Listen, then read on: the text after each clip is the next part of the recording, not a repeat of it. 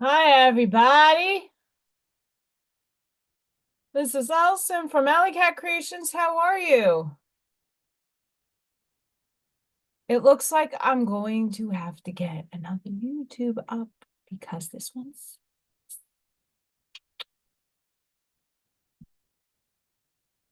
Little Miss Blessings, everybody. This is Allison from AllyKat Creations. How are you? Please don't forget to like, share, and subscribe to my channel. Because a lot of people forget to do so.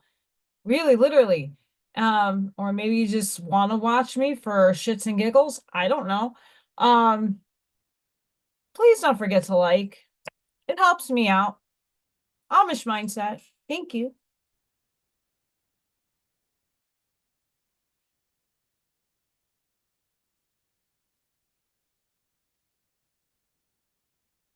Please check out my beautiful art portfolio, which I didn't get to update this week. I hopefully tomorrow, maybe tomorrow. AllyKatCreations211.com. I have to add all this fun stuff to it. Just haven't had the time. So please check that out. Become a 3D member. I know a lot of people are pinched for money, so am I. But make sure if you are able to, that's another great way to support the channel. And guess what, guys? I chose it. This is going to be the next raffle. This has rhodonite and kunzite and white moonstone. And we have opalite and blue goldstone. And it looks like some labradorite in there mixed in. So this is the next raffle giveaway. And before I was trying to go live, crazy shit out, and I will get to say hello to everybody in a sec. Um, okay. March 7th will be the Friday Night Live. I will do the drawing. Uh, so March 7th, I will write that down so I don't forget. Um,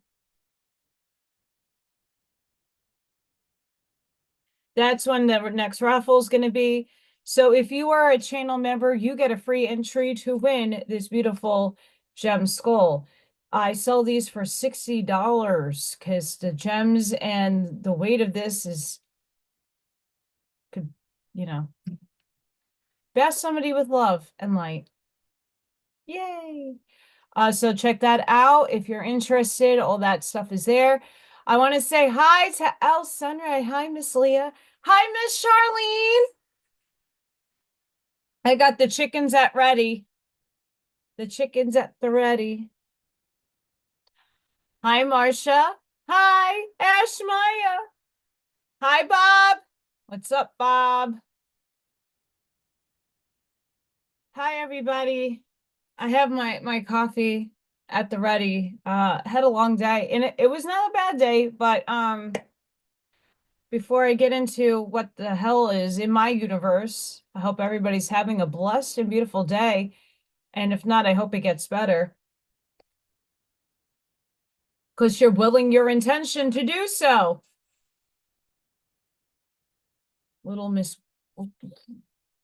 I wish I could wear this to work because I would literally not only want to get fired, but I'm being put in circumstances I am not happy with.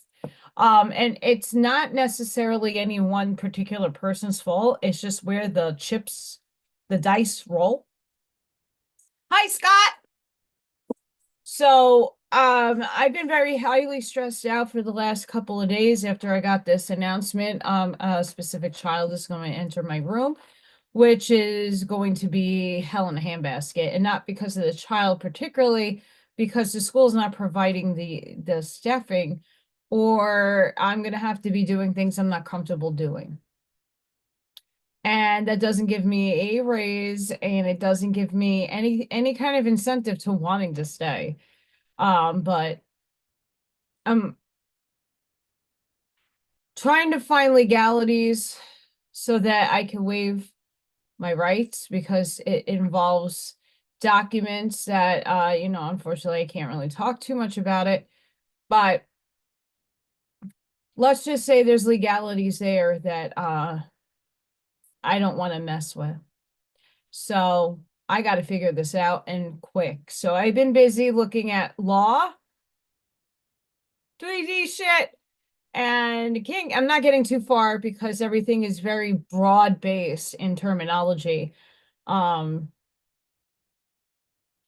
I don't like that because it leads things up to interpretation, and I don't like interpretation because everybody perceives their reality different. And the interpretation of the law is interpreted different. Excuse me. Um, so Little Miss what the came out today.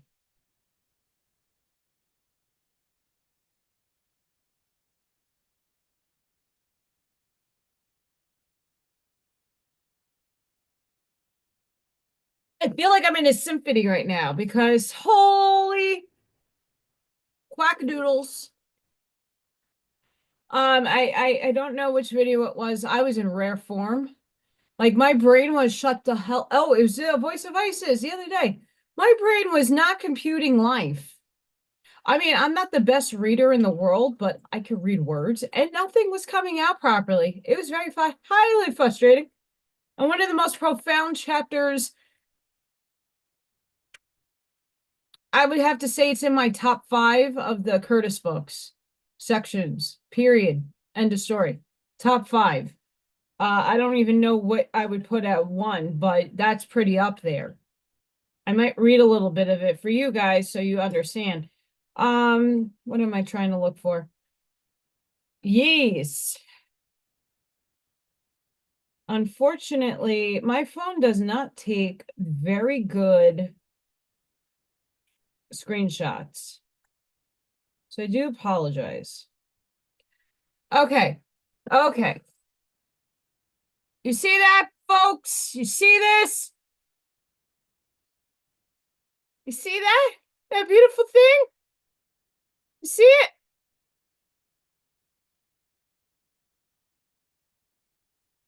This was when it was emerging. I had a video, like screen record it. And unfortunately, I wanted to get another photo of it before. Oh, I did. Oh, I did. Yeah. I just want to kind of do that so it's easier to see if I crop it a little bit.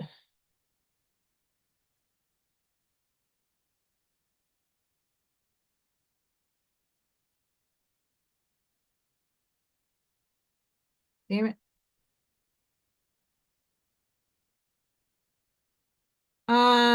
Hang on. Let me just do this.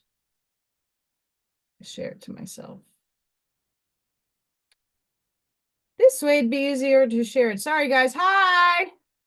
Hi, beautiful people.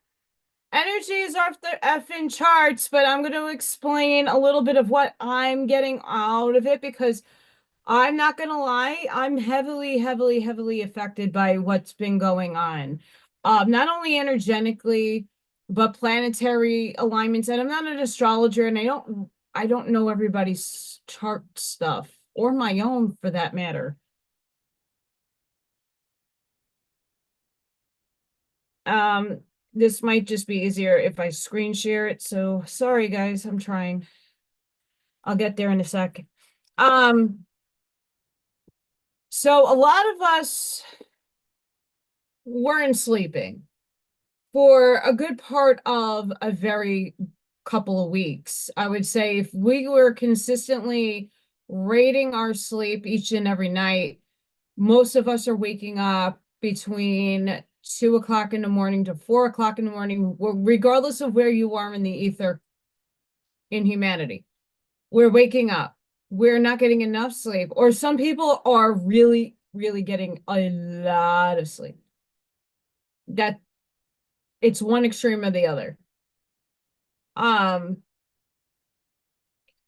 I noticed at the beginning of the week If I could write a doctoral dissertation about how the electromagnetic field of Earth affects children, I would have a freaking Nobel Peace Prize.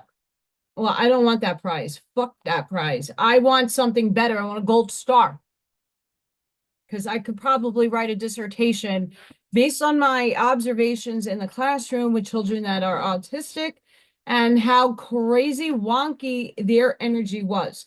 Crazy, crazy. I didn't think I had one day that was a good day. And not to say that no day is a good day. It's just a lot of the kids were off kilter. And it's when I'm sitting there and reading their intent, like their energy fields, whoo, whoo, it's like going into a room that's nothing but static electricity. You know, when you guys go and like get static and you shock your cat or you shock yourself and you give shocks to people, like that's the energy I walked into. Well, I walked the kids in the classroom, but that's the energy a lot of them were emitting off of themselves was this static insanity. And the wonky, the child that I usually am more on watch when I'm on Fridays, the old one of the older kids, he was like in my room the other day because he was not behaving and he was acting like one of my 3-year-olds. So they took him to my room to say, "Hey, you got to calm down. Here, you're going to do this in front of little babies." And then he calmed down, sort of. Very bad.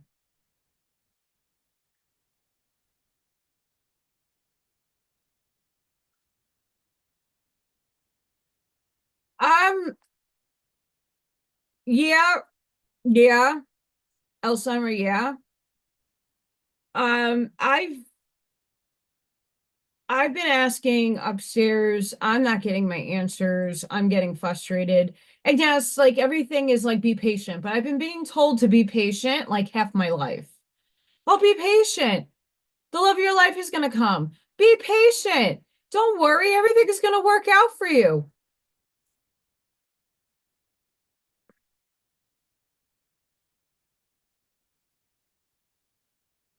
Right? And it's not like I'm sitting on the couch. I have beautiful friends. I really do. I have amazing friends um that are trying to cheer me up. And I want to thank all of you guys on this channel, but they don't watch me. They're just friends from home. Well, home, New York old home. And they got me these really cool, big, like 90s inspired sweatpants. I am in comfy zone right now. Comfy zone. And then little Miss, because my shadow is out right now. Hi.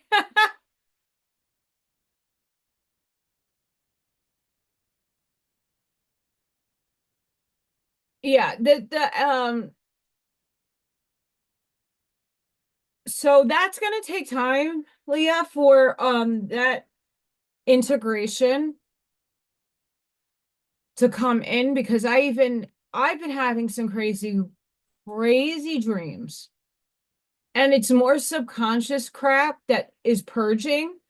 That's more of my imagination than me going outside of my body and like living another life that I'm traversing in time space. So I'm aware that I have been waking up in the middle of these dream states, and I can't really put to words because it's not really coherent stuff that I'm remembering. It's little snapshots and nothing makes sense. So I'm asking upstairs, like, what is going on? For the most part, last time I did a reading for everybody, change was on the table. Like everything is changing. My planetary personal alignments, everything in my life is changing. But I have to put the leap of faith into the universe to know what that change is because I don't know changes. The change is I'm tired. Hi, Buckshot.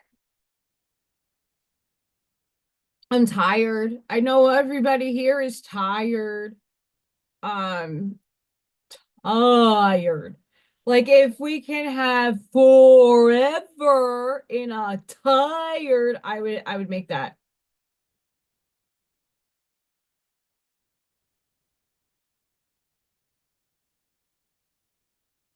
I don't know for you guys, like my desktop is being slow.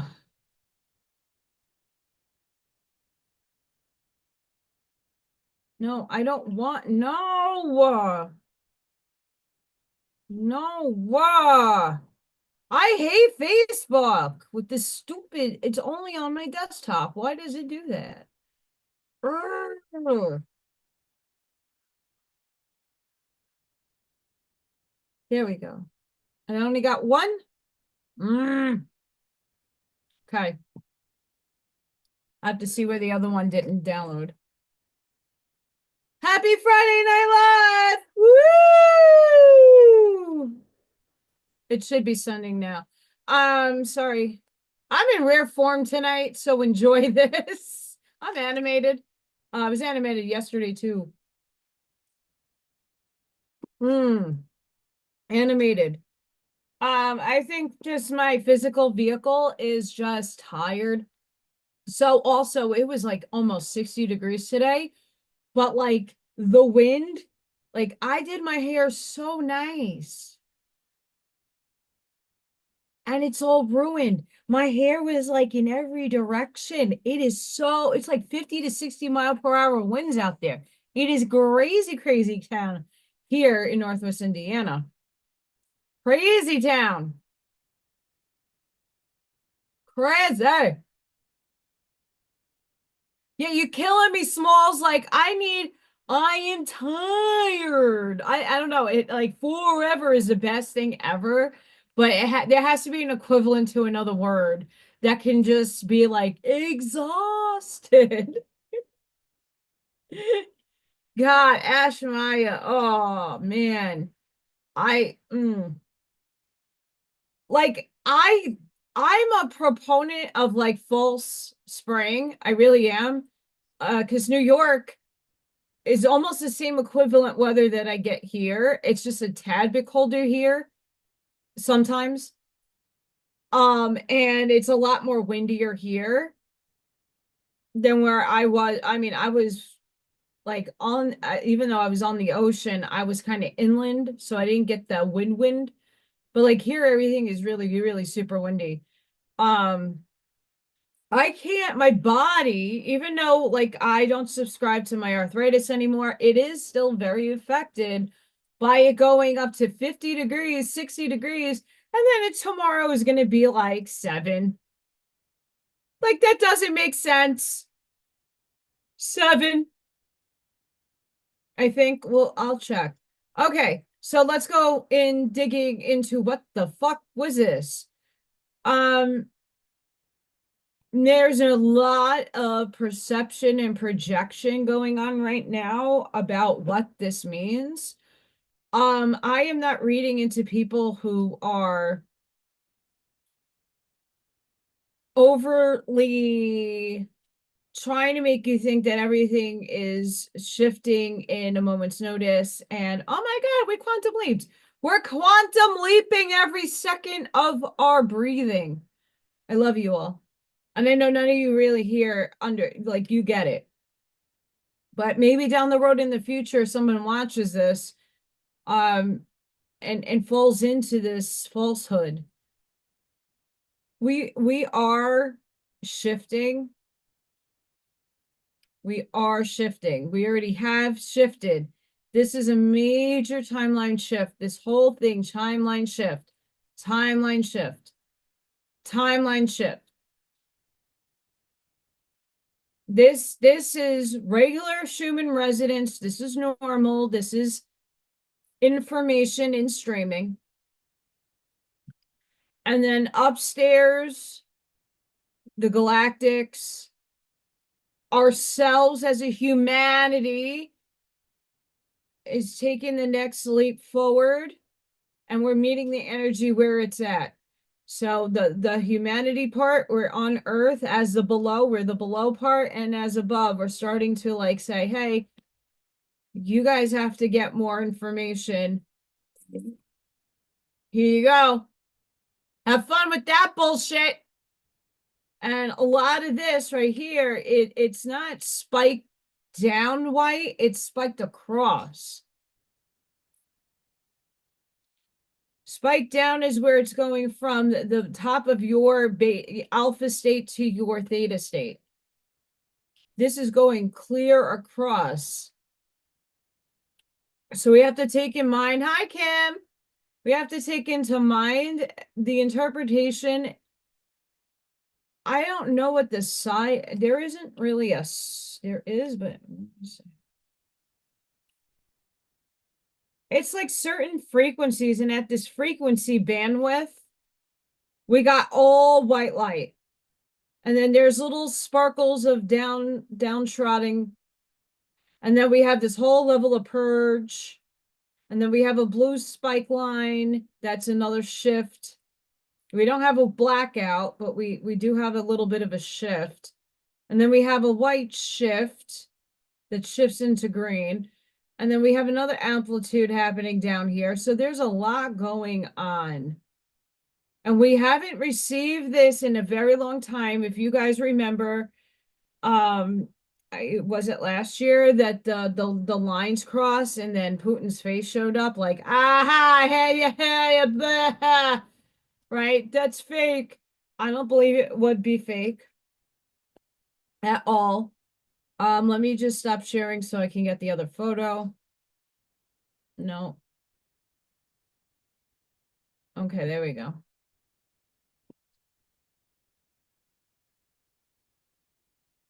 So there's this right here.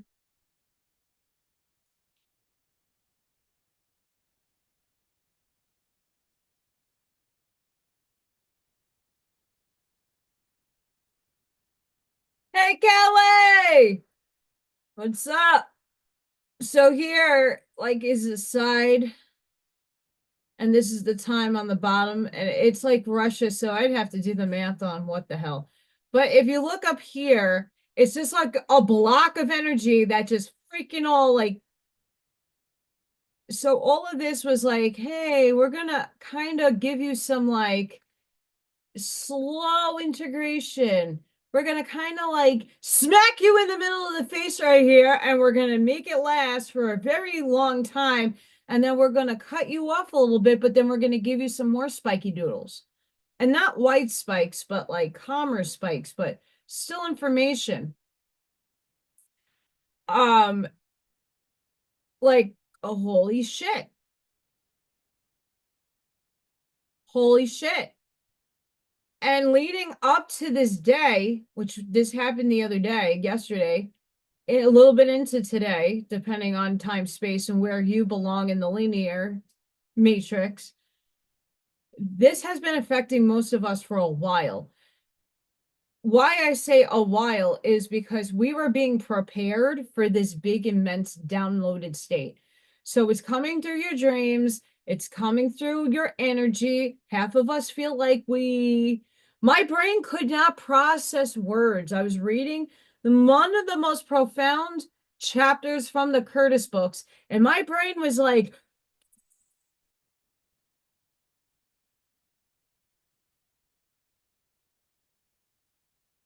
it was not computing. My brain was not computing life. Hi, Cindy. What's up? My brain yesterday could not for the life of me comprehend life.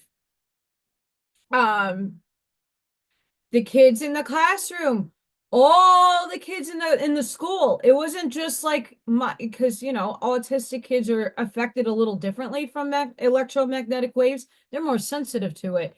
But even non-sensitive kids were off their rocker crazy. Like, have you ever heard of kids getting in school suspension in third or fourth grade? Well, my school does it. I mean, they don't tolerate much nonsense in the school. So I'm glad that there is repercussions to consequences when you do horrible things. But the school at large, there's a large chunk of children having major issues, and it was all neurologically insinuated.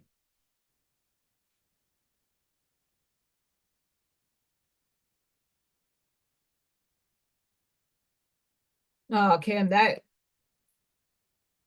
eh, eh, it's any loss, but even for a young person, if we would only get out of that controlled paradigm narrative, and celebrate life. Um,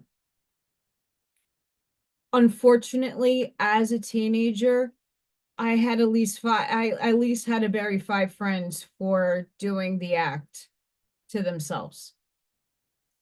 And cancer. So I totally have been in that situation with not the spiritual awareness that I have. I wish I did back then. I would have been well prepared to be a comfort and a shoulder for others. But this is just a train station that we pass through. It's a dream. We're already in spirit.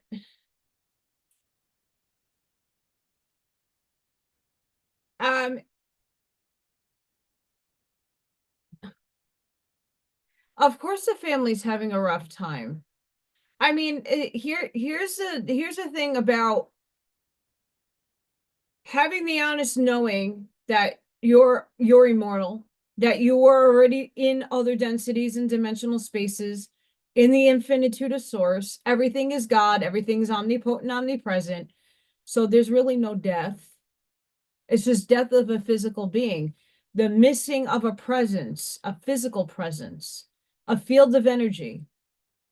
And it's when we're in the third dimensional state, it's a lesson to either reinforce that you have to take each and every day as something precious, and we're on borrowed time, so live your life to the fullest and the highest potential you can each and every day.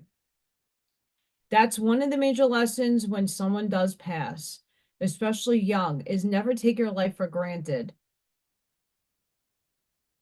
It's one of the biggest lessons for a community, and for it, depending on the manner of passing, it's all lesson learning. And some of these children that come in are what is called a mission spirit. Mission spirits come into incarnate bodies to deliver a profound lesson for not just their family, for an entire community. And some people do it in a bigger way where it's hitting like a country.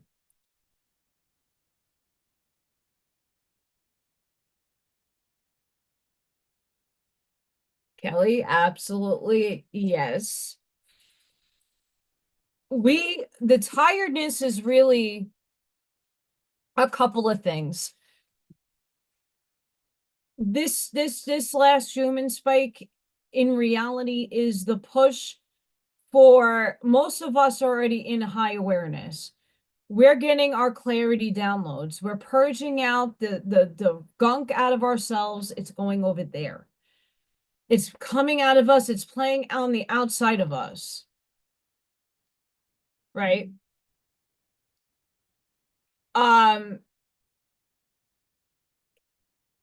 what is happening for many people, whether it's unconsciously, subconsciously, or consciously, what the outside world is, if you're not given the distractions that everybody is like,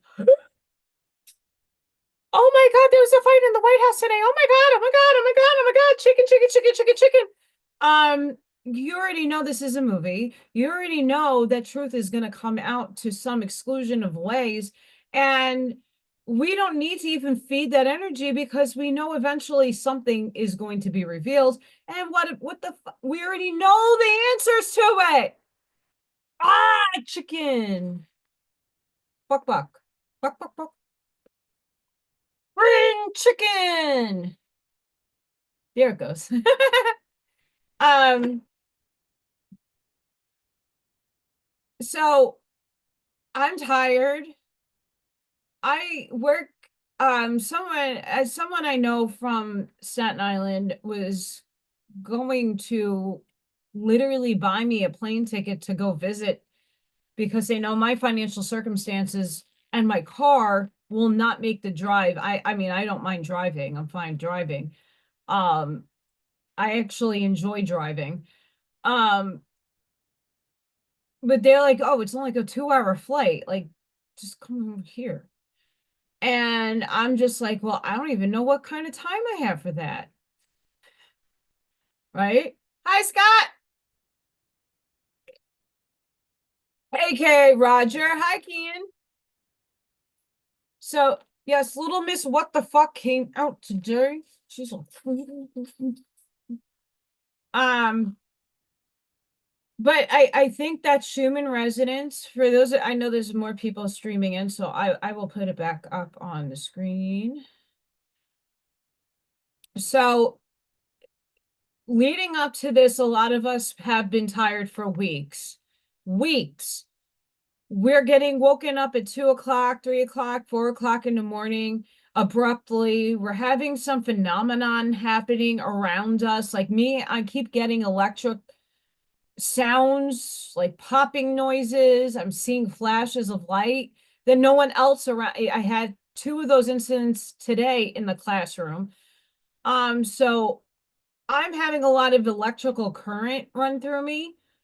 But like here, is where most of us have experienced the last 72 hours of nonstop shit fuckery. Absolute fuckery. And not in a bad way necessarily. Like I just got told some devastating like this there's a situation going on at my job that I'm going to be heavily affected by. I'm looking for lawyers. I can't I tried going yesterday to an office just to speak to somebody. I just need advice. I don't need to hire anybody at this point.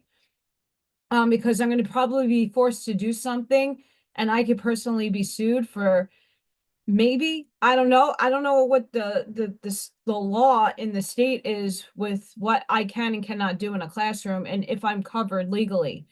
So I have to find out a lot of these questions that I have.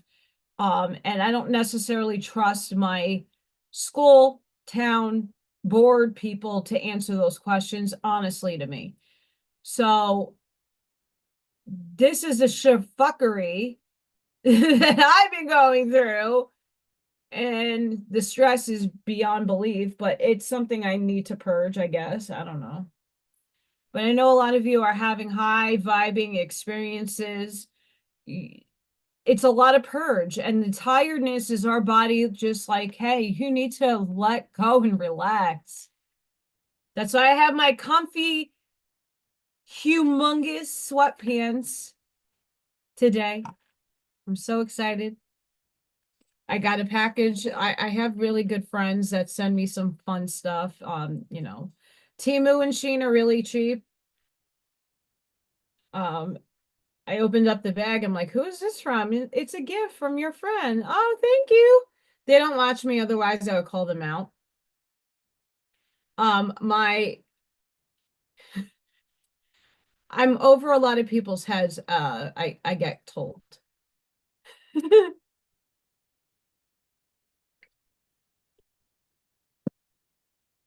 Oh, I gotta clean my kitchen.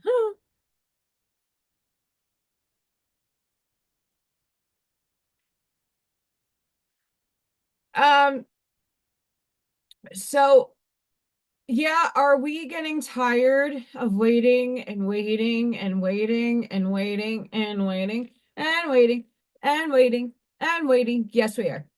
I am. I hold up my $10 Walmart watch. Um, Oh, it's March 4th. Oh, it's March 17th. Oh, it's March this. It's March Madness. Oh my God, everything's gonna happen. Oh my God, oh my God. I whatever. Like I say, if it whatever is going to happen, is it going to affect me directly in my everyday life? No. Is it going to put food on my table? No. Is it paying my electric bill and gas bill? No. Is it going to get me? I'm still waiting on free schooling. That's right, Buckshot. You enjoy your life, and that's what we're meant to do. Rudolf Steiner, in one of his books that I started reading, but then had to put it down because the other book came into my life, um, is the spiritual work that you're embarking on has to be done and given its own time frame, but you still have to live your everyday life. You still have to wake up. I would hope many of you brush your teeth or put your dentures in some substance to clean them. I would hope that you guys take showers, right? I would hope that you're not a nudist and walking around all day like, hey, what's up? I would hope that you have everyday things that you do because you have to maintain your life. Whether you go to work, whether you're retired, you have a routine, you have a life schedule. You got to go to the doctor today. That's on your schedule. These are everyday things you need to do in order to function as a human. You can't let them go. What spiritual practice and work is incorporating. I'm not saying I don't sit in I used to sit in meditation for about an hour, but that's when I had the time to do it. I don't have that much time to do much. Saturdays, I kind of like do a little, rest a little, do a little, rest a little. During the week, it's like I go to work, I wake up at 5, I go to work, I come home, I decompress a little bit, and then I'm doing videos or I'm making artwork or I'm looking for new jobs or I'm writing curriculum. I'm doing.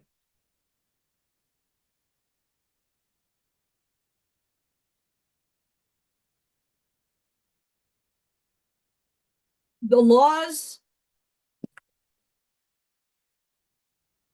I might get away with this. Hang on. Mike, I got big sweatpants on. But they won't let you show it. But I am Little Miss What the Fuck. I read this on my channel, by the way. It's one of my top 10 books. 10, top 10. I don't necessarily have it one.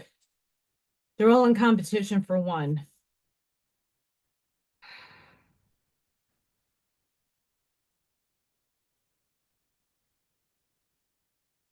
This doesn't have the law of attraction per se, but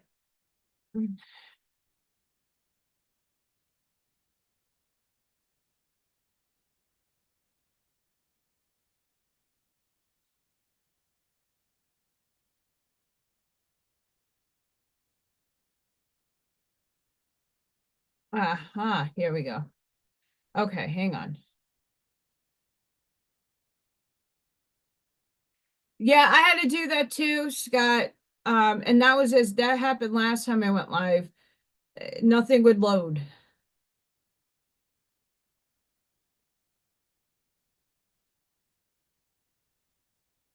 Interesting.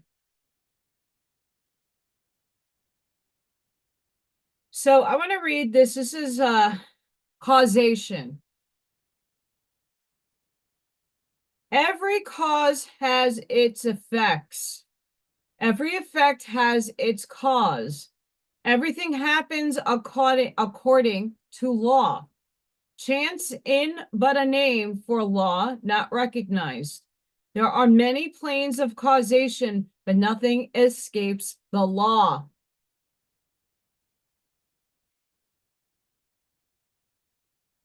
This is why when I talk about manifestation, I'm very keen in saying in 3D terminology, because we're manifesting still in 3D, you have to put action into motion to have thus said cause and effect. And it's not just thinking it. I mean, yes, that will eventually happen and it can start happening slowly. Viking was one of those examples of putting my will of intention into the universe. Hey, universe, I would like to have a relationship. I would like to find a soulmate.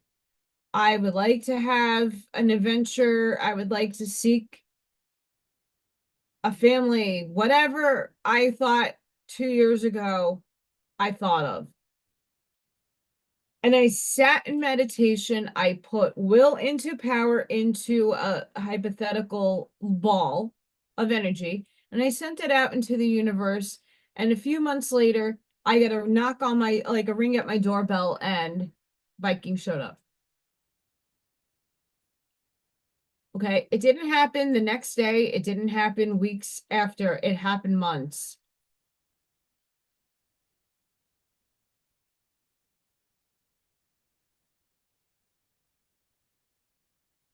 So, cause and effect. When you manifest as a collective, it's not just you individuated thinking, I want Nasara Jasara. I want these lists to come out. I want this to be spoken out into the ether. What, regardless, most of us know already who's on the list. We already know what potentialities have occurred to some of those people that did nefarious things. We already know most of them are gone. Hi, Wendy. So this is just a movie playing out in the theater near you that you already know what the plot of the story is. It might not happen or unfold the way we were told, but there is unfoldment happening. So don't have expectations. Never have expectations of how things are actually going to project out, but there are potentialities of things happening. Miss B, what's up?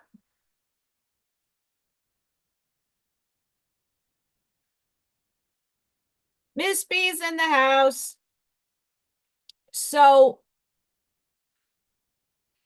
having a cause and effect will then said this Truman spike that happened, this whole different parallel fun, was more galactically given to us to purge out more of the old self, but also give us the enhancing upgrades and abilities. So in the next couple of weeks, your dream states are going to get more vivid. Your abilities are going to get more fine-tuned. Your visions are going to be more fine-tuned. Your expressions are going to come out. We're also in eclipse season. March, there's 2 eclipses over the United States, by the way. A lot of planetary alignment is happening tonight. I think is a new moon. So there's a lot of energy happening in the collective that is creating this amazing, huge shift. It is affecting our physical vehicle extensively. And many of us are tired because humanity took the slow walk into truth. I'm not going to say ascension. We're not there yet. I don't know who's telling you the flash of light, we're in 4D. You have to work your booty off to get there. So like Buckshot said earlier, he's living every day to his fullest and highest excitement. And some days are going to suck more than others. So You just have to find the diamonds in the dog shit, as Carol Maureen Friesen would say, and take the wins and learn from the losses. You know, my situation at work is the universe really steering me into another career, another path, or dealing and confronting with what's headed into my classroom. But I have to get legal counsel because I don't need to have my life taken away from me again because somebody's money hungry and wants to sue the pants off of anybody and everybody.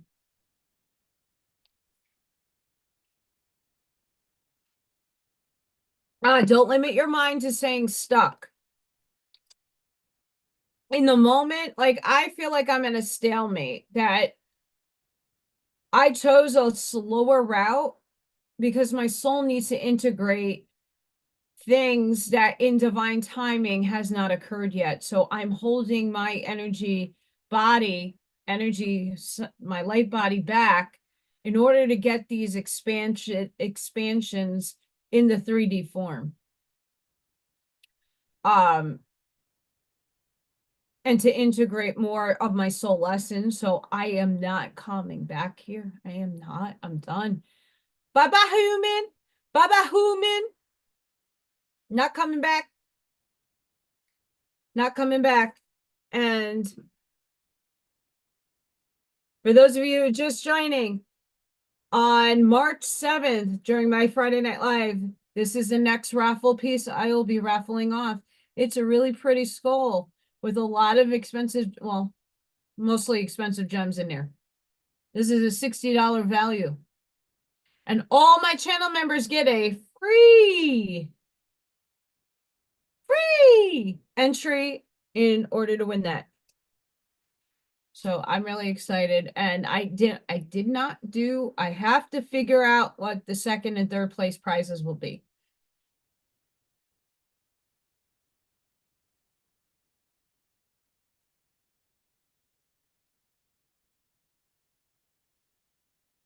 Deplorable, very interesting.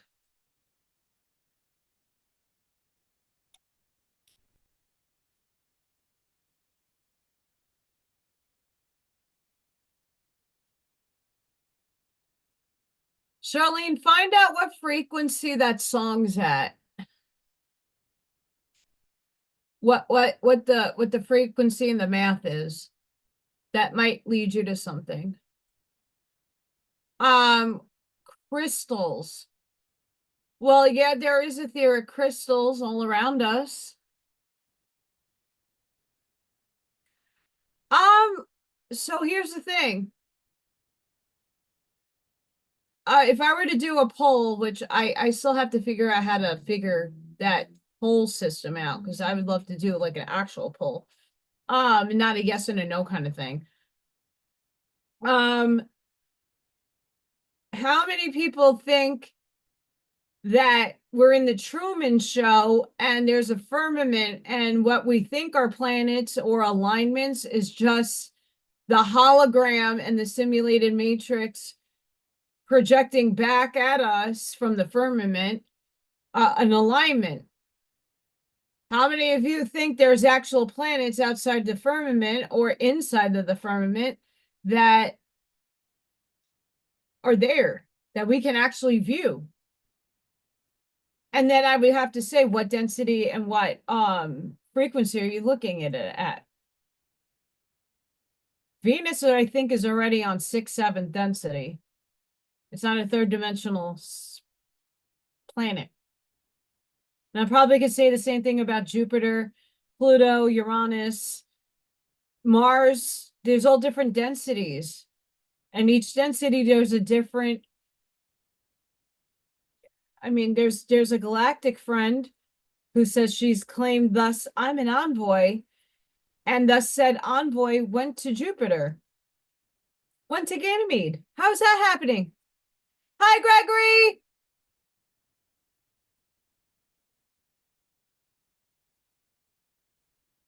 So I know it's dreary. Like I had some sun today but it was windy.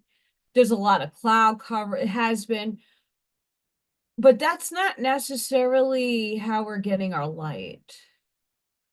And maybe if we look on the pro side of certain things, if the galactics are in our sky, cloaked in clouds, giving us information to upgrade, maybe there's a reason for why we don't see the sun for what it actually is or have light. Maybe, potentially. Hi, Julie. Oh, Miss B, let me tell you what. I had my hair all nice. I had some like curly waves. I had my hair all nice. And then I go out to get the kids on the, on and off the bus. I look like this when I got back into my building. I look crazy. I'm really sad. I had my hair so nice today. I wore a cute outfit. Um, and then it got really cold.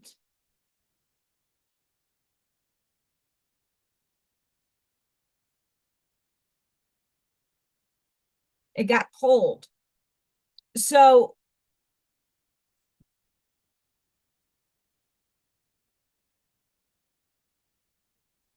like right now, I have a lot of tingling in my palms. I don't know if you guys are getting tingle. I mean, this is how like I get my energy.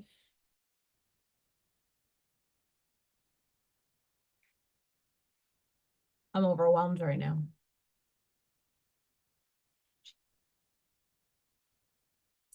I mean, I'm little miss, what the fuck? I was gonna find I have like a large grunt style. Like I'm not as much as Jason in his closets with grunt style shirts, but I do have a collection. And this is a little bit tight on me, a little too tight. But this is how I feel today.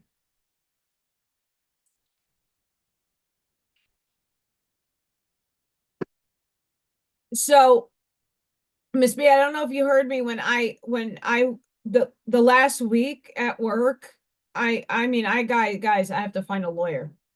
I just need legal counsel to understand certain laws and things that I might not be covered for because I have a situation that's going to come in that is pretty dire. So I'm trying to find this legal counseling all week long. The kids are bat shit lunatic asylum crazy. And I love my babies, but a holy hell in a handbasket. I think it was yeah, it was yesterday. When I walked into my room and all the kids were there, it felt like I was getting electrically shocked. Like the static electricity in the room was like in its heightened state.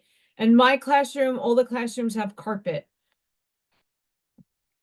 industrial carpet, but still, ugh.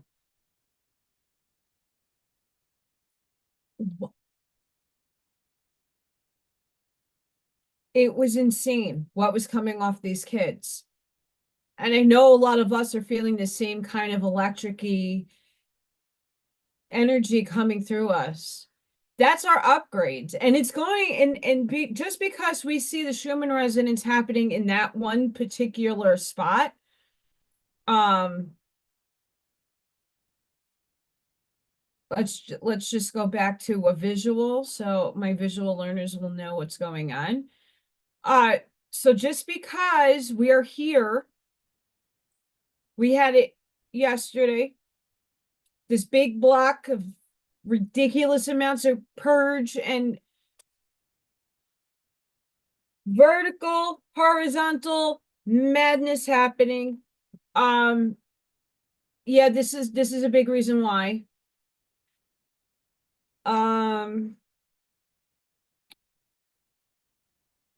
What I didn't take a picture of, I'm like getting, anybody else getting a shit ton of spam calls? Like beyond belief spam? I sure am, and it's really highly annoying. So right now, let me stop this.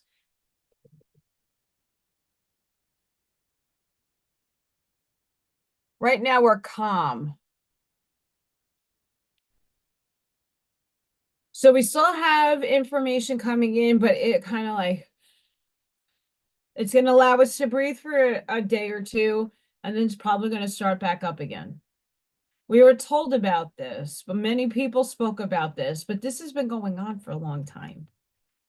We're just now more in the conscious awareness of it. To be squarely honest. Um,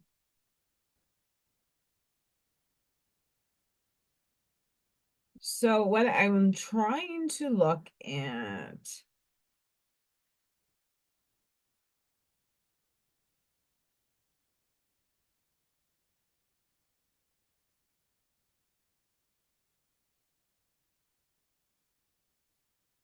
So we've been getting hit with a lot of high frequency on all the white, the yellow, the red, the green is off the charts. Uh, what I'm looking for, I don't know if they're gonna have it mapped.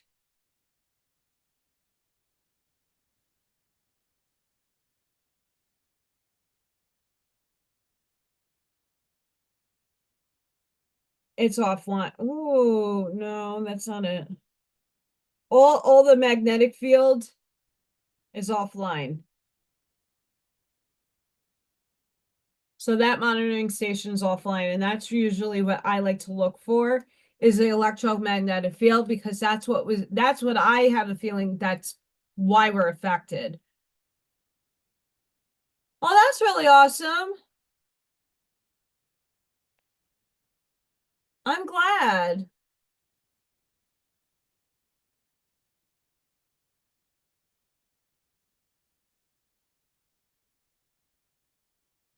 So that deplorable, that's actually not a bad thing. When we feel like we're spacing out, this is a big one. Alexander Quinn addressed it, but I can also address it. Um, the loss of memories, especially the people I notice when I get asked this, it's from the 55 and over community, because obviously the fear, which is legitimate fear, it's not fear, oh my God, ah!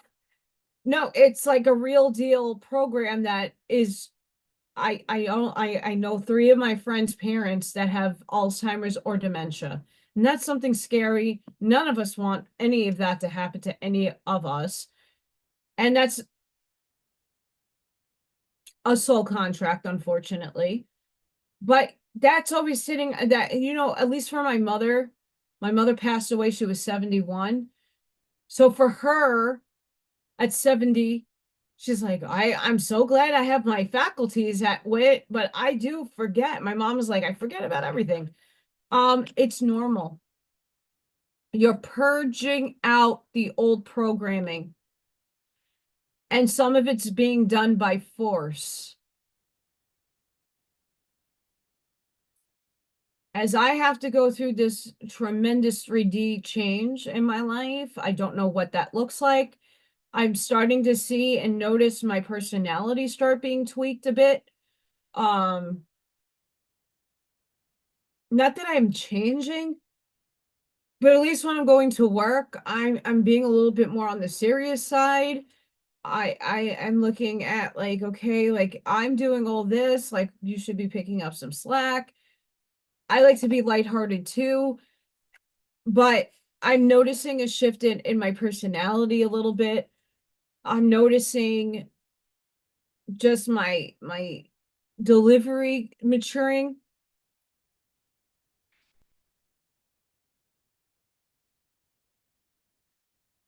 So I also have been with my sinuses really bad. I mean, but today was 60 degrees.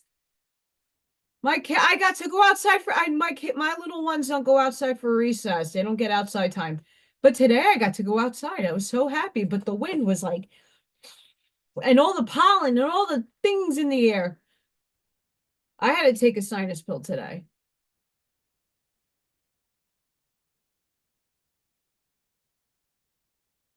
What is going on with my coffee?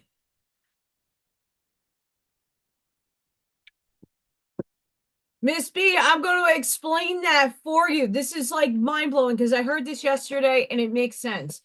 And I'm not always the biggest proponent of Bashar. I'm not. I'm more of a proponent of Daniel Scranton and Paul Selig. And of course the Law of One. Because that was done when really no one else was really channeling information at that time. Bashar kind of was starting at that point. But like Carla Ruckert was really like forefronting channeling.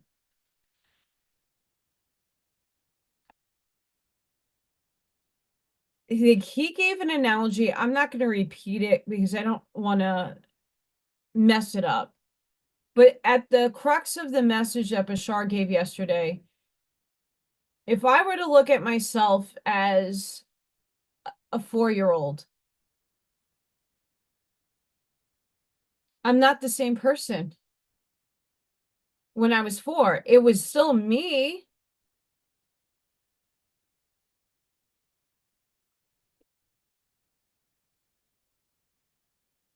Hang on. I chose 4 and I don't know why, but hang on. My brain doesn't do math.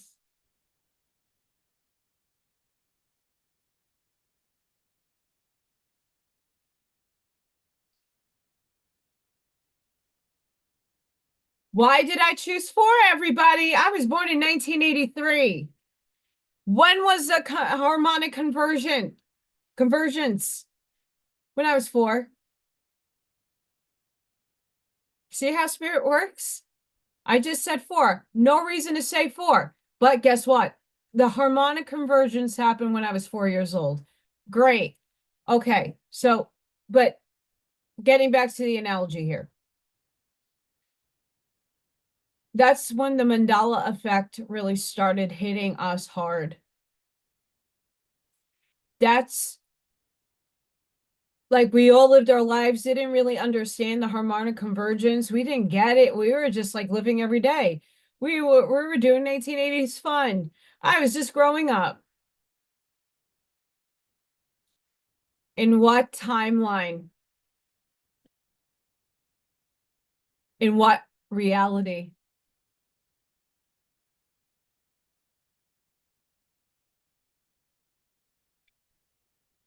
What reality?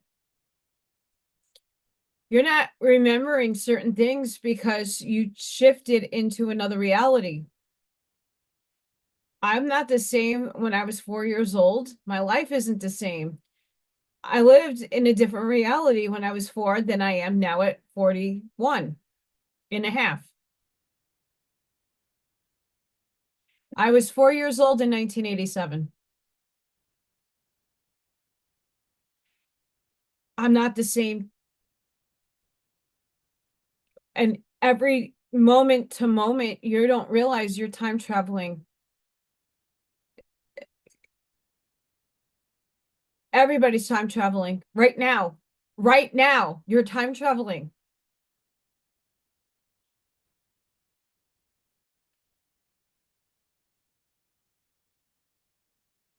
You are time traveling.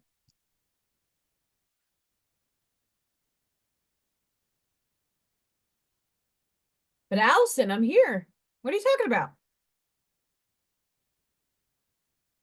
In a subatomic way, your body, depending on the state of your vehicle, is in constant motion. Once again, you're in constant motion.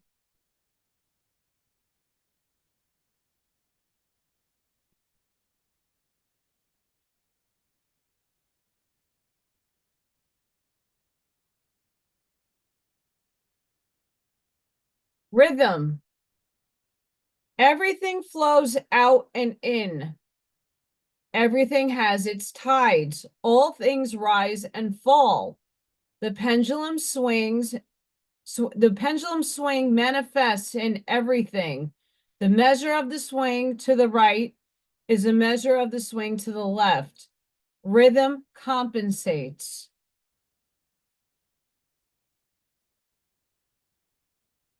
Oh, here we go. The vibration is really where it's at. Nothing rests. Everything moves. Everything vibrates.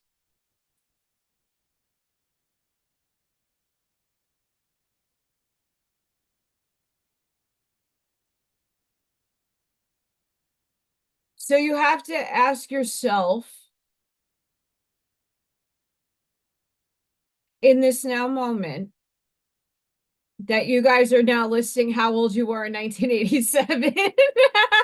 That's awesome. Me and Buckshot and the babies. I even know Buckshot's older than me, but we're still in our 40s. um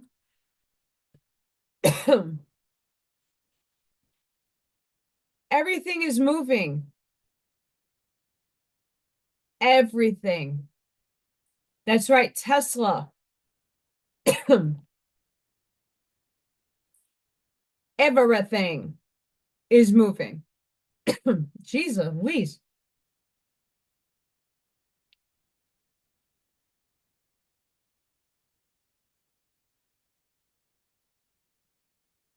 Yeah.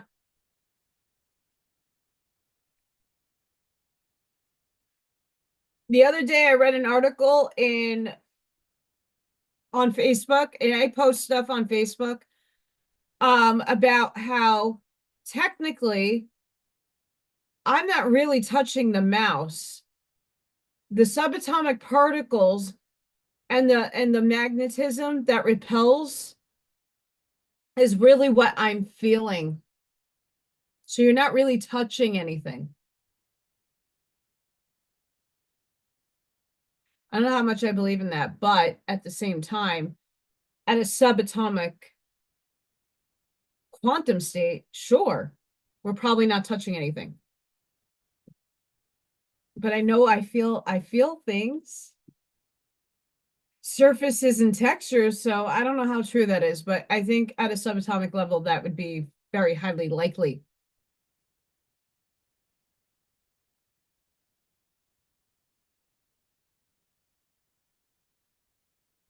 Yeah, you guys are getting your downloads. I know my brain was I mean, I'm gonna read some of this because it's just worth reading. I don't say anything different, I just say different verbiage. Um, but many of you are when you're feeling like you feeling the waves, like if you put your hand and you're feeling different like sound waves and you're getting the toning in your ears, you're being attuned to the new frequencies that are coming into Earth. Like I keep saying, Unsolved Mysteries would have like the biggest episode on human combustion if this wasn't being slowly integrated and changing within us.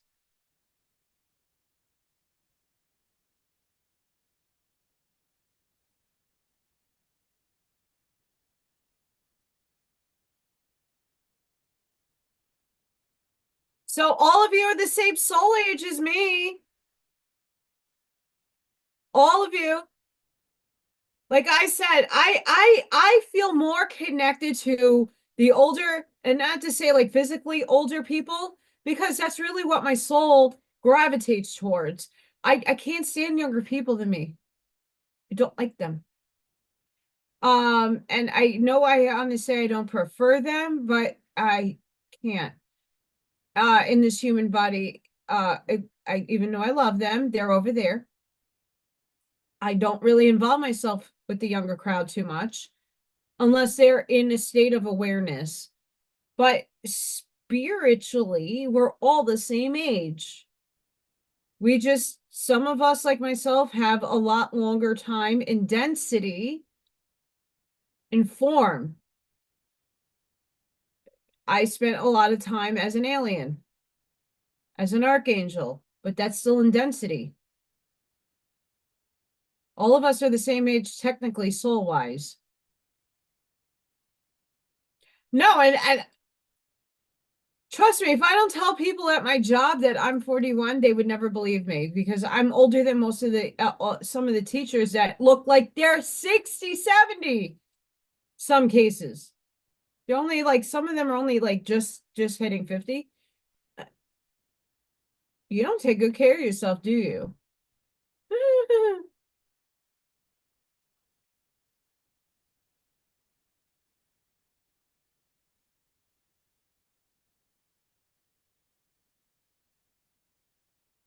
So I want to read this because that's just what I do. I read. But maybe my brain can make it make more sense today than it did yesterday because my brain was not functioning. And this is another a symptom that I'm going to ascribe to maybe what some of you might be going through is when you're trying to convey things like it's coming out muddled or like dyslexic. Like for me, when I'm reading, I see literally physically see words that are not necessarily there for other people. Like my brain is actively really speeding up quicker. And I'm like, whoa, I gotta slow down because I'm not making words make sense. So this is from the Curtis books, The Voice of Isis. This is Power. I did a TikTok on this. So sorry if you have to hear this for the third time if you're listening to the books. Man is made in the image of God. This image, however, is not the corporeal likeness of a personal God, for God has no personality which can be imitated. But if we take God to mean that supreme power which is sent forth from the absolute, the all that is, and through whose many manifestations all things are brought forth, then we must recognize that this God must have all power. It is in the image of this all power that man is made. Yeshua, who stands as a symbol of perfected man, said, all power is given unto me in heaven and in earth. If this be true of the highest type of man, it is potentially true of all men. For all power is given unto men because he is created in the image of God. Although in most men this power is latent, because man in the aggregate has not yet come into his birthright at one mint with his Father in heaven or higher self. The omnipotent powers of God operate through intelligent centers of power in the manifested universe. And to make it possible for a perfected man to have all power in heaven, in earth, and to fulfill the prophecy that he shall become as one of us, the gods, these centers of power must have their more or less active reflections in man. For man is truly the microcosm of the macrocosm.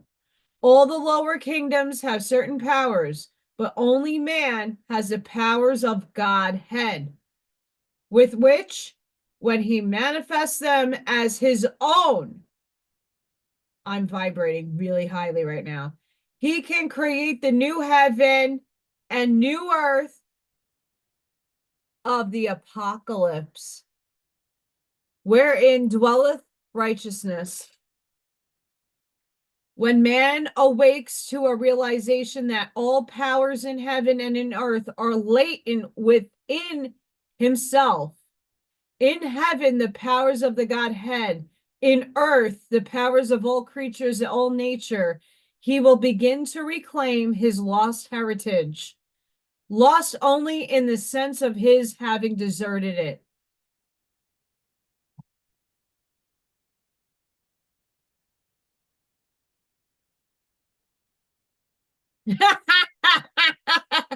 I love you, Buckshot. You're the best.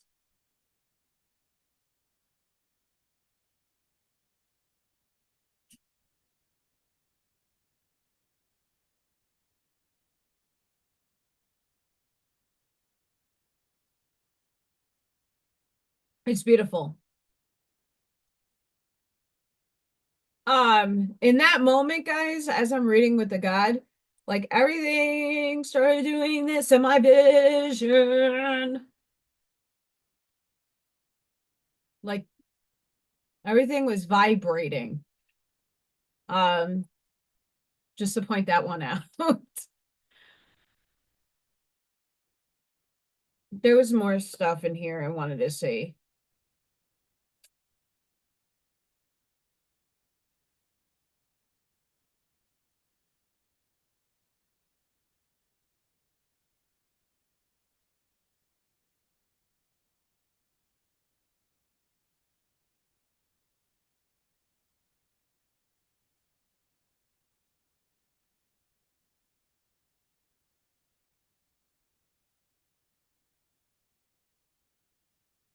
It's I'm looking for another part because it was also in Blavatsky. I read about Satan.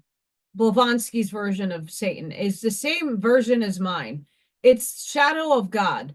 It's not an evil. We got to get rid of this terminology that there's good and evil because we innately have both aspects of it within us. You just have to harness, like Little Miss what the fuck, right, is out today. She's out to play. But I still deliver it with love and light. Um,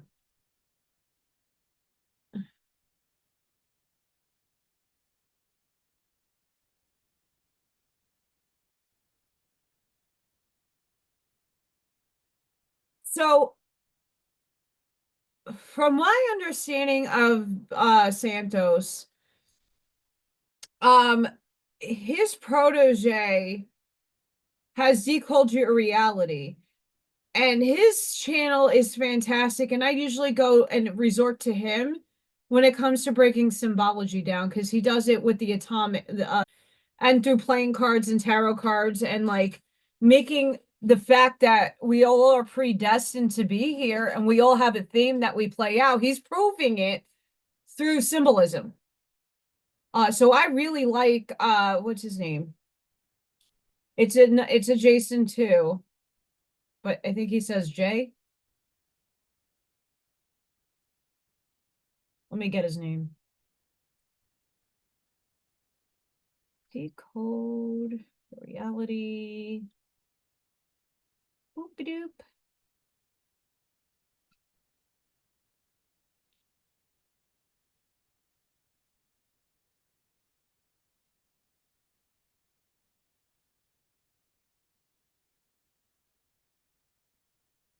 Oh, he doesn't really put his name really anywhere.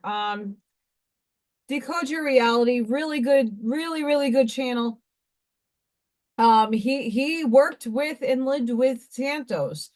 I'm not saying that Santos's information, it um Santos's information is pretty spot on with a lot of things, but for those who keep the Masonic symbolism and these people are evil feeling in them, that's what he's really talking about is Masonic stuff. It's mainly P-hole stuff. I don't know. I understand that a version of them is negative and they influence a lot of things. Um, More so on the negative aggrandizement side than of the light. But their information, really?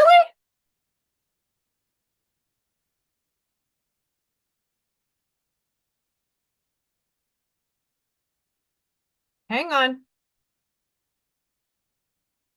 I'm blipping? Hang on. I'm not seeing me blipping out.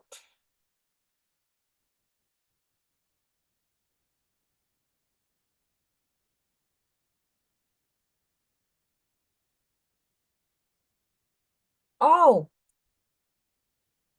shiitake.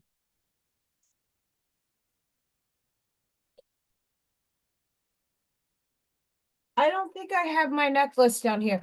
Julie, I want to see if I can find something and show you. So hang on. You know what?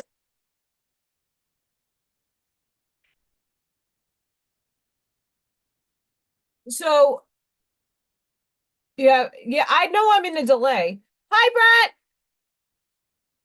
Shit.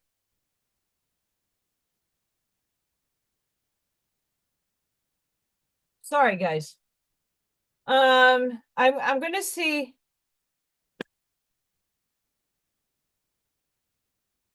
Hi, Brett. Am I better now?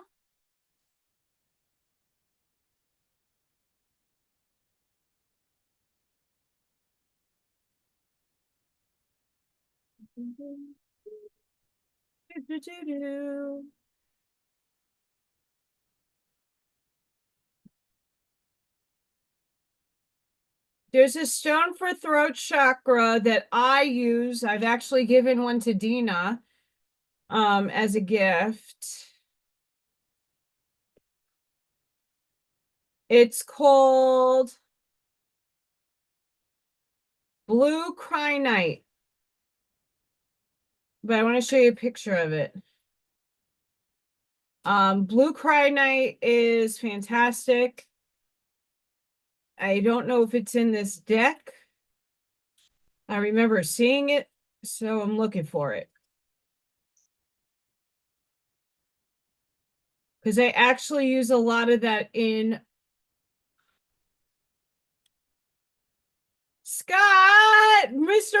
Roger. Thank you. I don't have it. Goodness sakes, Mr. Roger.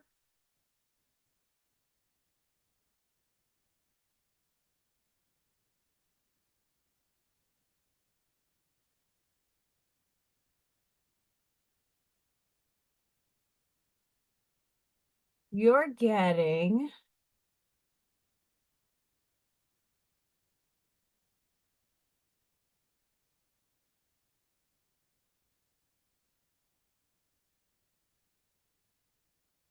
That's so nice of you, Scott.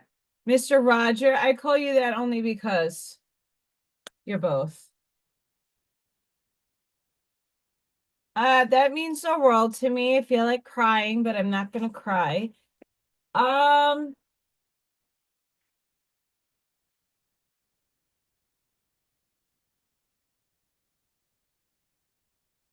okay, this is gonna be really hard to see. Maybe. Yeah, you really can't see it. Um, Hang on, guys. I'm really wanting to show you, Julie. Hang on. I might have it over here. Where is it? I might have it over here. Blue kind night, where are you? Where are you? Ooh-doo-doo-doo. Here it is.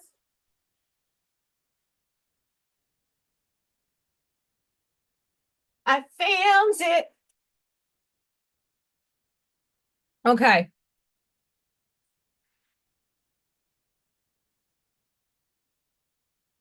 Jesus.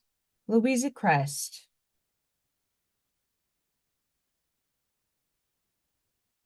I have this. This is blue cryonite. Um, I have like a long, it's sort of like the black cryonite. I wear that a lot. I don't wear it to work. Obviously, I only wear my Merkaba. Um, but this really helps with your throat chakra. If you get those like you Amazon has those like gem necklaces where you can open it up and put any size gem inside. They make them in copper. They look like little coils, or you can get like the bag that you could put any gem in, and you could wear it around your, in your neck, and it helps you get your chakras working.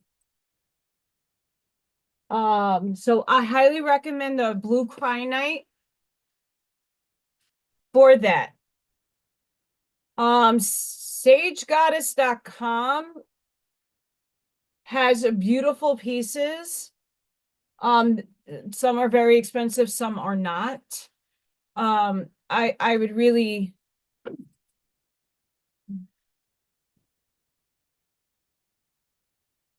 what's my opinion on organite?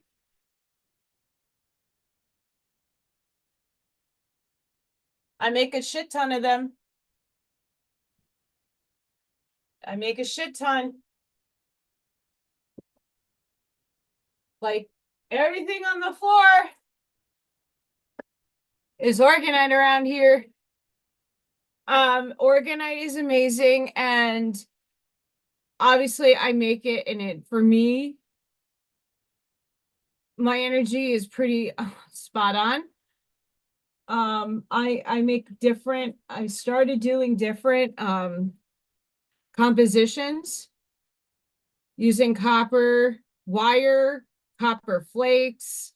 I had a very awesome person that had shavings of silver and aluminum, and I mix them together. And a lot of my work has the silver in it, little flakes.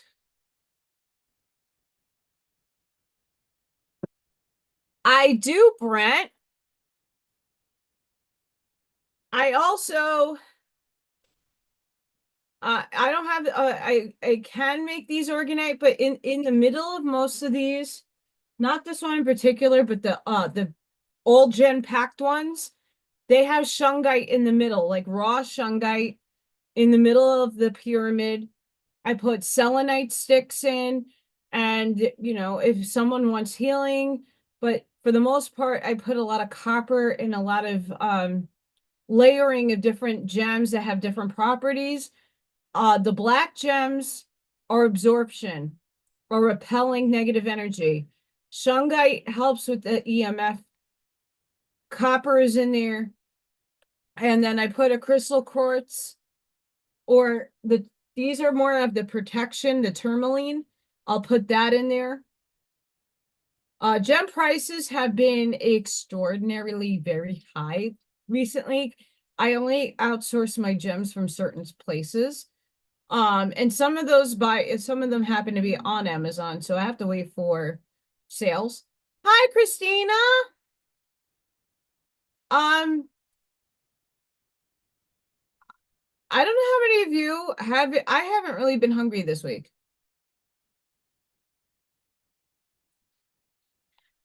So just an FYI, I don't write organite on my website or anywhere because when I first started making pyramids, like I have a ton of different sizes. I tried having an Etsy store, and I got kind of told you can't either use that word or term, or you got to go. So I'm very careful not to put out organite, just to keep things hush. But we all know around here what it does.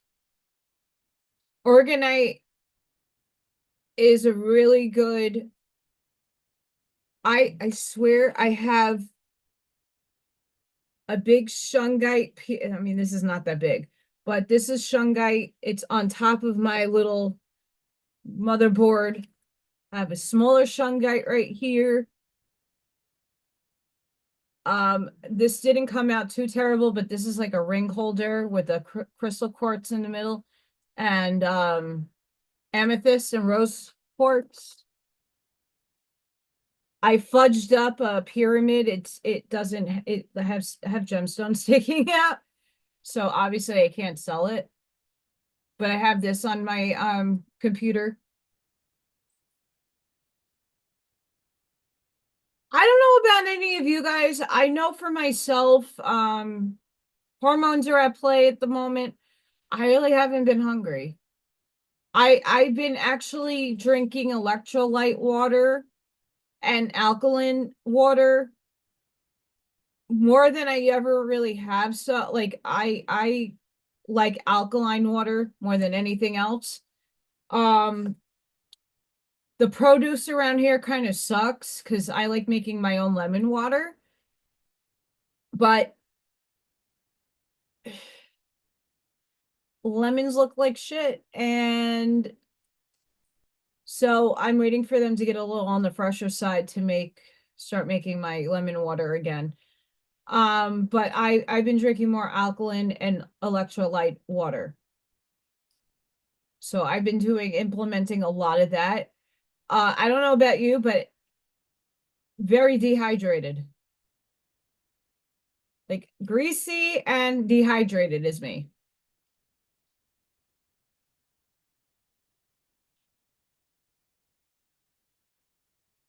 Yeah, Charlene.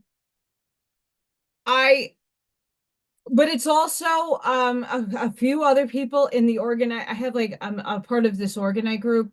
A lot of people are having problems, not just on Etsy, but on other, and not even trademark, but like in the description of what they were selling. Um, very similar shit would come up. And I honestly, when I made this my little art business and started selling stuff, I did it privately. And everybody's like, well, why don't you go get an LLC and why don't you make yourself this, that, and the other thing? And then when I started looking at insurances, my good friend is a bar lawyer in Florida. She does real estate, but she obviously went to law school. She's like, Allison, don't sell anything on your website. You need insurance. People are out to sue people. And it's not because your work in your stuff, but there's liability in all this other crap that you can't afford. So just do it privately. And I've been, that's what my website is, just a portfolio. And if you see anything you like, you just email me, or if you want something custom, you want certain gems, uh, I'm more than happy to make it for you. I can personalize. I know someone, sportsman bought one for his little girlfriend, Miss TBB, and I put actual carats of sapphire in it for her. I mean, itty bitty.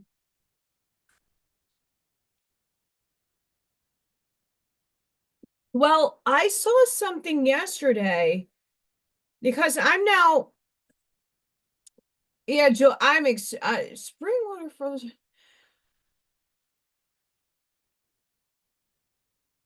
I definitely don't drink tap water.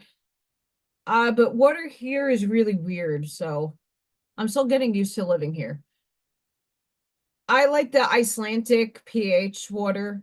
That's what I usually use for all my drinking stuff. Oh yeah, it was all. You know what I noticed? There's like a few of us from Indiana in different parts. I've noticed them seeding here, and then it affects the East Coast. Like, yeah, it either goes down or it goes across.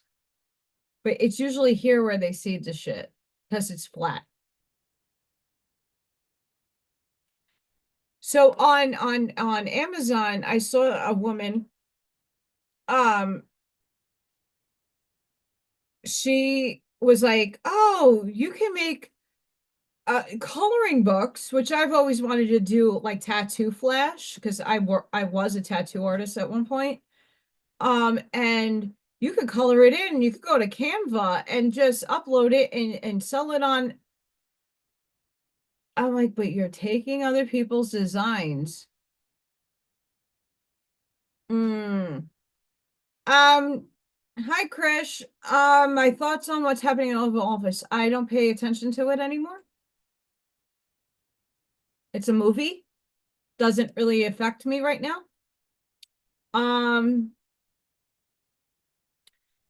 I got home to a bunch of people sending me stuff about what happened today. It's a movie. I'm not feeding into it.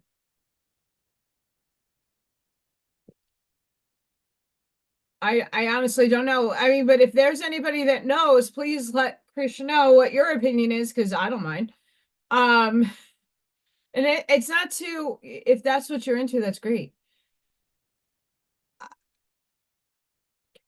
I'm at this impasse where my soul is the curiosity kills the cat humanly. I want to know a little bit, but when it comes down to every day what T says in the White House and what's going on with other all this nonsense, I think it's more of a distraction than anything else. I'm JG Wentworth. I want my money now.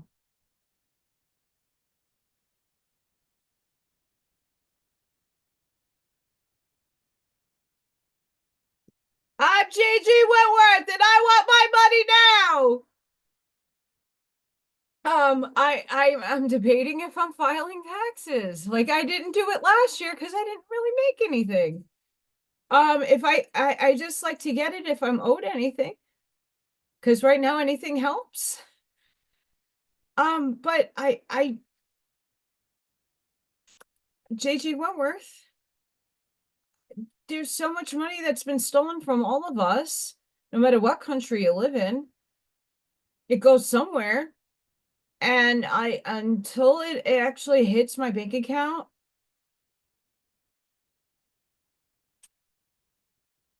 I could really care less what's going on. I think it's a big deception that we are all like I was saying earlier, the lists that we all saw years ago about all the perpetrators of the negative side. We already know what happened to them. We already know the story. We already know who's on the list. Why is this relevant again to relive and perpetuate? We already know. Hi, Savvy. We already know. We know, most of us. And if you don't know, we can catch you up. Hi, Blazing. Right, like there's so many of us that it's not everybody. I don't want to put everybody in this big bubble and tie it with a bow because that's wrong. There's a lot of us that already have this information. Has it put food on my table? Has it paid my bills? My entertainment is listening to channeled work and heavy deep discussions of things I can't even comprehend in quantum physics, like in spirituality.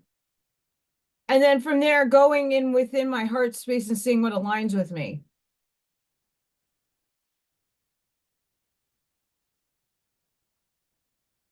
I know inside of my heart, we all wrote this story. We wrote the movie together. A lot of us are ahead of the curve because we have the awareness that we, at some stage of our awareness, we wrote the stage. We helped God create the stage, and we're all stars on the movie. It depends on your role, and each and every one of us has an important role to play, and everybody's playing their part beautifully. Trump is playing his part. Biden played his part. Zelensky's playing his part. Barack Obama's playing his part. And it's all about awakening. It's what we don't prefer over what we do prefer. And if we don't have the contrast of experience, we wouldn't know what we prefer over what we don't prefer because we'd be in a hive mind like the Zeta Reticulans and they have a queen and they get dictated just like the animal insect uh population in second density. They all have a neurotransmitter and they all like go about their job, and it's there's no differentiating from it.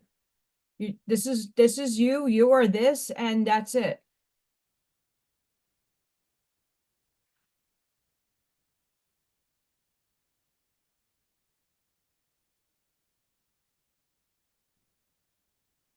Yes, we are crazy. But so I think a lot of us are geniuses that, once you know that you're infinite and that there's a funny aspect of you out there in a very high awareness that said, your body can handle this. And you're gonna laugh at the ending of this movie once you realize you wrote it.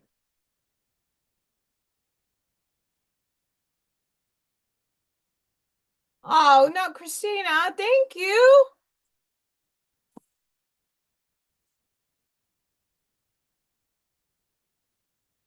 I guys, I don't I love you all. I really do. I honestly love you guys, and I really really highly appreciate this stuff. Makes me want to cry. Um Seriously, thank you. That's heartfelt, heartfelt. Um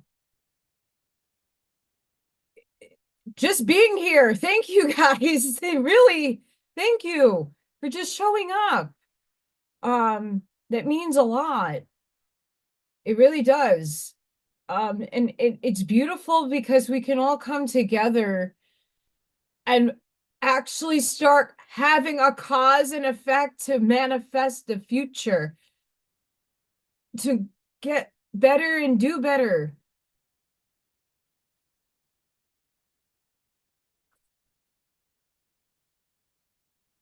So thank you. Seriously. Um, I think this is why most people are starting to attribute what I am saying, and what it's not just me saying it. Like I was reading from the book before. This is a known thing. It's just remembering it within yourself.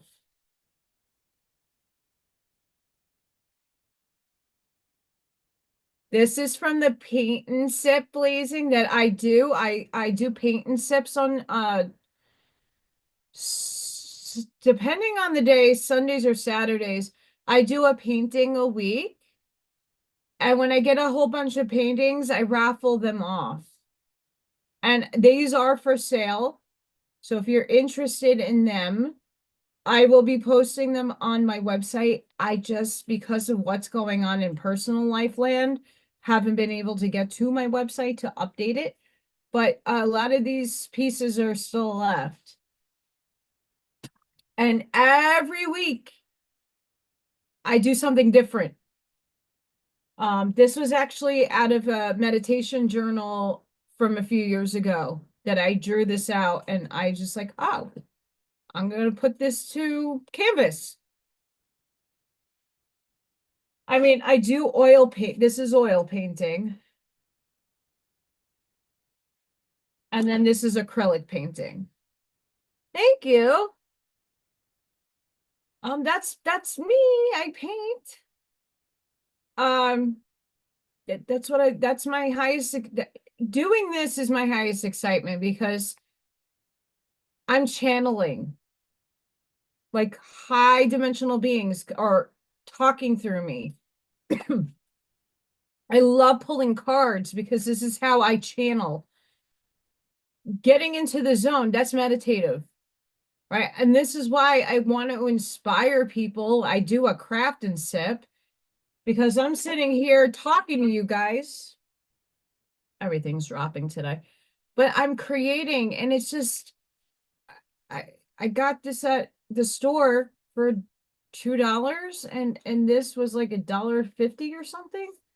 and I paint on it and now I can sell it. I mean, my work isn't, I don't really, the most expensive pieces are my large paintings, which I have abundance of. The small stuff, those signs, the little signs are $15, and that's just because they have epoxy resin in it. And epoxy is $100, well, more than that, depending on the brand. $180 for 2 gallons. Sometimes it goes on sale for 100, but it's expensive. So all the elements that I work into my oil paints are expensive. So whatever you get, it's well worth it in what I do. But I don't, the most expensive pyramid is $150. That's with shipping included.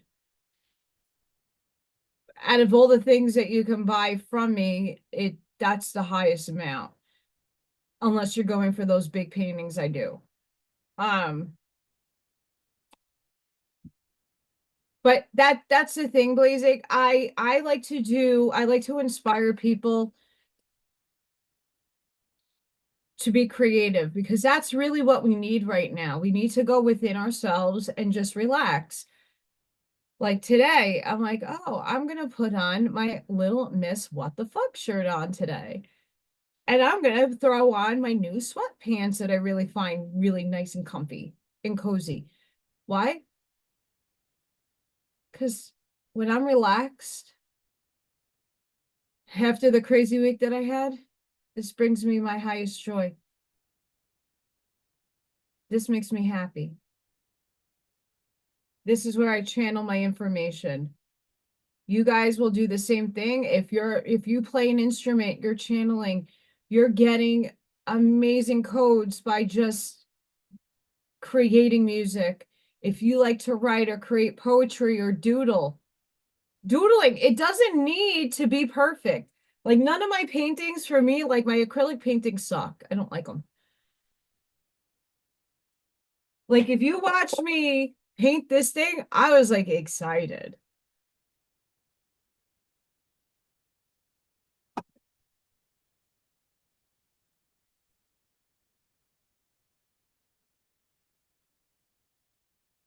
But I like to upstairs challenged me.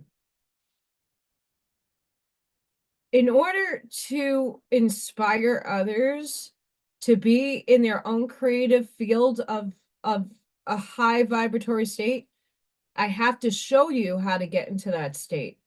Showing by doing my work and uplifting and being creative so that you can have a permission slip to be as creative. You don't even have to do what I'm doing in craftland.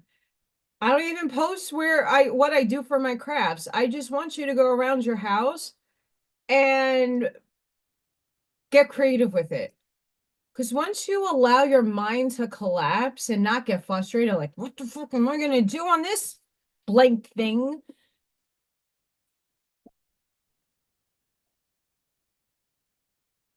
So someone cuts these up and I'm going to do a painting in here, but I found some really cute ideas. I'm going to go looking around my house for my buttons, and I'm going to make a little sculptural thing for my Indiana state cutout. Um,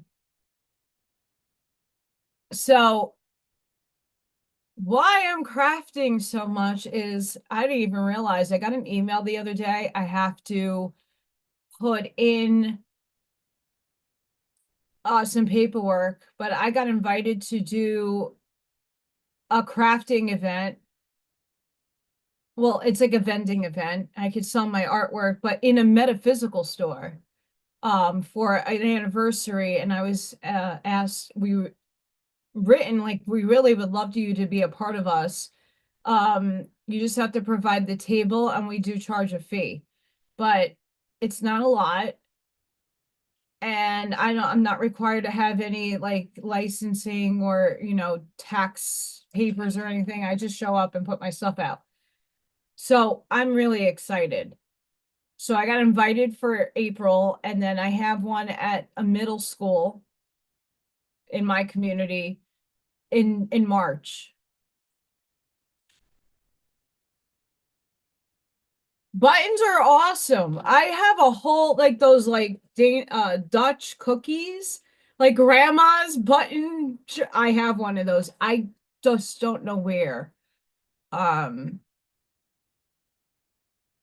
I'm sure my mom will allow me to like remember where in what bin I put it in. If I didn't give that bin away, I don't know.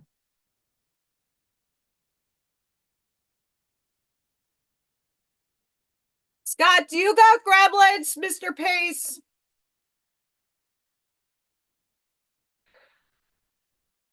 Spirit is fuck. Mm.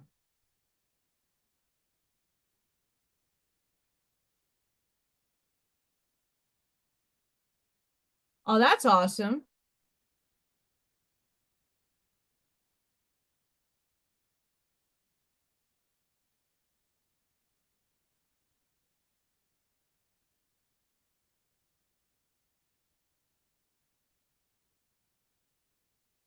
And Mr. Roger, your stuff is fantastic. Your work is incredible. And that is craftsmanship. You're a craftsman.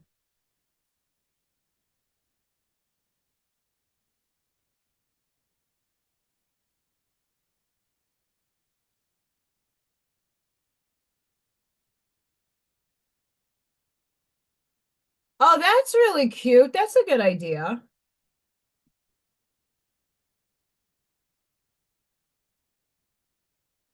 Yeah, I'm trying to get more I don't make too much out of events, but some people don't make anything. And every event that I have done, I also have the library. I did the library as my first event here just to put my foot in the door. Because all of these are in between $50 to the lady that I'm doing the event with at her actual space, but she rented out a whole like that's where Dina was with me. That was $75, but that was for 2 days. Which is very cheap. Some places here are over $250 to participate and have a table. And there's also a lot of legalities in it. So I'm really happy I'm finding like the small stuff in my local town in my area in the region to doing uh these events. So I have three lined up. I have one in March, one in April, and one in the end of May. So I'm excited. But I want this to be a permission slip as I'm doing it. I want you guys to enjoy or just craft if you want to, or sit there and make what you make. Because I do at least a craft one, I talk.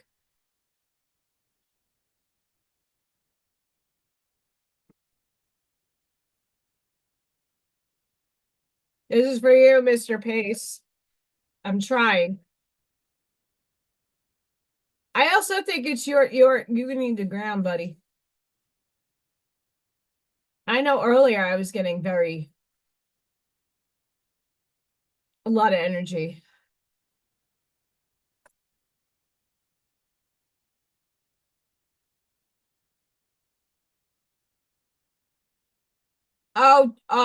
Miss B, let me tell you what. I love the I when my I actually donated. I had so soft disclosure, but full disclosure. I had an acorn stair lift for myself. I also had a cane. I walked with a walker for a few years and a cane. And I had those lovely accoutrements to my things, and I love them. And when my mother was in the rehab facility, obviously I don't use a cane or a walker anymore. I donated a lot of that good stuff to people that can benefit from it. So I was I love that stuff. The attachment for walkers are great. Um, Mr. Pace, use water, please. And I know not everybody has a bathtub, and some people might not be able to physically get in and out of a tub. But when you're showering, put some frequency to your shower, use a Bluetooth speaker or even your phone up to the shower and project pure tone. It might be really heavily annoying to your ear balls. You're like, ah, because it's annoying, but it's gonna help you.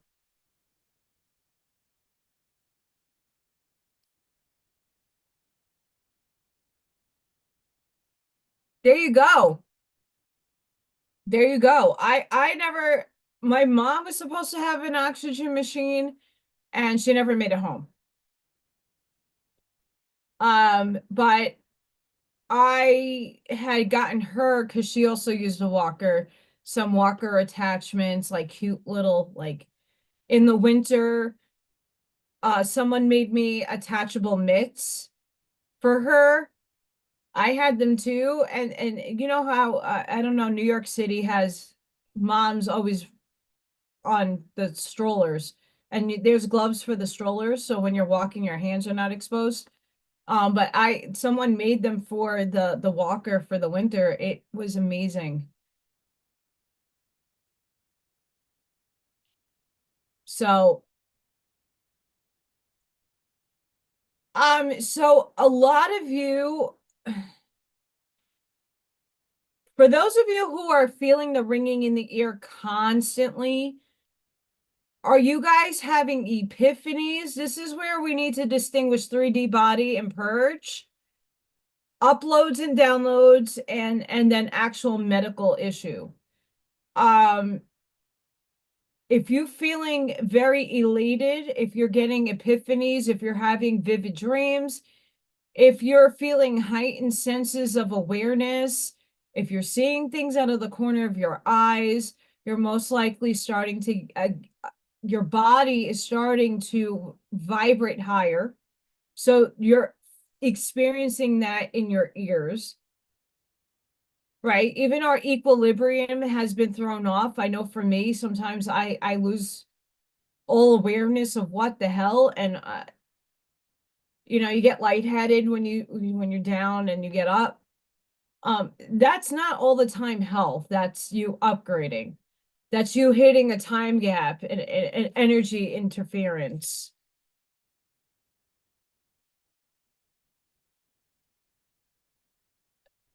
I'm so excited for you to deplorable. That's exciting. I want to know what kind of crystals are you seeing? You're probably seeing another reality. And I when I do trance meditation and I'm like literally not in my physical vehicle, I'm in my light body, I go to like places with a lot of crystals that are I mean massive crystals jutting out in the ground. You're probably experiencing inner earth.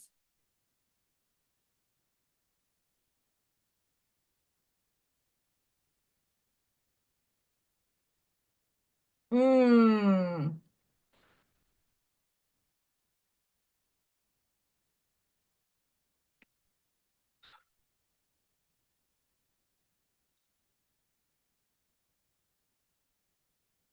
okay. I love the rainbow colors. So I don't know how many of you. Hi, Sparky. Don't think. Hi, hi, Celtic.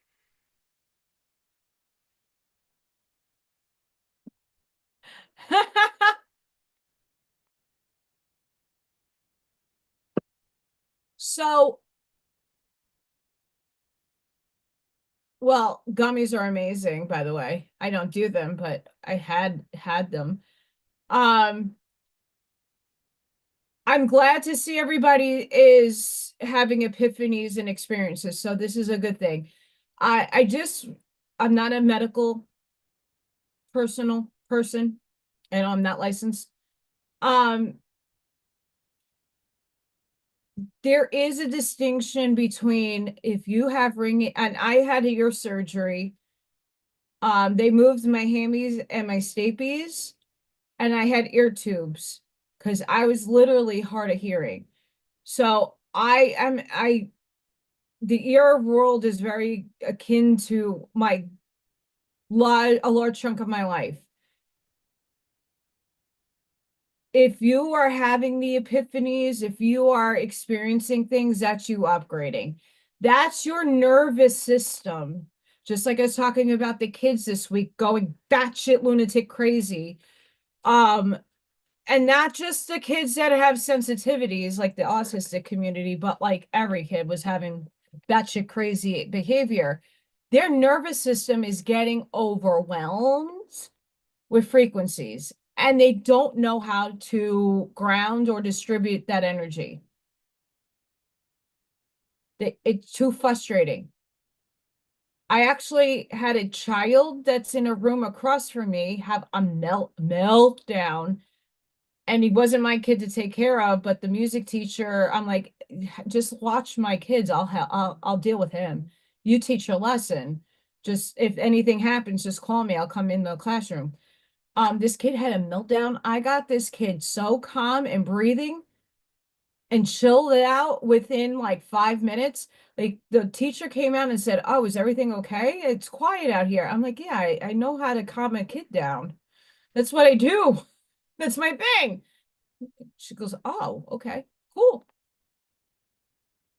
I have a child that nonstops climbs on furniture.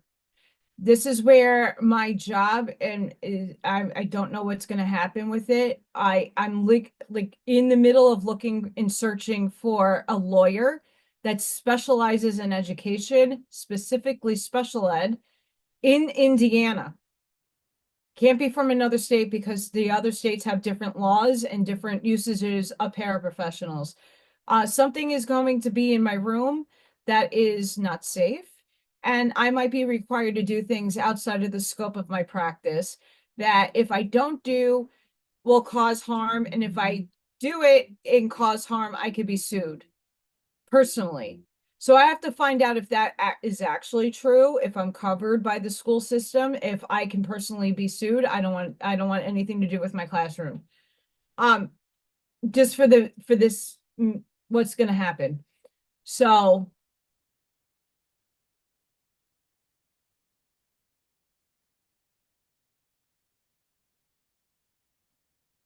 yeah, and there is tinnitus. That's why I'm saying if you are not having the epiphanies, if you're not feeling like you're having downloads or experiences, I urge you to look into the medical community to see if there is a problem with your ears or your equilibrium. It's not necessarily all the time your ears that could be causing the problem. It could be your teeth, which is connected to your ears. It could be your eyes. Like everything is connected. So if you're feeling something and it's a continuous thing and it's not with the epiphanies or experiences, then I would really just get it looked at. And if it's nothing, great. You got it checked.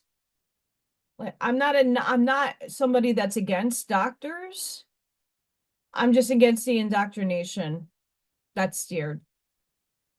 Um, I've been blessed in New York that my doctors gave me choices. They let me seek out holistic first. But back 21, 22 years ago, there wasn't really the holistic community wasn't as big as it is today. And whoever I was reaching out to didn't give me the right resources. I detoxed and got myself worse because I wasn't listening to my body and knowing what was right for me and what was wrong. I was just going off of a book and like trying it all, right? Have a good night, Kelly. Thank you for showing up. So appreciated. I'm so deplorable. What is happening to you happened to me a couple of years ago. You're coming into your awareness of your higher self and your light body. That's what's happening to you. Um, it took me a year or two, I want to say closer to 2 years, for me to be able to have control of my light body to project it out. For those who remember the Truth Tour, Nej and Sportsman and myself were commingling in text messages, and they didn't know each other, telling me about their experiences and the things that they're seeing as we're all watching the Truth Tour together. Noticed a couple of not okay things, and in our sleep, in our meditations, they saw me in my full light body form, bringing the light and protection to everybody that was at the tour. That's why a lot of you that was at Fort Wayne, Indiana, met me. I drove all the way from New York to Fort Wayne and back to New York again just to bless Esther, the vehicle. And in that moment, I proved to a lot of people, after I blessed and cleared the vehicle, that it made it all the way to Vegas without a hitch, without a problem. I proved it. There's tangibility to my abilities. And it's not to inflate my ego. I'm not alone in what I do because other people were praying and doing the same thing. I just physically was there and used my energy. That's why my artwork has vibration off, a high vibration off of it. Any one of you that has a period of mine, when you go near it and you can feel energy, you're feeling my essence in my work.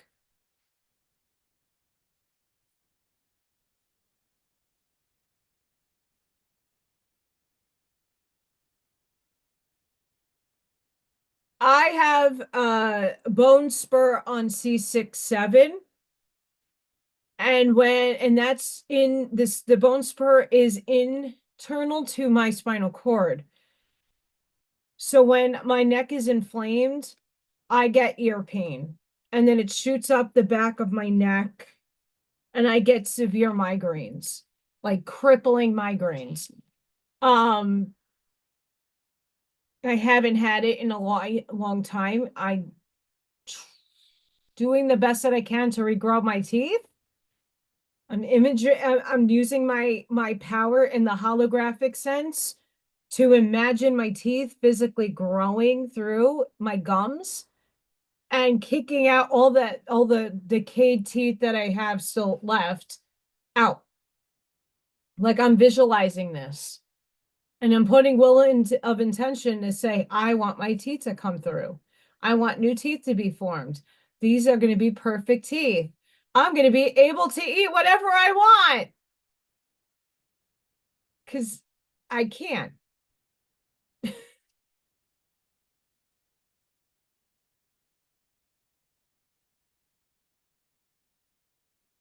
But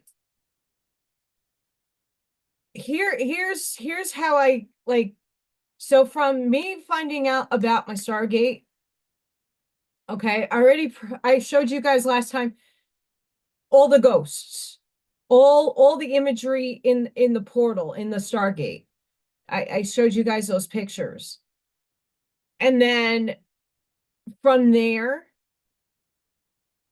my unfoldment of my light body got a lot stronger. So when I go into meditation, the first thing I do is the egg of light.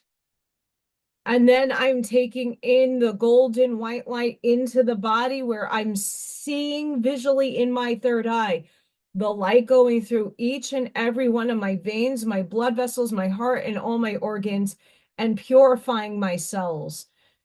Then, as I started developing more of this frequency, the Merkaba started showing up. So this is not stuff I'm thinking about. It's just happening in my vision, in my meditation. So the Merkaba is starting to spin, and it's starting to spin really, really, really, really quick.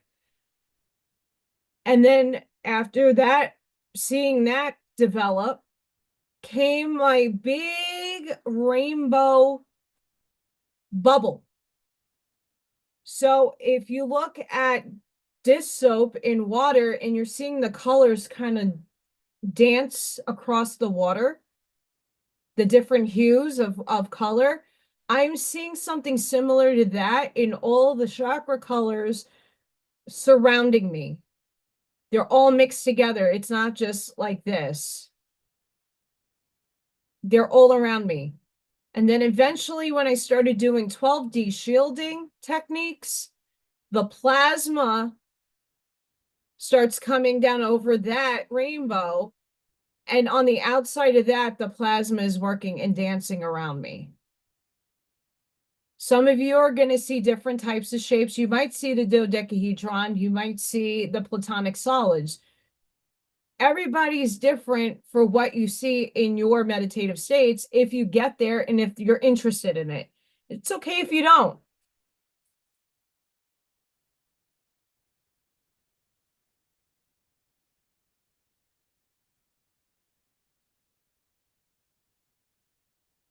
I have a lot of nerve damage in my back. I lost 2 inches. I was 5'6" and now I'm 5'4". And I'm probably a little shorter than that.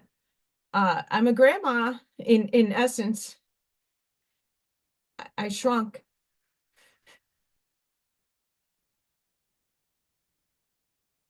But I'm noticing when I'm walking in my school's like one level. So when I'm walking, I'm noticing that I'm not, and once again, I was a ballerina for a long time. I was a dancer. I did tap, jazz, lyrical, modern, hip hop. I was a dance mom child. I was in competitions my childhood. But I'm always slouched. And that's why I got this chair to sit back so my back is elongated. But I'm noticing now that I'm walking like with better posture. I don't know if any of you are seeing that. Have a good night, Charlene.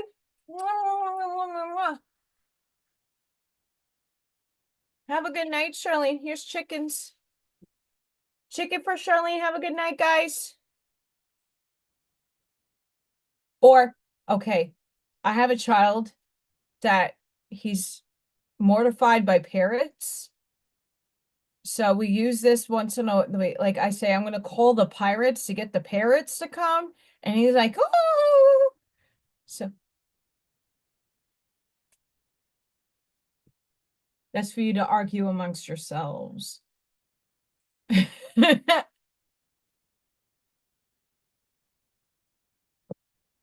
So when I was in the midst of like learning how to do different types of meditation, I have like meditation pillows and cushions because it's very hard for me to sit in the lotus position and hold this state without like going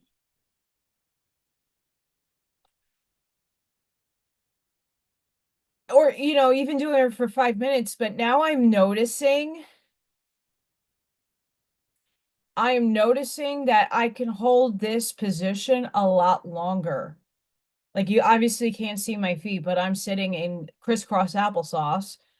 Um, and I can maintain this position for a lot longer than when I first started out. I was extremely uncomfortable and it was in a lot of pain. Um, I bought those really ginormous bean bags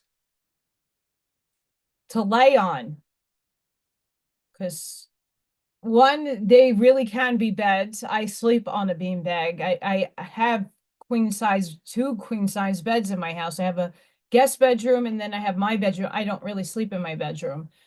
Um, I like the bean bag. I feel more comfortable on it.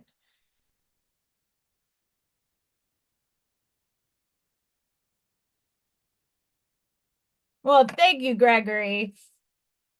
But meditation doesn't need to be where, and if for me, if I am channeling uh in trance, which I think in the backward machine, I've done it once on the channel, but I videotaped myself where I was like sitting and talking, and it was halal that came through. But I don't ordinarily do that. Um, Having your feet on the ground is great, but not everybody, I have to have my feet elevated. I'm more comfortable when my feet are up and not down. So you got to find what's right for your body. There is no right or wrong technique. I hate when people say you have to do it this way. No, you don't. Or your pineal gland has to be clean, Allison. You have to have a pure pineal gland. No, you don't. For everybody that ever said that fluoride and all this fun stuff affected my pineal gland, how the hell do I have the abilities I do? Do you know how much dental work I have had in my life? I would be brain dead. Literally, brain dead. I've had MRIs and CAT scans done on my brain. There's no calcification anywhere. So how true is the statements that people say, oh, this stuff is rotting your brain? It's individualized. For some, it might cause calcification. I'm not saying that it doesn't, but unless you know for yourself the facts,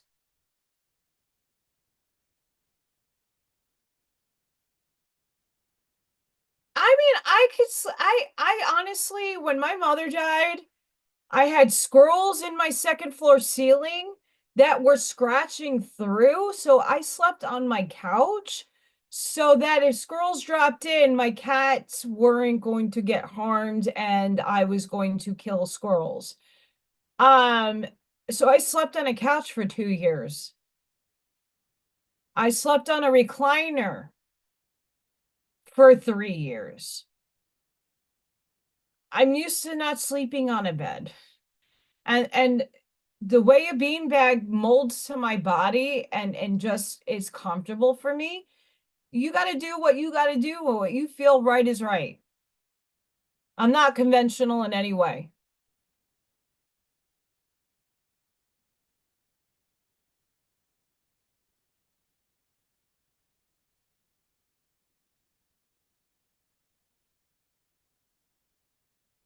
Absolutely, Ashmaya. And that's what I'm saying. Like, not everybody who has ringing in their ear, if you're not having experiences, then you really need to do see a doctor. Um, Ashmaya is one perfect example of that. You know, that's just reality.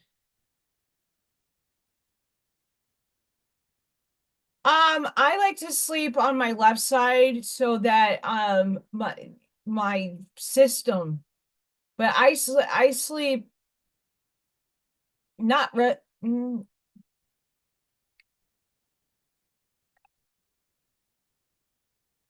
never had an issue with the direction that I slept in.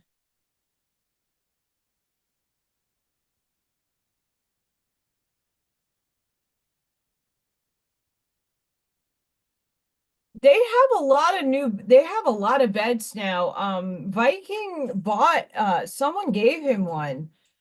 I was hoping to have him get it hooked up because it's just a bed, but it does mechanically move. I'm like, oh, we gotta try that out. Um, Interesting. My feet, if I'm looking at my direction of my house and location to Lake Michigan, my feet face north, my head south.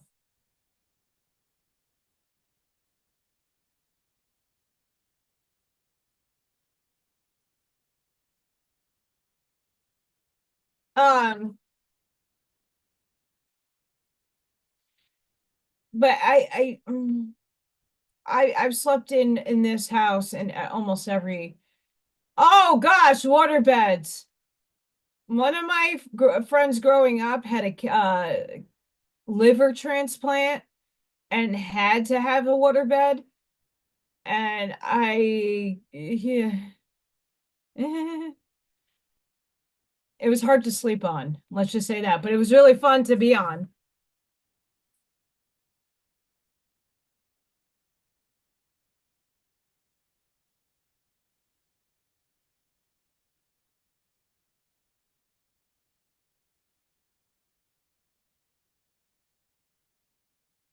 The only time I will go, like I had to go to the clinic to make sure I didn't have walking pneumonia because I am working with little kids that have botched immune systems. My immune system is like with the sinus issues and stuff, like and my allergies, like I may have to make sure I don't have strep. Oh, that's fantastic. I those beds are probably fantastic. Hmm. I don't know. I didn't, when I moved into this house, I had a very small budget for furniture.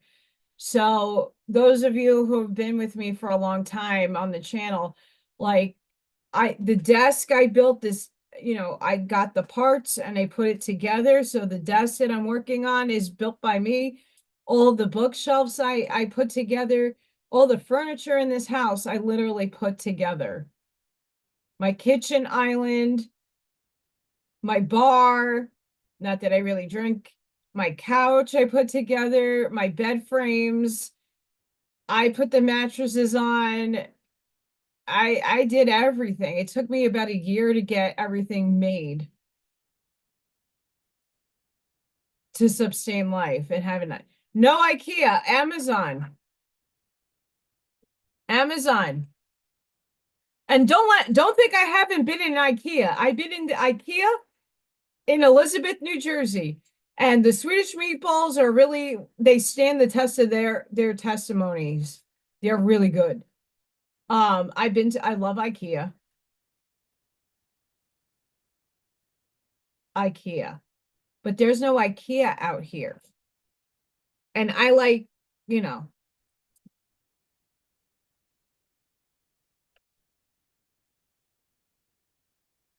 um, it's an experience. And I'm really happy I have self-control in purchasing power. I used to draw. We take me and my girlfriend Jessica used to go out because her daughter. I grew up with her daughter as a baby, so me and her would go out and pick some furniture when she started growing out of beds and just decor. And some of their stuff is very highly expensive, and other stuff is really inexpensive. So we would like go there to like see what we can make her room be. It was really fun. IKEA, I swear, at least the one in New Jersey had amazing Swedish meatballs. Like there was a huge hype about it. Had to experience it. Really good. And I'm not the biggest meatball fan. I grew up with a Sicilian nonna across the street from me that I used to sit there and make pasta with for the holidays. That's why I'm very much into Italian food. Uh, Although I don't do some stuff.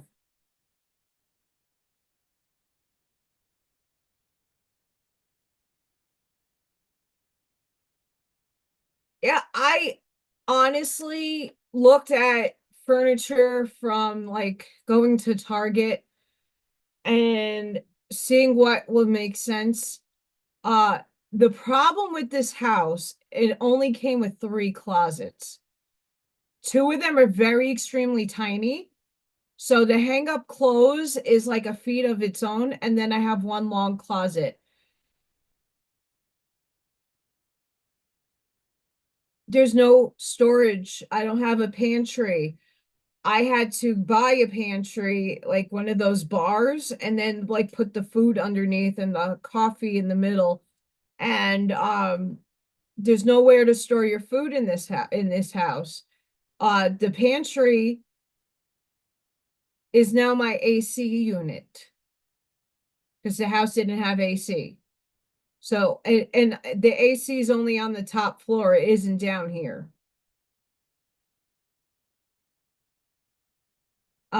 So when I moved here, I was looking at all the furniture stores and I'm like, well, what will A fit in this house? Because it's long, not necessarily wide.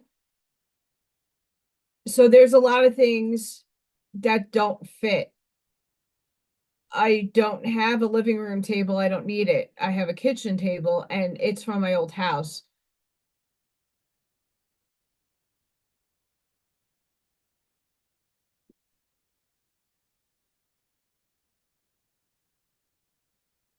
Yeah, I mean, my most of my rheumatologist used to give me samples, and so did my thyroid doctor. Um, I could not move my china cabinet from my old house. It was huge. But I got to I bought furniture that I actually got to spray paint and make my own. So I'm really happy with the stuff that I have. Is it perfect? No, for the cheap price that I got most of the stuff in, if I had to give it up, I wouldn't be sad about it. But it serves its purpose. Let's just say that.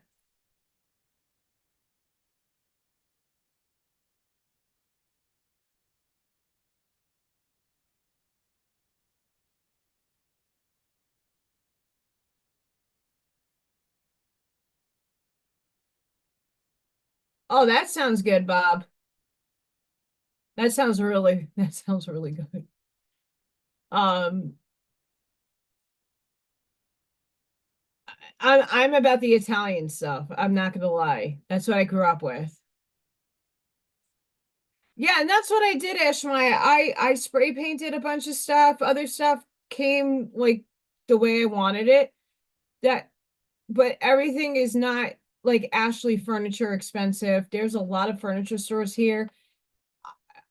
I could, and with the cats, if I had to throw out my couch tomorrow, I wouldn't be upset. It was like $150. I'm not going to be upset about it.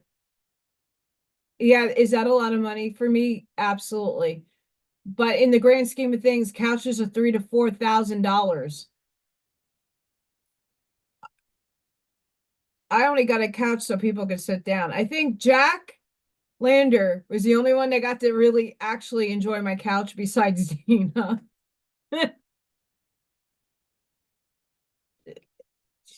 No one sits on it. Freya uses it more than I do.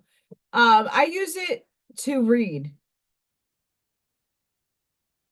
Oh, I love monogut. I love ricotta and mozzarella and parmesan. Ooh, those are my top. Um, when I worked in Manhattan, there's this place that we all used to go for happy hour or just to all have like a decompress glass of wine or a beverage. And the place literally was making mozzarella in the place. So you got to see mozzarella being like, and then in different parts of where you can sit, the people were then sitting there and like forming the balls. It was really fucking mind blowing. Yeah, I mean, most of my like Freya sleeps on the couch. She likes cuddling up on the couch. She actually like the other day when I did the video of her chirping and meowing at the birds. Um, she likes sleeping on it, so I'm not gonna get rid of it. I just cover it with blankets so she doesn't like pull up everything. The Salvation Armies here isn't the best, or even the thrift stores. There's a lot of them around here. Uh Viking took me to a few of them. Some towns have way better materials than others, but you never know when you go what you're gonna find. So some interesting things.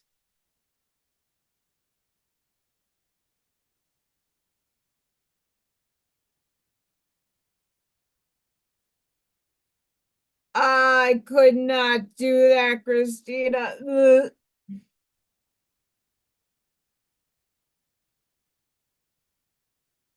Yeah, I thrift stores are really fun. In New York,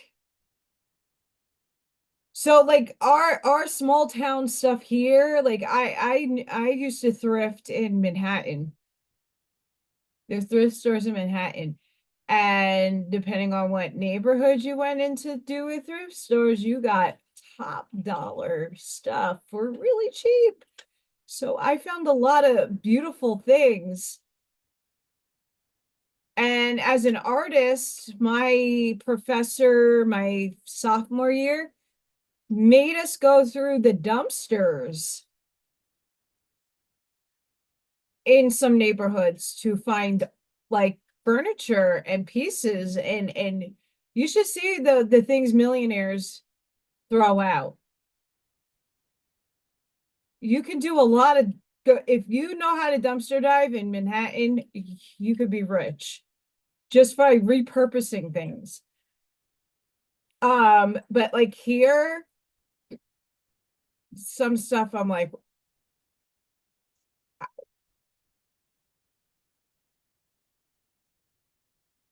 but that's just one man's trash is another's treasure. And I like to upscale, recycle. That's kind of what the crafting stuff I'm doing is like, what can I do with all these bottles I'm keeping? Oh, I can make them as vases or put lights in them and make it cute. If they sell great, if not, it's cool too. Doesn't matter. I can gift them. I just like getting creative in my brain. Like, I mean, some of my gems came in these little balls, and there's like a tree in there, and there's a little cat right there.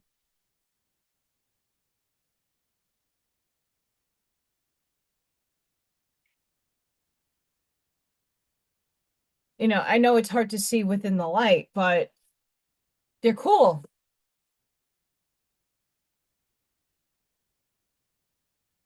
Yeah, people throw out some crazy shit. So, um, you never know like the value of something until you get investigate, but like some people don't even know what they have. Chicken! I know for myself, the things that I did keep from my old house, besides giving and donating a lot away, was like my mom's Lennox collection. Because a lot of them beyond her knowing was very constitutionally and patriotic Lennox pieces. So I like to keep that stuff. I have some of her bells. She was very much into bells, and tchotchkes. So I kept a bunch of that stuff, but other stuff I had to give away.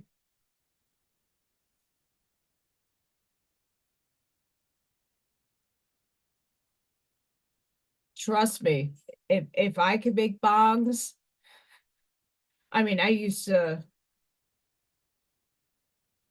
be heavy into that, heavy, but I don't need that stuff anymore.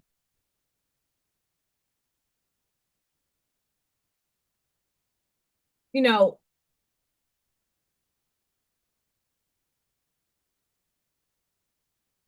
when I go into a thrift store, I look at the things that, people are not needing and seeing what I can recreate out of that. that's the creativity a lot of people are lacking, and that's what I feel. If I can inspire you to go to a thrift store, if you have the extra cash, or even for $1, go to a dollar store and see what you can be creative with.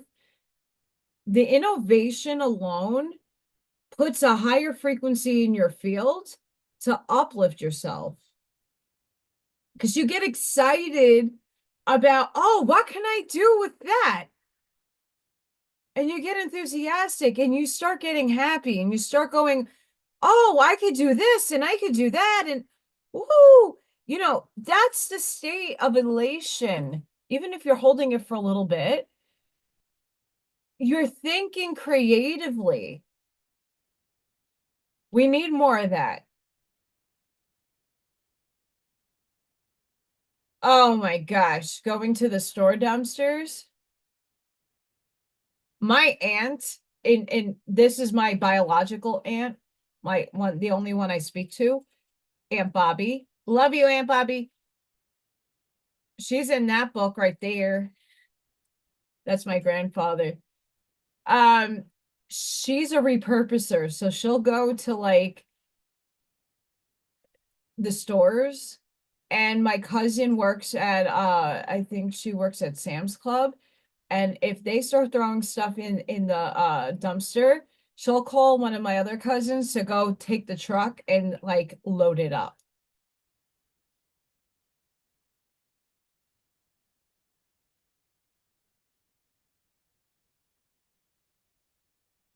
I love that. You know what I did when the last shirt my mother wore before she died, I made into a pillow because my mom was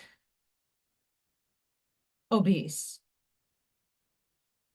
My mom had to have been at her highest weight 400 pounds, at her lowest weight like 280, 260, which is still very big. And my mom was only 5 foot one, I want to say. So she's big. She looks like a mamushka. My mother was definitely from Polish genes. That was my lighter.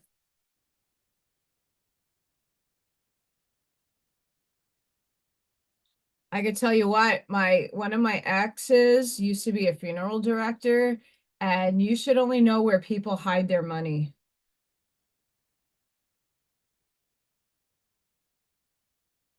Oh, Jesus. Oh, and just because I'm checking my phone, don't forget tomorrow on, you can go check Buckshot, Mr. Buckshot.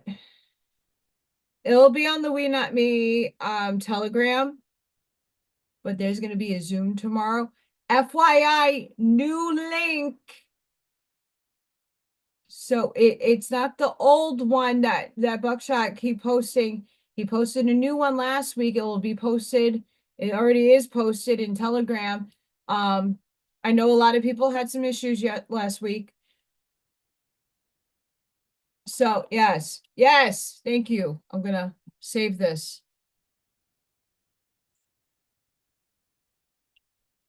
Thank you. You rock, Buckshot. Uh, there's a couple of people that had some issues getting on last week. I made it on. I had to send the poor link to Bob. Um, but thanks to Buckshot for hosting the Zooms now. And I know Christina is also helping out with that. It takes a village. The only reason why I don't offer, I offered it last week, but the reason why it wasn't consistently done on mine is because Saturdays I do a lot of filming and I can't have a Zoom, be live on Zoom and do filming at the same time. So that's the only reason why I don't host it, because I have the expanded Zoom pack.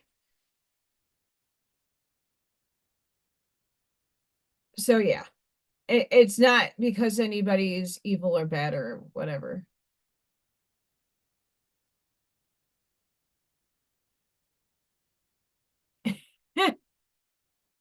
So Eclectic Strings, that link right there, if you copy it and save it, tomorrow you can go and click it and you can be invited into the Zoom. Uh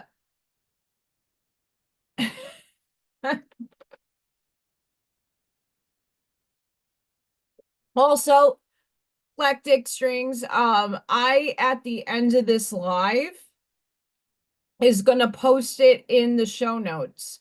So underneath my video, you'll see like my information, like I'll title the show like Friday Night Live 228, and then like the theme of today of the things we talked about. And then underneath there, I'll have a plethora of information. I usually put where I'm at in chats, the shows that I watch, ways you can help me, like my PayPal, Cash App, and Venmo links are there. Any kind of videos I put out there, other than my channel, I'll post there. And in there, I will have, like, if Buckshot's going to be on with Turn the Page with Janine, I'll put his show link there so you could click on it and it'll take you to the link so you could see the show. The same thing with Zoom. You'll be able to click the link and it should take you to the Zoom. And that's usually 2 Eastern, 1 Central.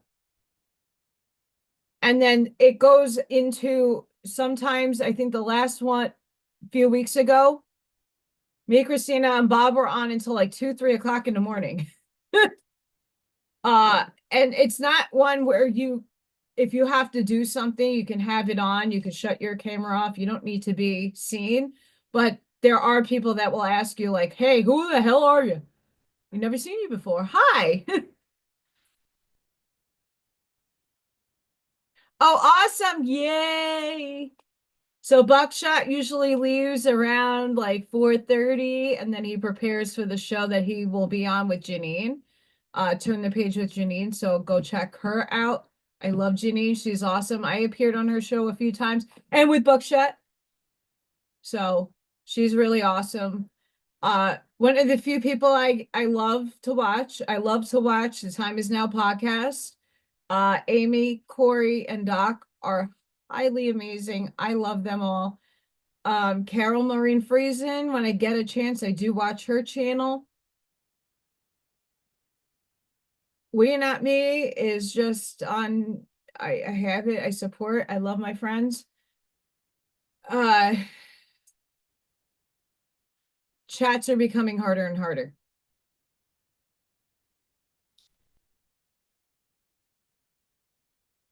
Buckshot, thank you for the links. You rock, brother. And that goes for anybody else that's going to appear on a show, or you're doing something special with somebody and you would like to have everybody view it. Please let me know because I will put it in my show notes so that you can find it. Sharing is caring. I'm still not everybody's cup of tea because I used to do a bunch of shows and then all of a sudden it just stopped.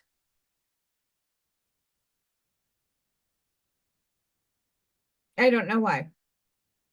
Because the stuff I'm saying isn't yet still on the vibratory state of the mass. It's on the higher wavelength. And I lose people. I get it. Not everything I am is a tangible evidence thing. I have a pimple, by the way. Who has pimples at their age?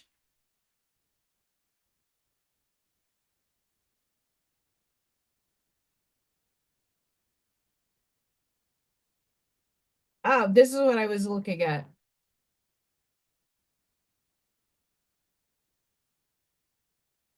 And I honestly want to say that everybody that joins in the Zoom is usually also here, with the exceptions.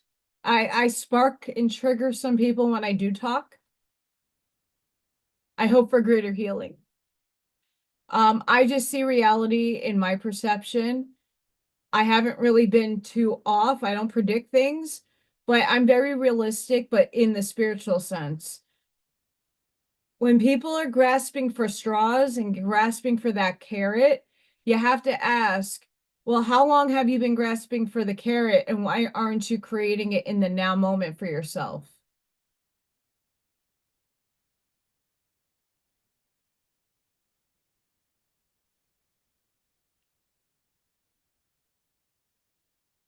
Really?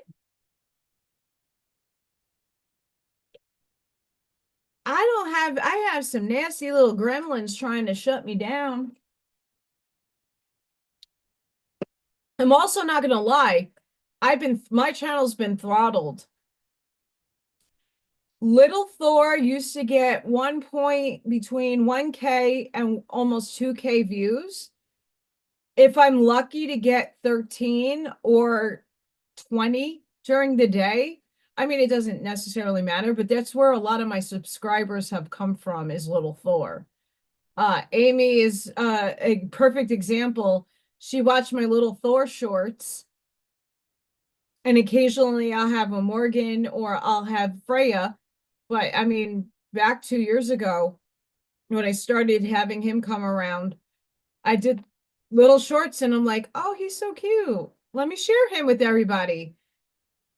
And that's really what grew my channel. Most of my subscribers are from Little Thor shorts, not my content.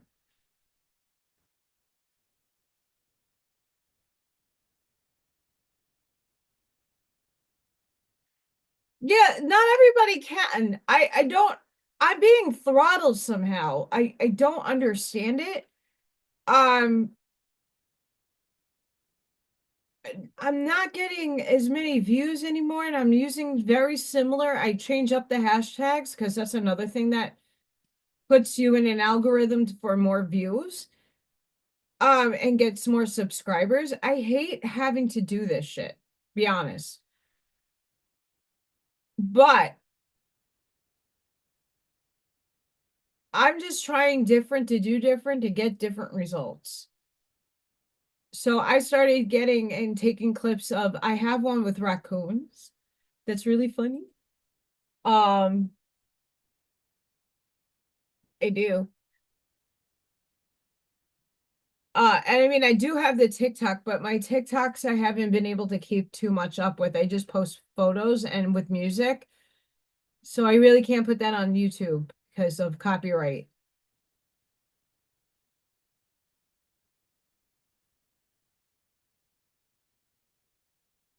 Yeah, it's Scott, that is really weird because you were even pointing out to me like you never even got notification for Little Thor, and now you are.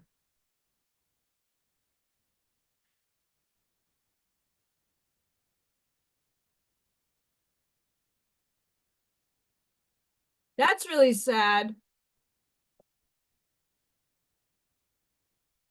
That honestly, it's not out of the realm of possibility. Um,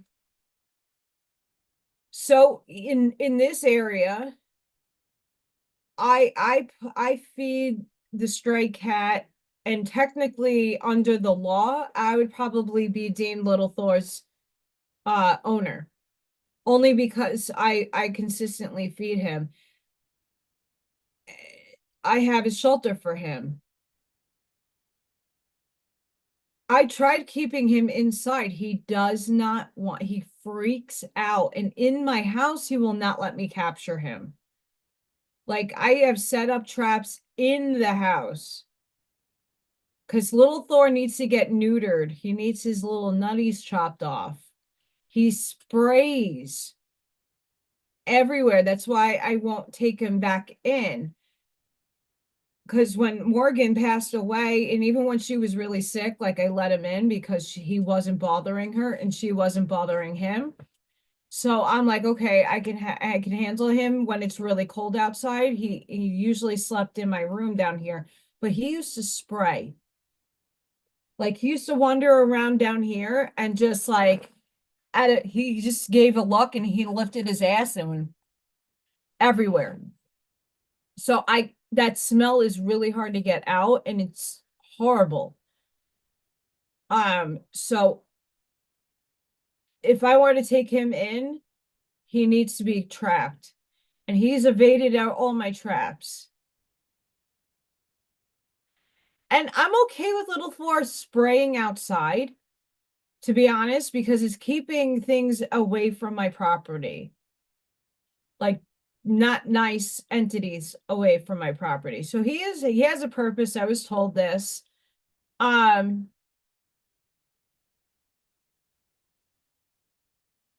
I haven't been able to figure out the coding because I have been playing with that to go live where I have a thumbnail already set up and all I do is press it on YouTube's end, but it doesn't connect to Zoom somehow. And it I don't know what I'm not doing right. Um, but until I can figure that out, I just know I'm connected here. I do everything after the fact. So the title right now is just AllyKat Creations, and then the picture I have overhanging on my channel that you see, it's a necklace that's just up close with all the stuff in it. And I change the title and everything after the show ends.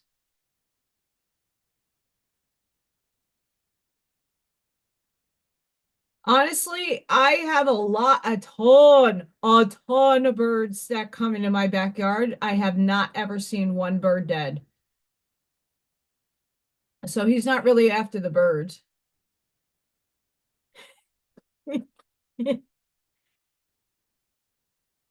I mean, Little Miss what the fuck?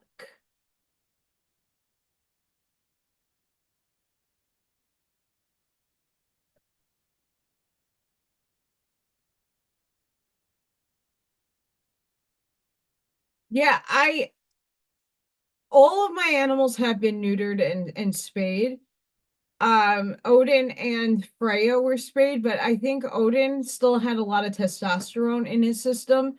He wasn't spraying, but he was trying to mount Freya, and I'm like, that's your daughter, don't incest. Oh, I have woodpeckers. I have woodpeckers. They're cute, but they're noisy. And I have literally, if you watch my videos for the outside, like the tree is literally right there. I have two trees in the back of my property, literally right there. And then I have a third one that's off to the side. Okay.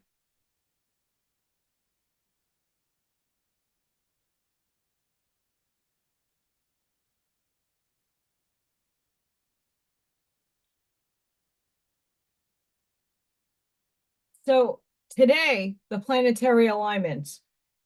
We have Mars in Gemini, Jupiter in Taurus, Uranus in Aries, Venus in Pisces, Neptune in Pisces, Mercury in Aquarius, and Saturn in Aquarius. That's heavy hitting shit right there. Heavy hitting.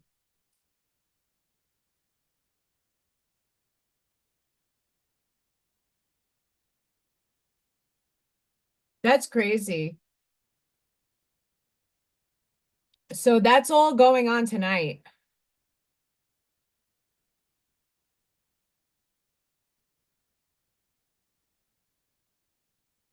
What? Humanity may achieve the singularity within the next 12 months, scientists propose. What? I wish I had this across my face the other day.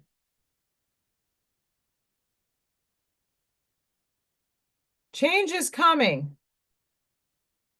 The world is awash in predictions of when the singularity will occur. That's the flash of light. Or when artificial general intelligence, AGI, artificial general intelligence, that's a thing, will arrive. Some experts predict it will never happen, while others are making their calendars for 2026.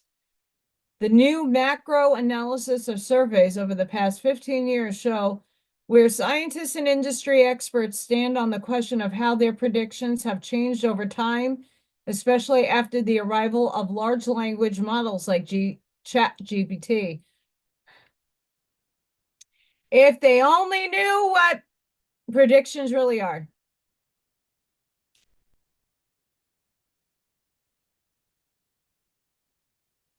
I don't need to go any further.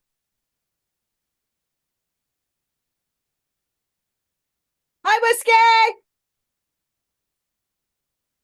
What's up?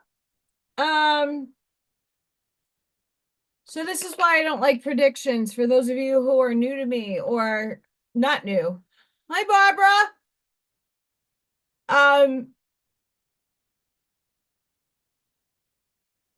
Good night, Julie.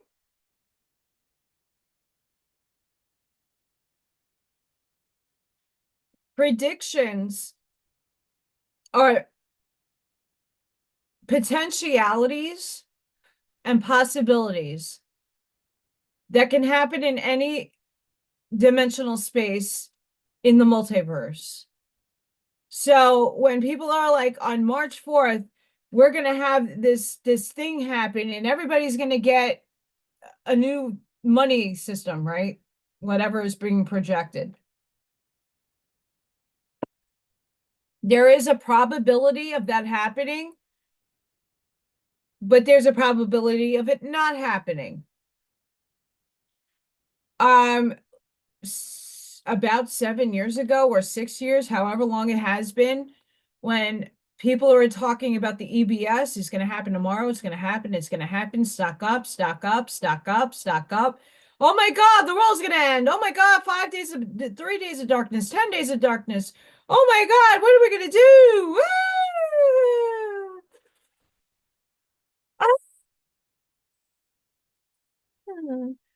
Um, but none of it happened. Well, why, Allison? What the fuck is that? Why would everybody say something and it just not manifest? Well, because we all shifted to a higher timeline. And we are forever shifting in higher timelines. As I showed you the Schumann resonance at the beginning of the show, we're making quantum leaps in time space, in linear time space.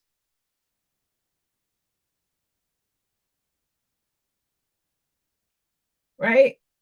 The end of the world as we knew it is in the making, because we're creating a new reality. We're creating a new timeline. We're creating a quantum leap into fourth density. The laws of physics are changing. The mathematics are changing. Science is changing. Chemistry is changing. New elements are being discovered. Human consciousness is expanding. We're moving on up. The old world is going bye-bye, and that's what we're purging, and that's what's playing out for you in the movies that you're seeing now. It's up to you to unplug from the movie. We wrote it. If you don't remember it, that's okay. I remember some of the things that are happening now. It's just a movie. Stop getting so personal about it. Stop allowing it to run so much space in your head, you're not thinking logically. Everybody is waiting. I would love unicorn glitter farts, but it's sparkle farts and glitter sharks. But it's so true. So when a person does remote viewing, I'm not saying they're wrong. They're just not picking up in this time of the now moment.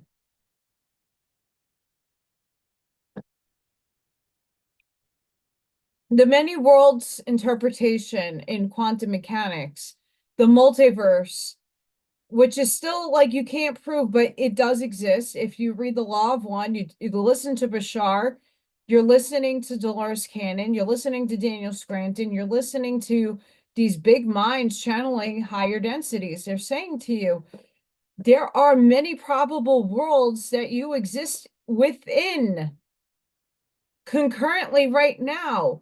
You're shifting in different realities as we speak. So when someone tells me a coordinate and I'm going to that coordinate and I'm viewing what I'm viewing, in what density, what dimension, and what moment is it in? What multiversal plane is it in? So no one's asking those questions. They're just going off of, well, I see New York is getting hit by a tidal wave, or I'm seeing the, Nasera Jacera hit at this time. Okay, in one reality, it is.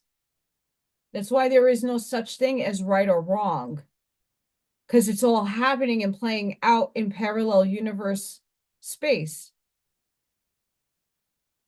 Like people argued with the 13-month calendar. Well, no, because this person said this has to be so. Not in my reality. Right? In the reality that I'm consciously in right now, it's 12 months. I'm in Aries, and astronomically, all the planets, conjunctions and squares and trinunes are all affecting me in the ways that is being distributed in my body. Like, I don't follow every day on my astrology, but when I do listen to somebody read into what is, what's collectively happening, some of that is actually happening for me. It became into my awareness. Hi, hair care. That's amazing. That sounds fun. So we got to be very careful about when people are predicting or telling you when things are going to happen. All of us can one moment say, "Oh, well, that not in my your boundaries are up because you're evolving. Not in my reality." Middle finger right there. Hello. My middle finger is right there. And you're like, "No." Mm-mm. And it's not going to happen. Do I want certain things to happen for humanity? Absolutely. But we got to take ownership in what is going wrong and why are things being perpetuated the way they are. I say it every week. Massive changes are happening to all of our lives. My personality is starting to morph. I'm capturing these like maturity levels of my essence maturing and me acting in certain ways that I normally wouldn't act, but it's unconscious to me. Until something brings it into my state of consciousness, I'm like,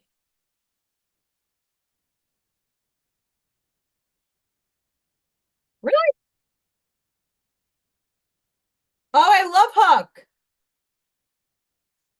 I love Hook.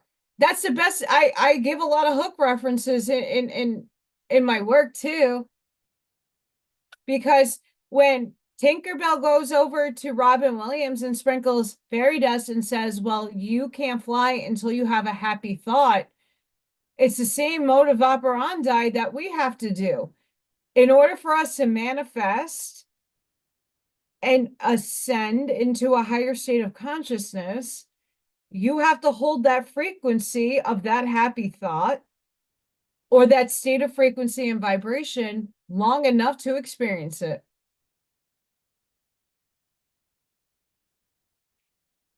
That's the Hook analogy.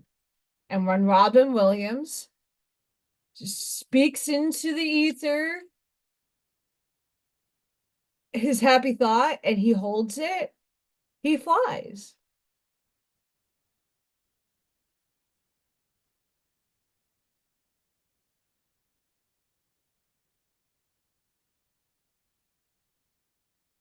Honest, Christina, honestly, when people are like, well, I'm not MK Ultra and stuff, right? I don't think any of us. There's a certain level of cooperation we all assigned ourselves to have the experience with everybody in the collective that are in some way or shape or form brainwashed or under different control, not of themselves. But I also will say this, it's of God. All is of God, the all that is. I love how I have my Kabbalion on hand today.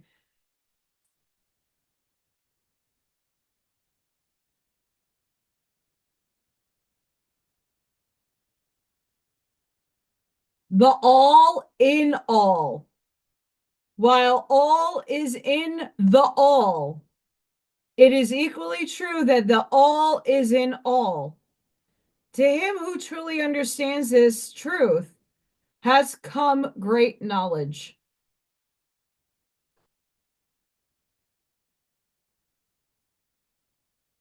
All is of source and all is experimental, experiential avenues that each of one of us explores individualistically and produces different imprints and different states of reactions. That's why we perceive the world the way that we do individually through our two eyes, and no one person perceives their reality the same.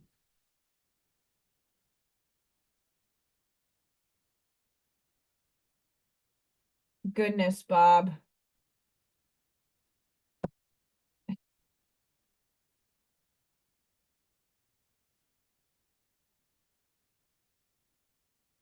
I honestly think for most of us who are in the single and been single route, um, I don't necessarily need a man to fulfill me.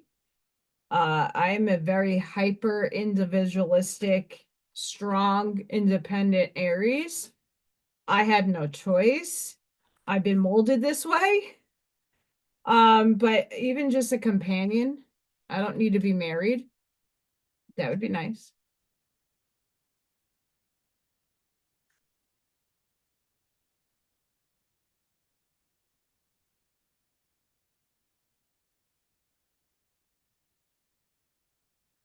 Let's see what the collective can use.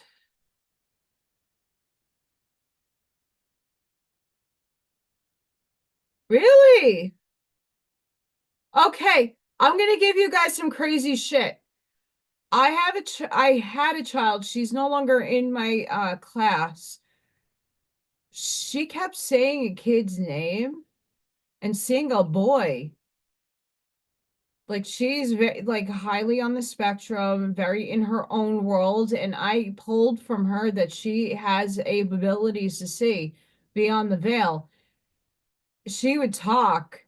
She doesn't really talk to us and have conversation, but she'll sing and she can use her words, but not directly. She can't tell you how she feels. She doesn't really communicate with you, but she'll sing and mimic other things. But she used to talk to a boy in my room. I don't know if this boy follows me to school. Um, if he does, interesting.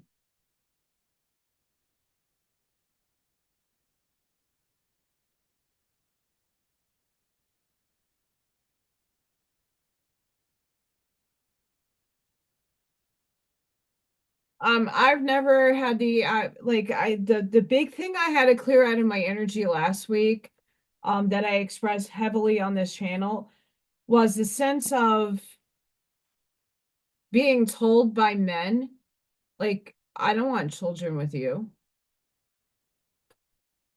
in a derogatory kind of sense. Like I was just a piece of meat. Like all I'm there to do is be your pleasure toy. I salute to you. Bye. Because that's degrading to a woman, first of all. Like if you don't want to have children, that's one thing. And I respect that. And at this point in my life, I'm not having children. Way too old for that and don't want that. At 36, I said, if I'm not having children, it doesn't happen naturally. I'm not having them. If I adopt someone else's children, I'm fine with that. Viking had children, and I'm very much able to be a mom to them if I needed to. But to have that said, like caused trauma that surfaced watching other people like have these really special moments I know I will never have. Um, it's like a yearning for the third dimensional. It's like a string or a cord that I needed to cut because I'm not going to be in 3D much longer. So why do I need 3D memories or experiences when I already actually had them? Just I don't remember just yet. I know I had kids in other lifetimes that are running right now. I'm not saying I didn't, but in this one, I wanted to experience it. Never happened.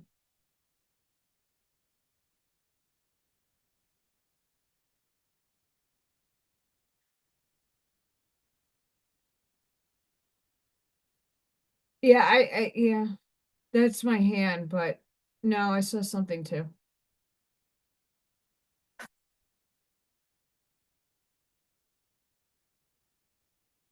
Deplorable UT.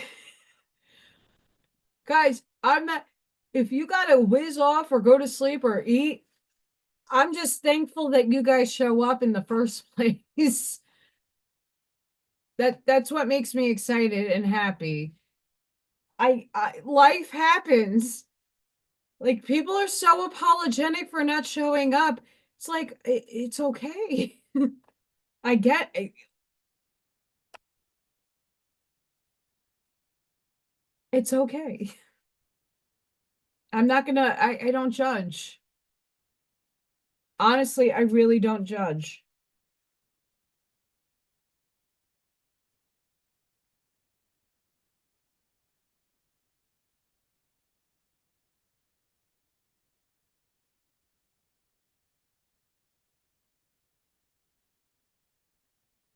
Whatever is behind me is totally right next to me. Anybody see this thing?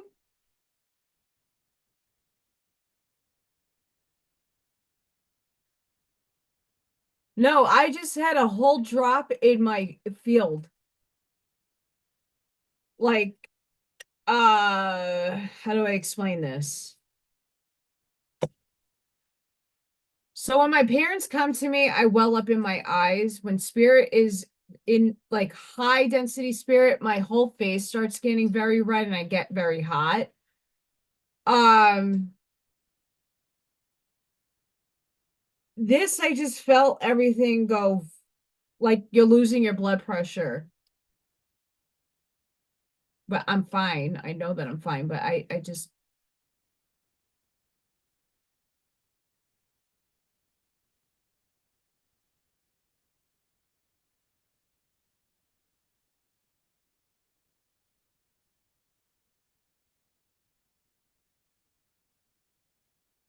it's okay if you don't see stuff. Like my ability to see has it comes in and out. I really have to sit and tune into fourth density astral to see, and that takes me time. But I feel more than I see. When I was a kid, I saw it all. I saw everything. That ability that got that ability kind of washed away as I got older, but I still, if they want to present themselves, I could see, but I feel it more than I see it now. Interesting.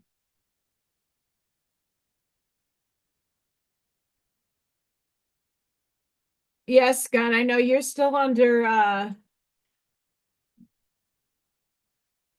so I the electric beings that I'm hearing pop like so right before I'll go to sleep, the house is quiet. Like I have a train that's way up the road from me. You can hear the train horn. I have a very old house, so the furnace bubbles with the water. I already know the sounds of that and the clinking of the pipes.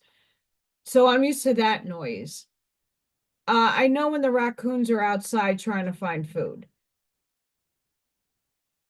This noise the other night like sounded like an electrical socket exploded.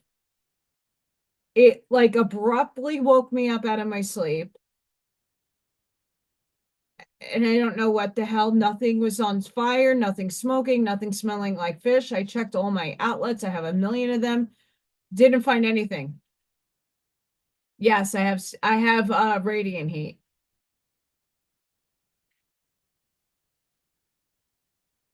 This sounded like an electrical explosion. Like if a bug zapper were to go off, that sound when a fly hits a bug zapper, that's the best way I can describe the noise. And it was really, really loud. And for me, any loud sound, I'm up with my pew pew at the go. Like I search my house as soon as I hear noises of like a high caliber, I'm out and I'm being, cop mind.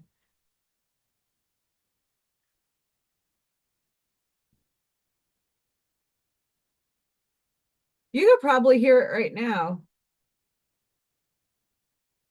It's normal in my house.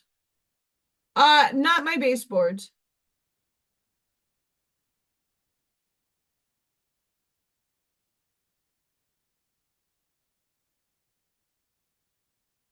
Yes. Um, Nothing. It was a spirit. It was spirit. A few weeks ago, I also had a light being jump over me, and I felt it go through me, and I saw it going in my third eye, but in my actual vision, like light of flashing. Like if you close your eyes during a storm and you're sleeping towards a window and you could see the imprint of the light hitting the back of your eyes. Um,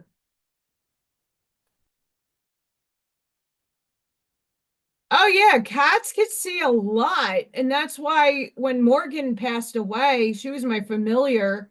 She had a big soul fractal of me in her. I took some time to like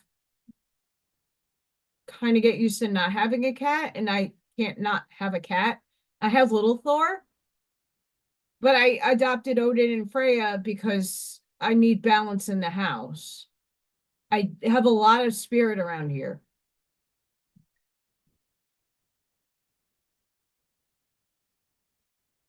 Yeah, that's what I thought. I do have an attic and I checked. I didn't see anything. It's like all like fluff fill.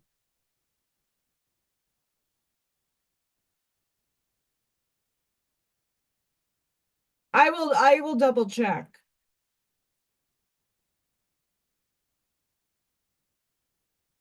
But it sounded like it happened like within the vicinity of like where I am. It didn't seem like it was a noise that was above me or below me. It's just really interesting. And then, I going into the classroom and feeling static energy, I hold a lot of frequency of my own self. I blow light bulbs out.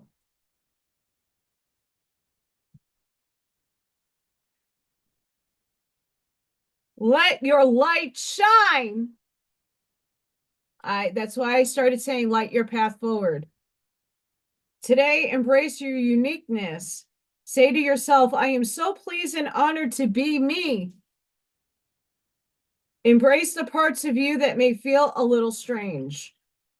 They feel this way because you resist experiencing the fullness of you.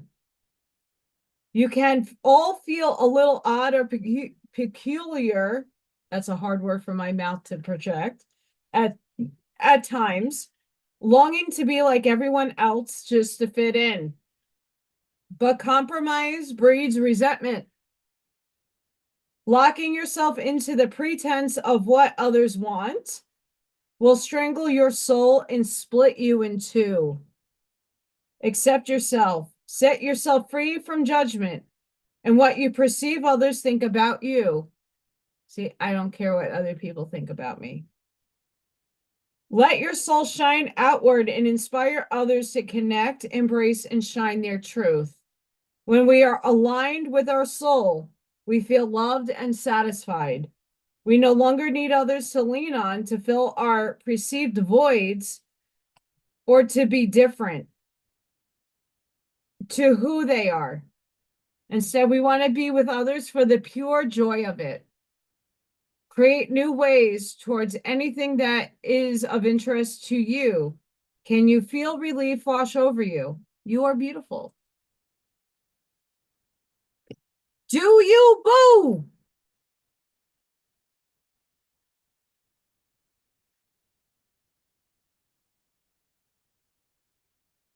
Shine your light. I will say this, and this is because I respect all of you. There's a lot of negative talk or gossip or perception made in my direction constantly that people feed into because they perceive me without knowing me personally. Gossip, perception, and projection is a wicked tool. And when others steer in that direction, if I'm not meant to be in your life,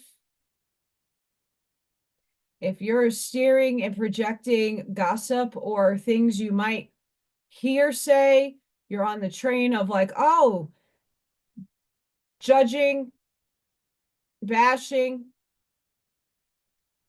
more power to you to be in the illusion. I know this. You know how I know this? I read intentions. I can pick up on the ether, the beautiful things people say, and the ugly things that people say in my name. I'm not offended. And thank you to all of those who glow me up. But to those who glow me down, that's on you. I'd rather spend my energy in a better spot, uplifting people and not creating havoc where it doesn't belong. A lot of people just have no time on their hands and all the inner work that they could be doing on themselves.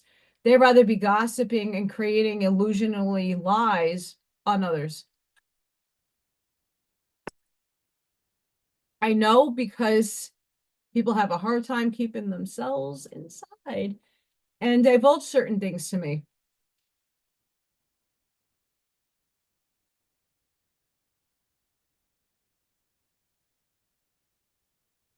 So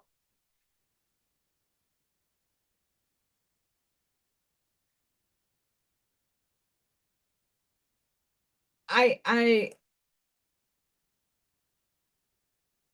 I have done a lot for a lot of people in silence. A lot of people don't know some of the things I do for others or have done for others.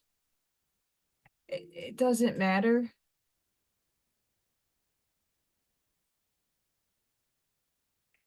People think that when you involve yourself into movements that you have agendas and that you have, people have used certain people to get into higher places. People use other people to get money. We've seen this for the last how many years have Jason been on podcasts? People have used him to gain money. Never won because Jason's never been on my channel. I never asked him to be a part of my channel. I never asked to be on We Not Me. The only time I ever was with Dina to do raffles or giveaways. I have never come onto the channel to talk or discourse my knowledge because I'm not about using someone to gain more for myself. I'd rather do it by myself organically.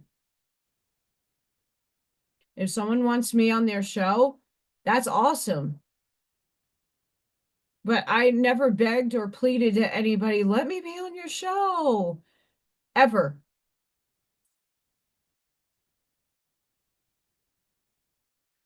I'm a Virgo rising. I'm a Virgo rising.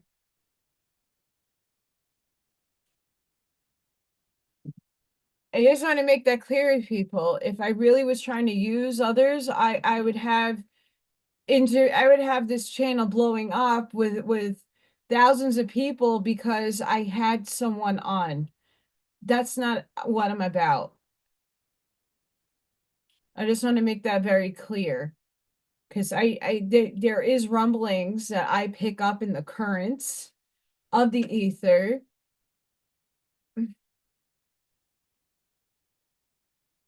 For everybody that's here that knows me a lot more, I know a lot of people don't know me personally, but most people can read that I have good intentions.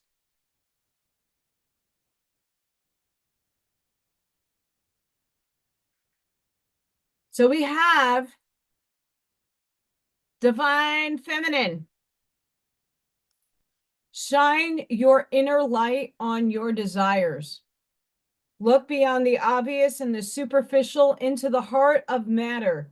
Peer deeper into the hidden and explore the mysterious. Remember your vast potential and unlimited possibilities available to you. It is time to trust your intuition, your inner voice, and your instincts. This may also be a time for a stillness, for there are unseen forces at work, orchestrating the whole universe to bring intense and beautiful experiences to your life. Allow yourself to receive all that you want. Thank you, Christina. Nurture yourself and all the flows within and around you. There may be an impeding marriage or birth around you, either physically or symbolically. The divine feminine wants you to know there is always enough to go around. Abundance is everywhere. Embrace joy. And if it wasn't for some of the people here and the channel members here, I wouldn't be able to do this. I'm trying to make this like my second job so I don't have to go find a part-time job.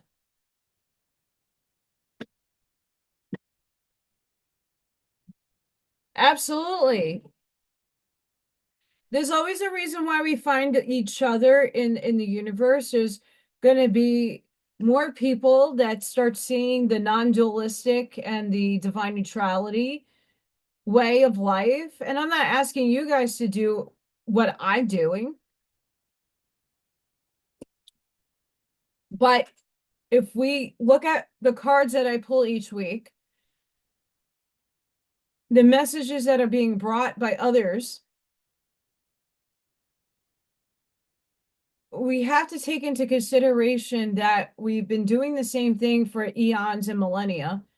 And in our own concurrent conscious life, we've been doing the same and not getting the results that we want. I'm offering the understanding that there's way more to reality than just this good and evil paradigm. The victim, the victimizer paradigm. When you can get into the understanding that you are source, you are part of source, source is omnipotent, omnipresent, see source and all that is in everything. A lot of the illusion starts dropping the more you embrace it. The more you let go of judgment and shame and blame, the more you start seeing the illusion for what it is, and you start your Plato's allegory out of that cave.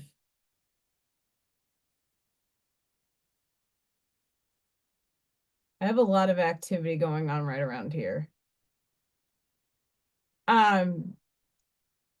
So just be mindful that I'm just one outlet and conduit of source, showing you my experience, explaining my experience, and many of you are having very similar experiences. They're not going to be the same, but similar.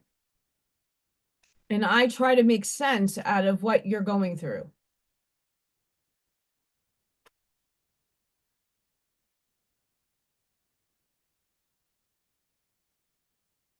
Absolutely, El Sunray.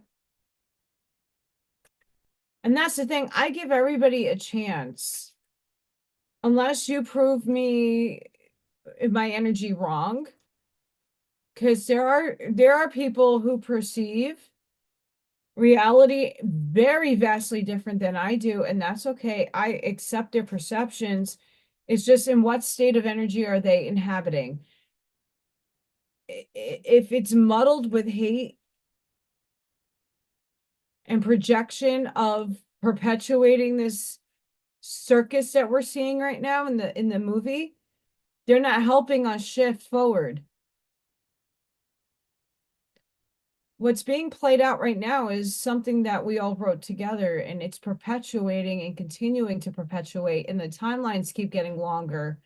Yes, we are jumping and quantum leaping, but it's up to the whole of humanity for us to start then manifesting better. I always leave it to watch the end of Dark City. That's a really fantastic movie. It's very Matrixy, alien-ish. It has a lot of goodies in it. At the end, one of the characters tunes a beach for everybody to express and enjoy themselves, but it's still within the matrix. We're not leaving the matrix per se. We're evolving it. We're writing new code for it. We're moving on up in consciousness where we're going to the next step, the next level. Then there's going to be harder learning and teaching. If you can't understand the non-duality and that there's beyond everything is all source, you're going to get that learning teaching differently in the next level. I just pushed past my boundaries of this reality.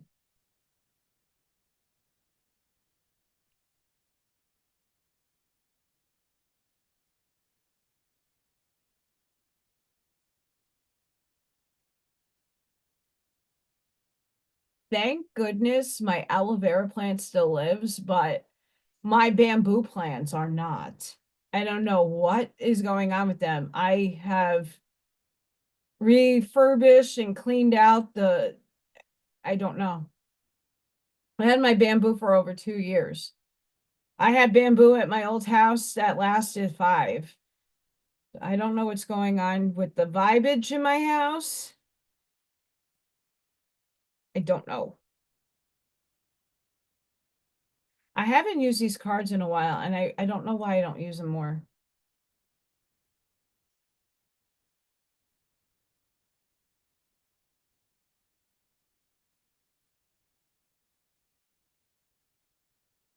My aloe vera.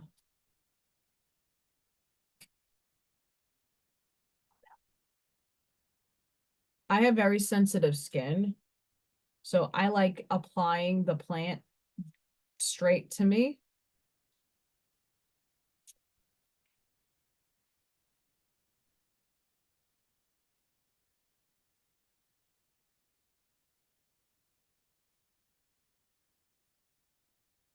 No, I don't. No, my plants get good water. So does Freya. Break away, grow and expand with life.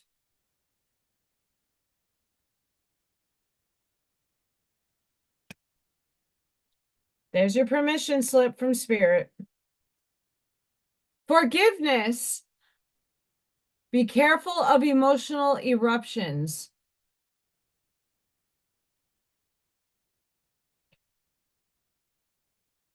When that emotional state hit me last week with the not being a mom and getting told those nasty things, I had to go into myself to forgive myself for not having children for whatever the reason. And then I forgave each and every one of the men that had said that nasty tone to me because they know not.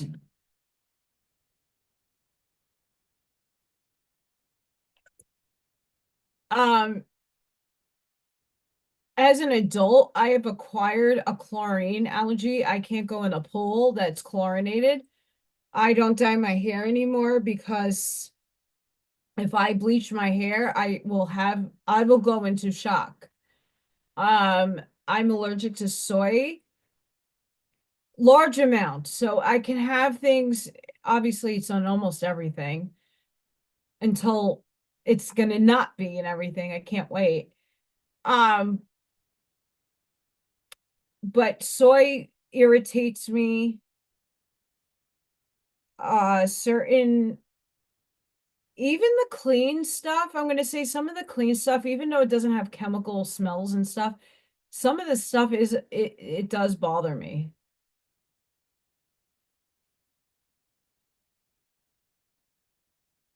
Dormant creativity. Release the stagnant parts of you.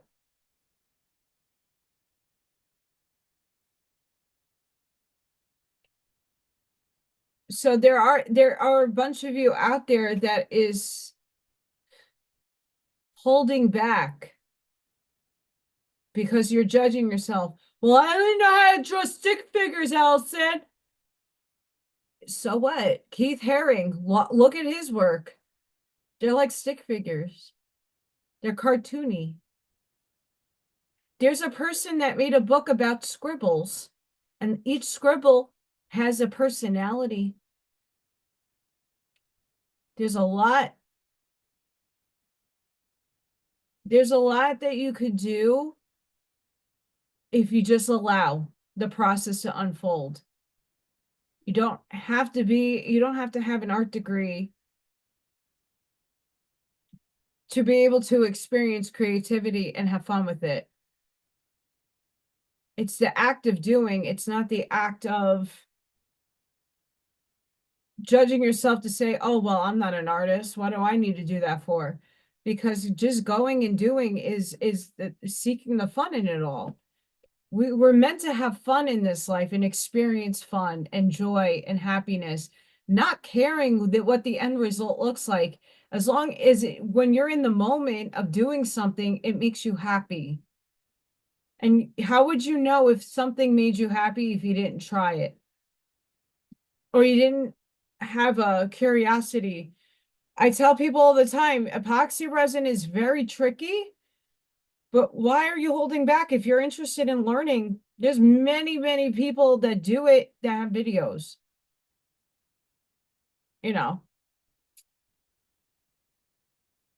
I, so if I ever get on my feet and make enough money, I have a saltwater filter system that I bought. It's for a small pool. My outside pool, I have an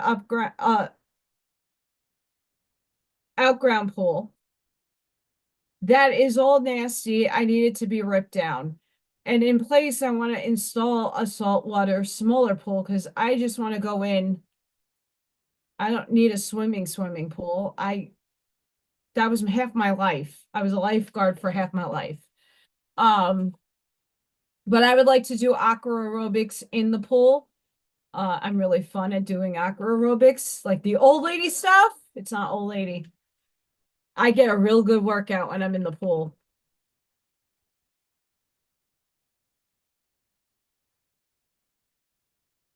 But there's the thing, deplorable, right? You gotta look at this, Wendy. What I could do with a paintbrush, you could do culinary.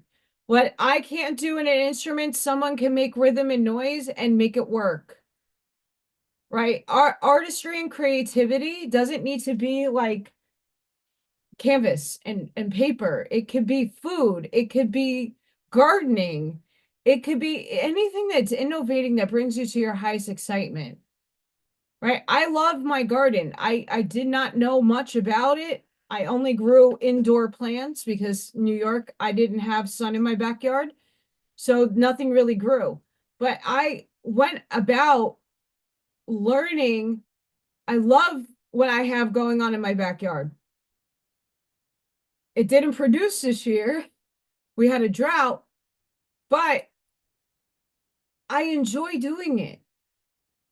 It doesn't need to be like the DIY people that sell their wares in their music, if you're just creating and being in the process of it, but allowing it to unfold, like I'm not a musician, but I got a jaw, even though I really can't play it because my teeth, a jaw harp.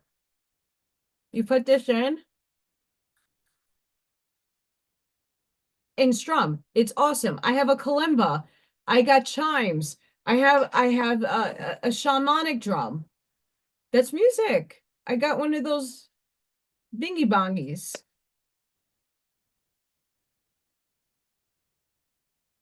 Like I like that stuff. It's music. I'm not a musician. I mean, I played trumpet in fourth and fifth grade. I sucked. Not the best. But it's the act of doing. If you don't do it, you're not going to know if you like it. If you don't expose yourself to new things, how do you know? You won't. So whatever you find your highest excitement in, if it's cooking, well, you can make a different entree every day with a different color veggie, or just come up with new recipes. Everything is endless. So stop denying yourself. Like I could say for Roger, who engraves in metals, he might one day say, "Oh, what if I did it on stone? Or what if I were to do it on wood and then set metal inside?" Like you can get super creative.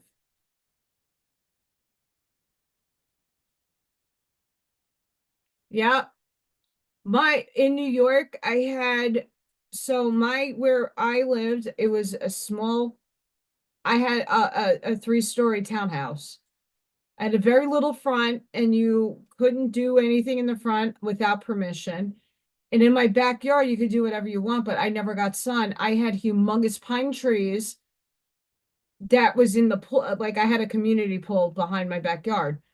So I had humongous trees that, and the sun came in and it didn't stay that long in my backyard. So any one of the plants that I put in the corners never grew. So that's awesome, Ashmaya.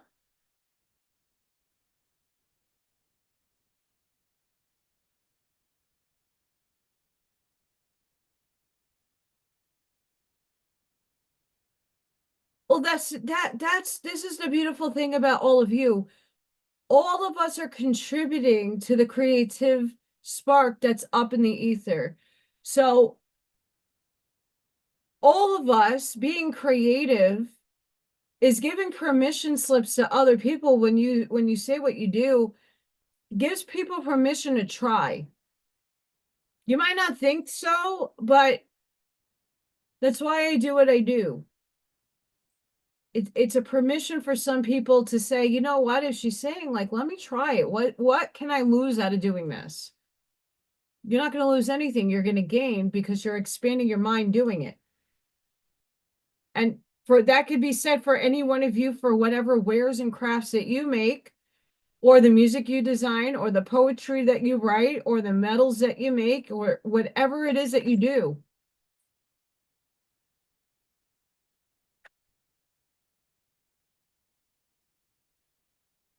So this is asking us to slow down and notice your surroundings. And I will say that for me, that brings up nature holds a lot. And if we don't take the time to sit in nature, I know when it gets really nice outside in the summer, in this late spring, early summer, I like to sit on my deck and just watch the birds and watch the trees and the clouds. And when I'm in that state of relaxation, I start seeing the higher overlays of New Earth unfold. And then I experience it physically.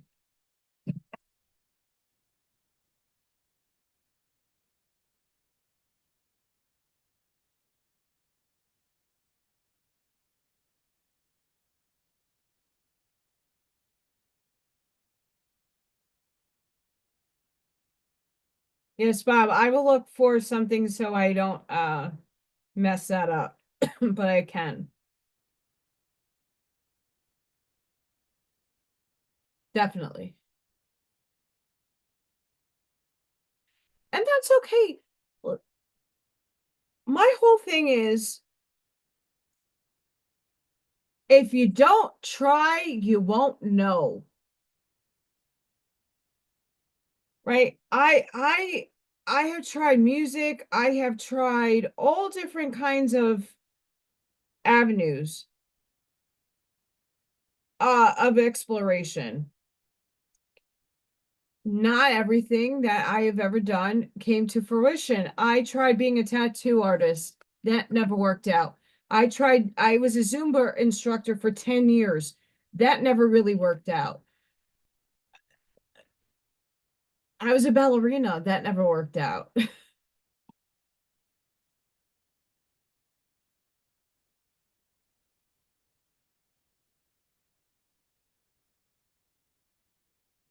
Well, thank you, Miss Sparky, Miss Renee, Miss Beachy.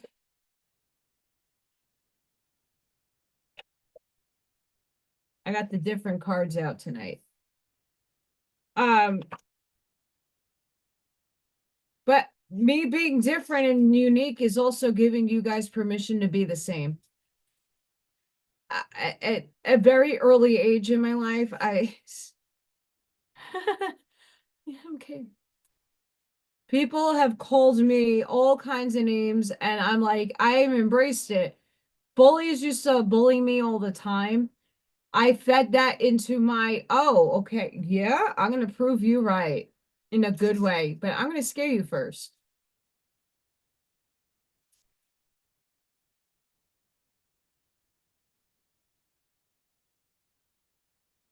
That's amazing. That's also art. Anything that you create and produce is art. You're using your creative brain, you're expanding.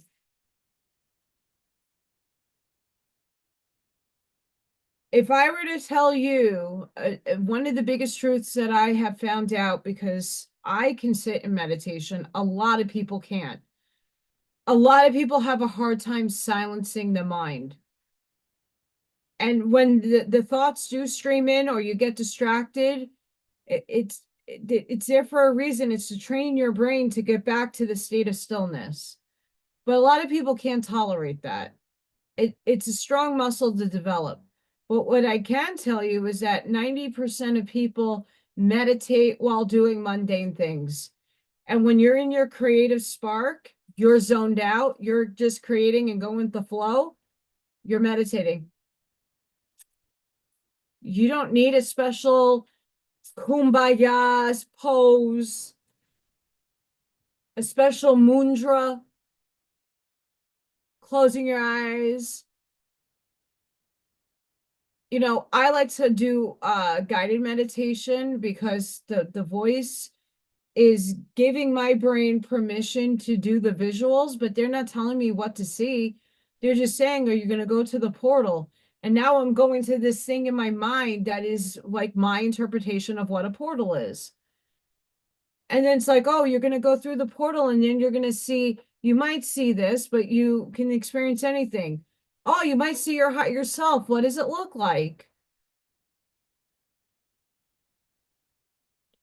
You're always like guided meditation for me works best, but I can also sit for hours and like I used to sit, my hot tub is now needing very much a replacement. Um, the raccoons broke a hole and it's done. But I used to sit in my hot tub and just look out at the trees and harness all the energy within and around my space and then disperse it out to heal the earth. I did that for a few months. It was freaking amazing experiences doing that. I love sound.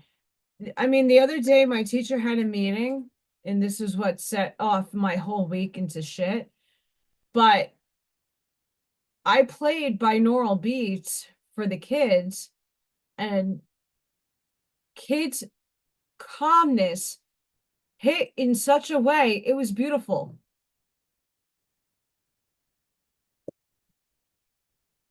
We are all expressions of source playing itself out through you. And that's the beautiful thing about it. Recognizing the divinity within, your uniqueness, your contribution to this world matters. It's not because thus said leader of the world is sitting on a stage on a throne telling you what goes on. No, you dictate your life. You create your reality. If those people are meant to be in there in that reality, you're going to experience it fully or just they're in the background. The political stuff used to be in my front foreground. Now it's in my background. It's there. It exists. I don't pay it mind anymore. I just keep seeing a perpetual loop of energy that's being fed into that's not serving humanity at its greatest. Ivy!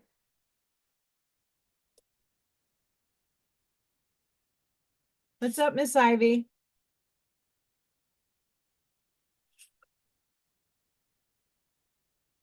You know, certain things affect us all and certain things don't. Holy shit, what I just pulled is hysterical. I'm gonna read it first just to crack a funny. I'm gonna make a funny.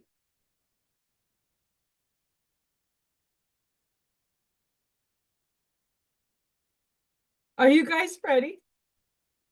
Are you guys ready? Unicorn farts. Unicorn. Reconnecting to higher wisdom or divinity.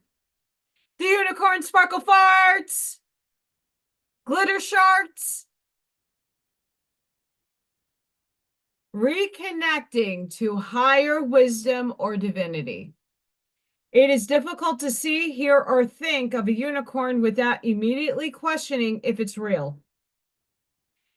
Did they ever exist? Perhaps long, long ago. The mind answers maybe, or it could be, or no way. This very contemplation explains our relationship with divinity.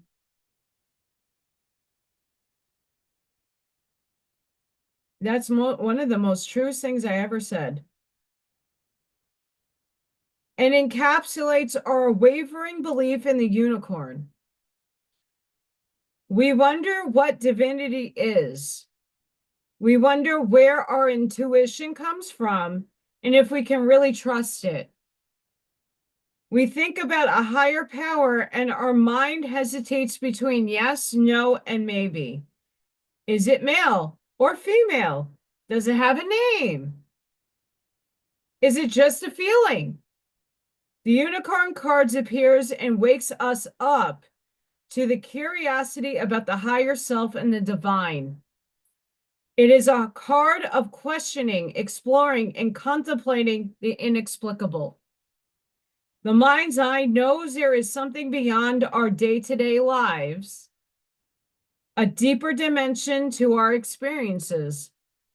The mind's eye reaches and reaches and reaches out to grasp something more. You are the unicorn, and you have begun your quest for the answers.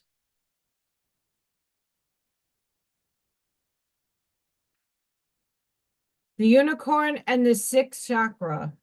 It is no surprise the subtle essence of the unicorn card resides at the third eye, the exact place from which the unicorn's horn extends. The center is called the Anja chakra, or command center.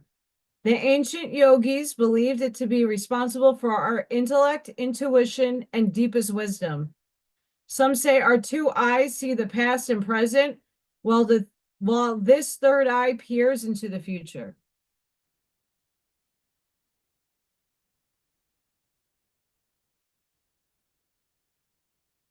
Puffs of glitter, sparkle farts, and glitter sharks.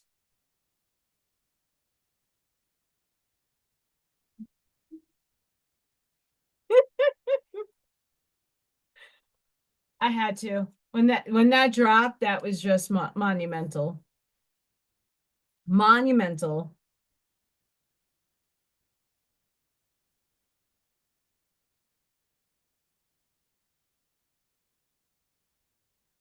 Unfortunately, everything's in a elemental sign, and then trying to find these cards are not the easiest. We have octopus, reaching, yearning, lacking boundaries and direction. The octopus signifies a wonderfully perspective mind paired with a lack of healthy boundaries. Unfortunately, this results in well-intended but messy relationships. The octopus entwines itself into the other people's businesses and shares their own without restraint. They believe that's what it means to be close. If you notice after spending time with someone that you feel drained or uneasy, the essence of octopus is at play. Begin to establish healthy boundaries. Be patient and firm. It may be a very old habit to change.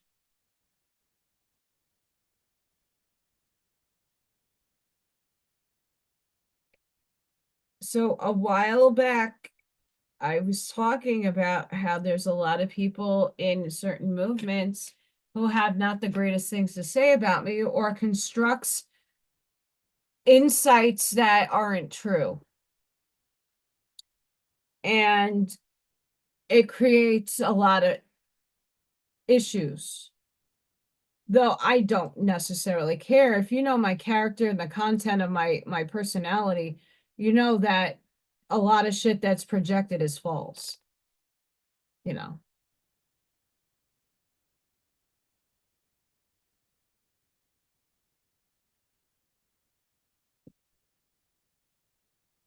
Yes.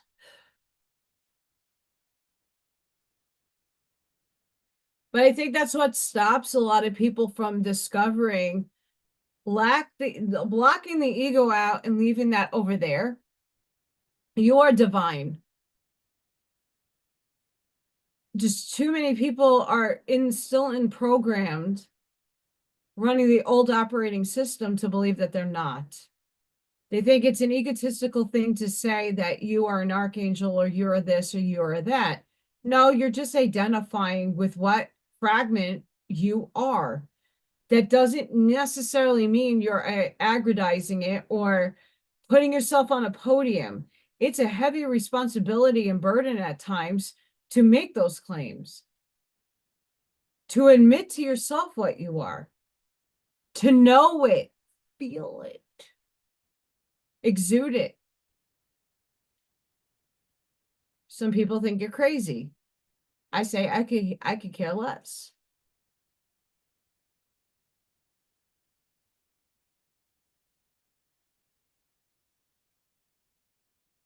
There's just a lot of people that have a lot of things that they don't know the behind this, everybody wants to know behind the scenes stuff.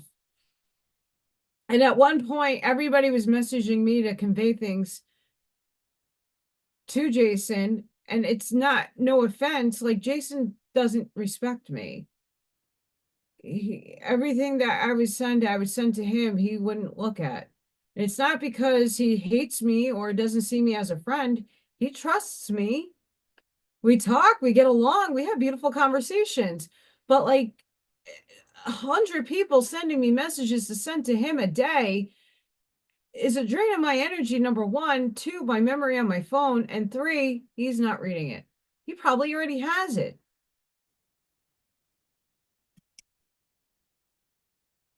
And then me talking about my experiences and my abilities and literally proving myself to so many people, I stopped doing that too. If you believe what I have is real for you, great. If not, that's okay too.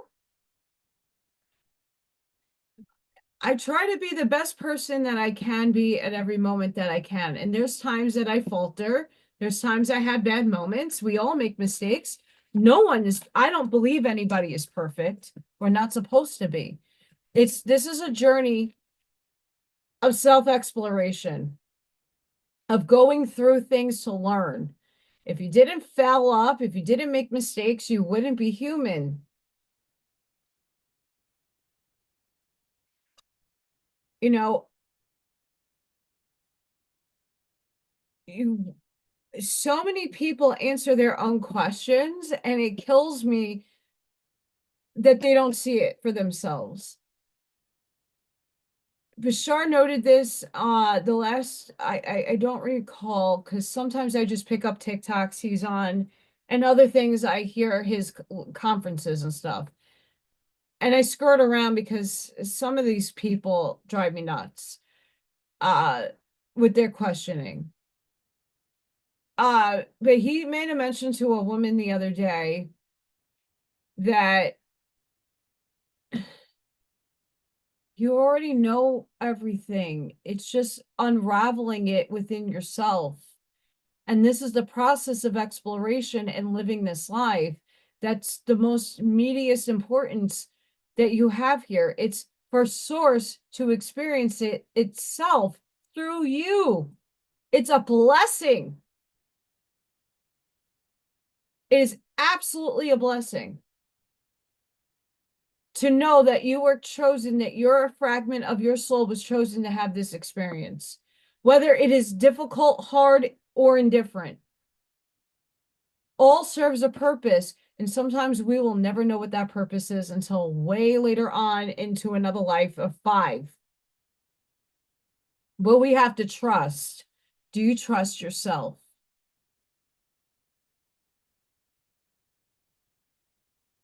I knew I had ability since I was a little kid. I saw things that no one else could see, and I was deemed crazy. And they took me to said doctor. I'm not crazy. I just learned how to not speak about it anymore. And a lot of my abilities shifted to other abilities because I wasn't using those muscles. And now in this time frame that things are more openly accepted in speech,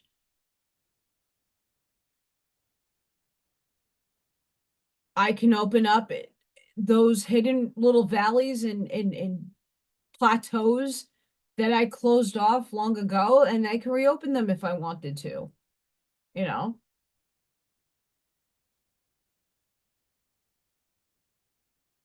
I mean, if anybody did it, does it to me, it's just people get bored and have to be in everybody's business.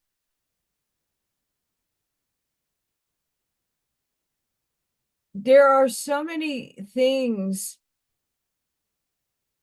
that people want to know for whatever the reasons are.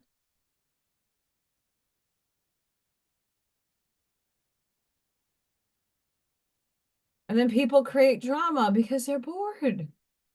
You wouldn't be bored if you sat in your silence and figured yourself out and fine-tuned yourself to become the adept to source and move into a better frequency in life, that you wouldn't be bored. Pick up a book.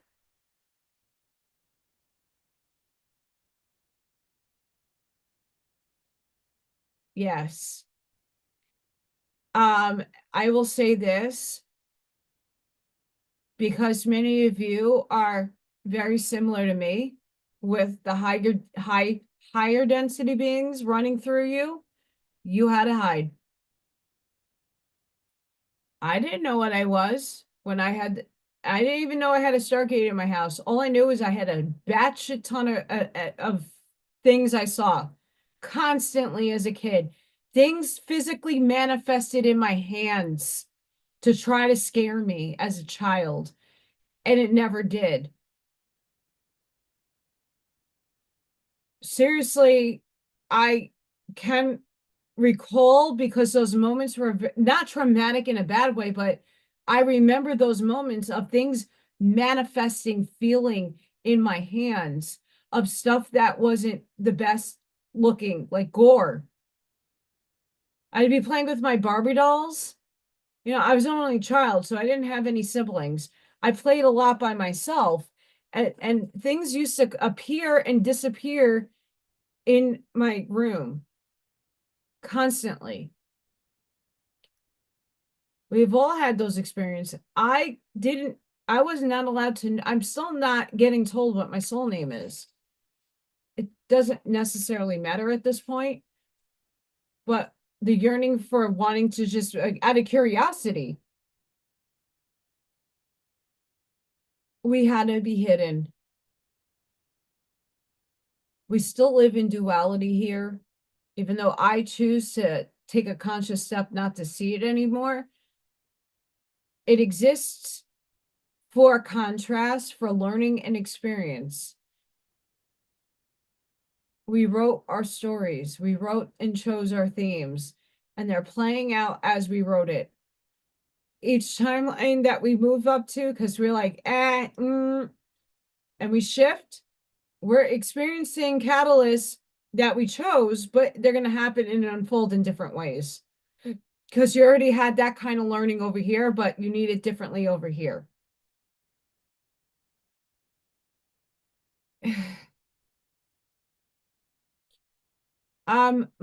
My parents, my adoptive parents, the blue button parents, they weren't religious enough. I wasn't indoctrinated. My parents let me be, but in the same moments, they shunned a lot because they didn't understand until my mom started saying shit. But that's the path. I was there for a major lesson learned for my parents, and they were very thankful for my presence. I challenged them and they taught them a lot.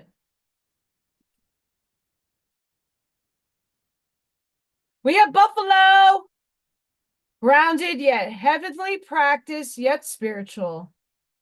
The hooves of the mighty buffalo are grounded in the earth, yet its heart and mind rise towards heaven. The buffalo sees challenge, hardship, or a bump in the road as an opportunity for upliftment. Therefore, the buffalo does not fear death, illness, or misfortune. Its gentle eyes look to the road ahead, trusting every turn. May we all experience this elusive yet life-changing bliss from time to time. And may we allow this card to remind us that life is a precious gift. Trusting, pure, and presence. That animal spirit guide brought that.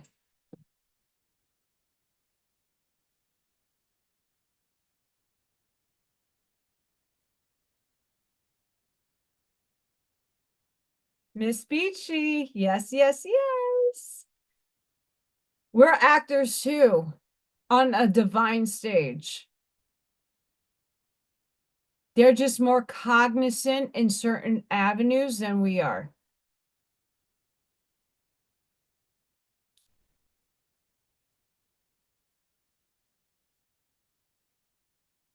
That's the beautiful thing about what's going to happen. If it happens the way it does, when people look into my Akash, I am continuously working. I will always have to work. I never got told I was going to have like a lottery hit me. I never got any, my parents never told me like you're going to win big ever.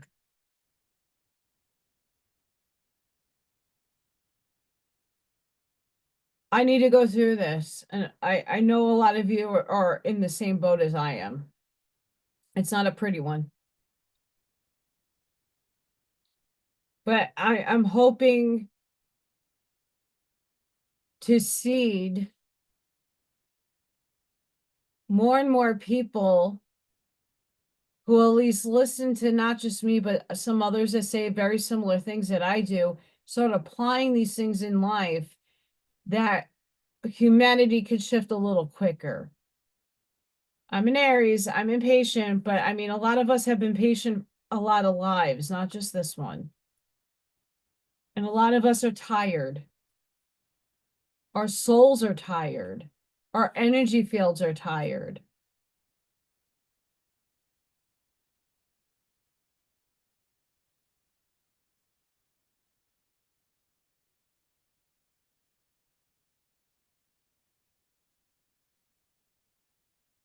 Exactly. Exactly. I I was the only one in my adopted family that didn't have a bat mitzvah, because I told my parents, if you're going to do a religion, you're going to go all out. None of this half-assed bullshit. I said, God is me. I am God. God's within, always. But this is what I used to say as a kid. I'm going to impart this on you guys. This is fun. I said to my mom, if God is all things, then God put the thoughts in my head to make me believe in the things that God wants to experience through me. So therefore, there is no right or wrong with what I think, because it's God's thoughts. How can you argue that with a little kid?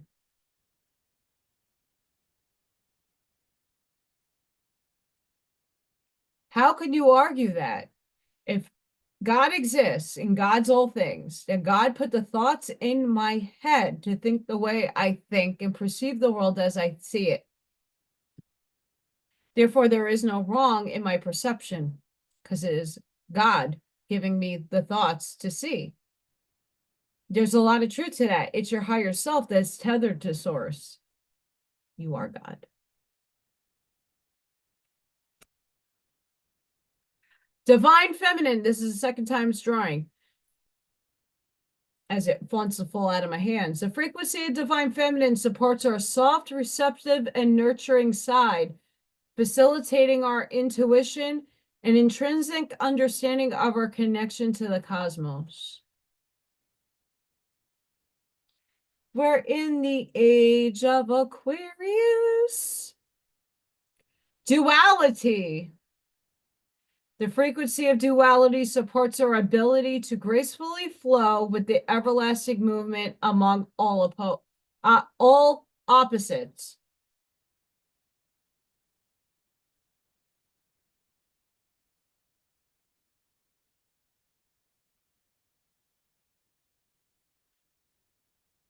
Look at the yin yang. It's a balance of both. That circle is one with equal sides balanced, with the two poles, a positive and a negative.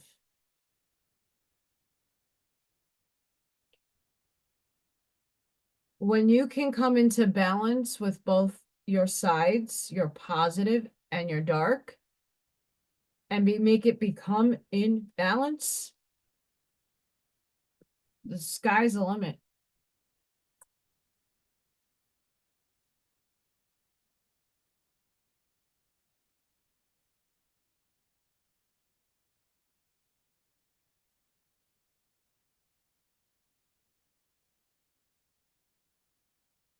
Here's the thing. When we ask questions, there's an answer within us. It's allowing us to open up to that question, to ponder and think about it, and eventually it's going to come to us. Sometimes it'll come from another person, but that other person's you.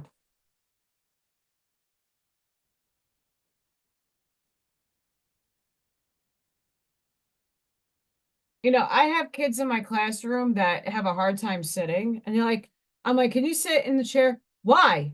Because I'm asking you to. Why? But why? But why? I'm like, because there's lessons you need to learn that in order to be in the awareness, you need to be still. They're like, huh? I'm like, I'm talking to your higher self. Sit down. And in my classroom, there's really not much sitting down. I make sure that kids are standing and jumping and laughing and having a dance party. We have gross motor. So we do lots of videos where they're watching and they have to do the movements. And then we put out balance boards and jumping through hoops and all the little pre-K jamboree kind of stuff without the equipment. Um,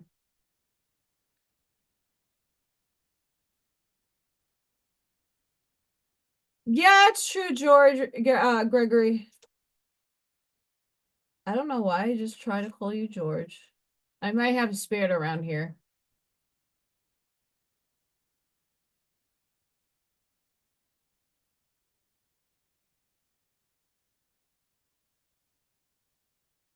It's the individuals that have the answers that are at the frequency that's very hard to find. Um,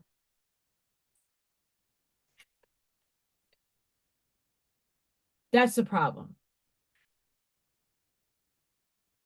Awareness is a frequency. It's a state of being, but it's also a frequency and a vibration. When you're a little kid and you're super in high vibrations, most kids are because they haven't been programmed. They're already encoded. They already have a theme they're going to play out, but the first few years of life is just to be and to absorb.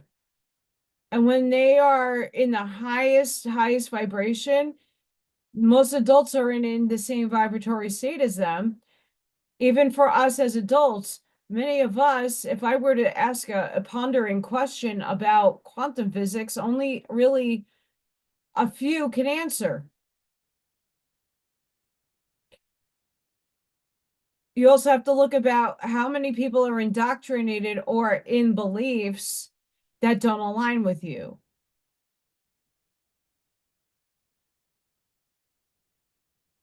So it's one of those things.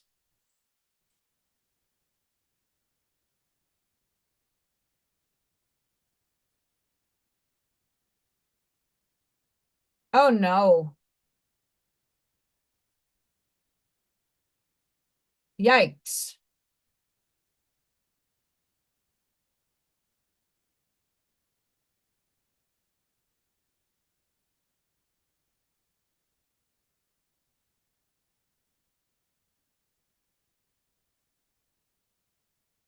Yeah.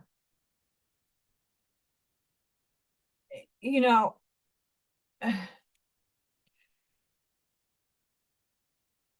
growing up, I never achieved that much in school. I was always very behind. I had lots of tutors and I had speech and I had help. But my mom always said, "You're so smart. Like, I don't understand why you don't comprehend the work. I don't understand why you're doing so bad in school. I don't understand like you can have and carry a beautiful, very intellectual conversation, but yet you're not producing that in school." I'm like, because school is not something that is going to carry me in life. I need to know my basic ABCs. I need to know my basic math. I need to know a little bit about how the world functions, but otherwise, it's all within me.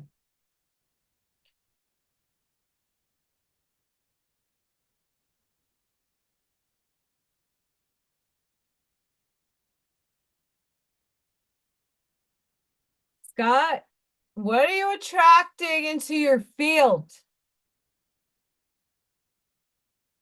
Being out that way.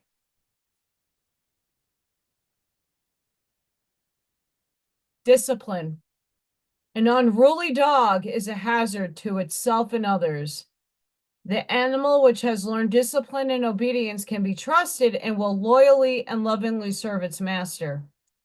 It is then allowed off its lead. Through discipline comes freedom. The master you are called on to obey is your higher self. You came to earth on a mission, and only self-discipline will enable you to fulfill it. Tune in and ask your angels for their help and support so that your life becomes happy and rewarding and divinely directed. Discipline is a key to fulfilling your destiny. Self-discipline brings me freedom.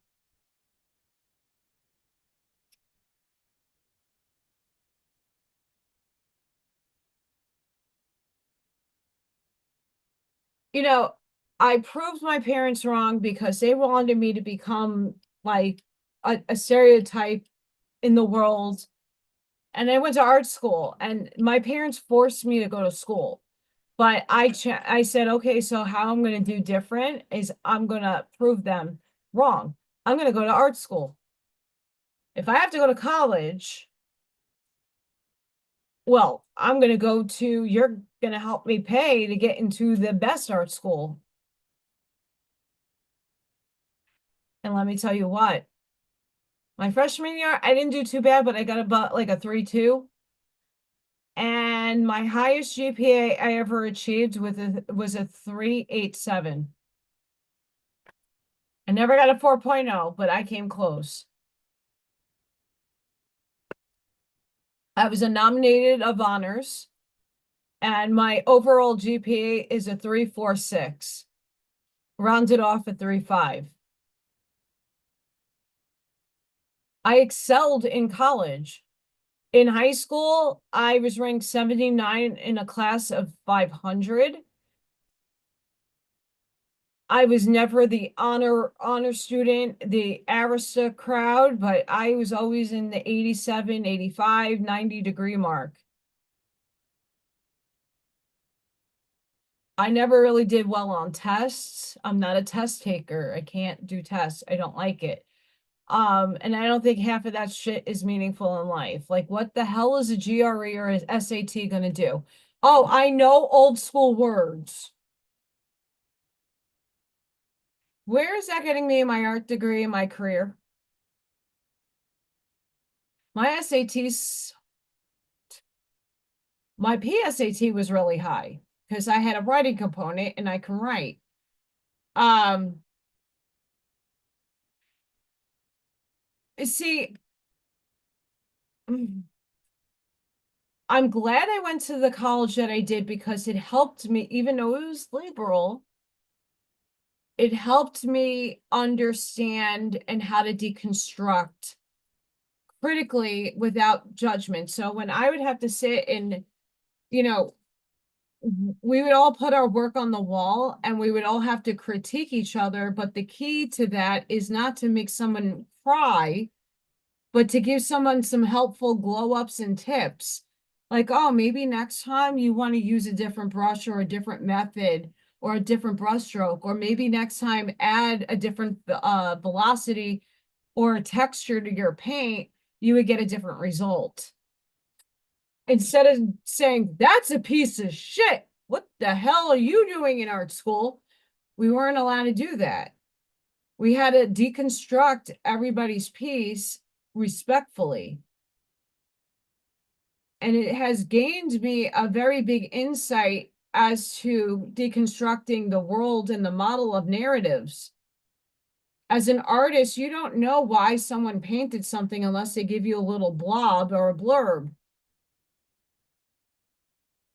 You have to think in every other facet to figure it out.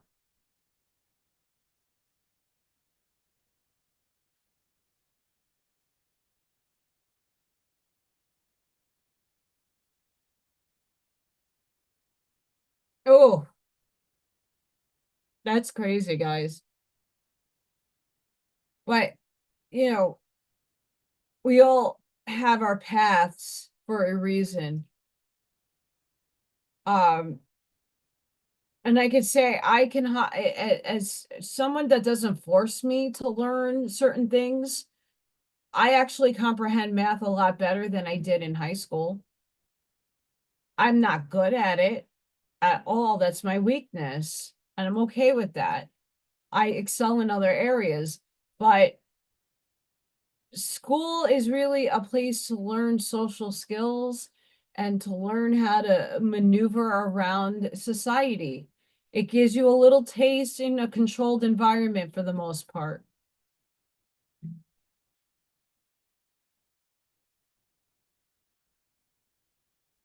Synchronicity.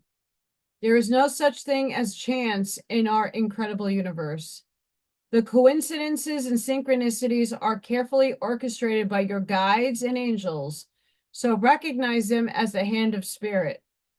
Rejoice when you notice them, for they are the angel's message to you that you are on the right path. Start to expect them and look for them. Be aware, and there is a divine reason behind them, and consider what the message or lesson is. Synchronicity is also a reminder to you that all things happen in divine timing. All things happen in perfect timing. I will challenge that a little bit to say there is no right or wrong path. Your guides are there as they're going to orchestrate for you either the slower path or the higher path, but they're always going to be there for you.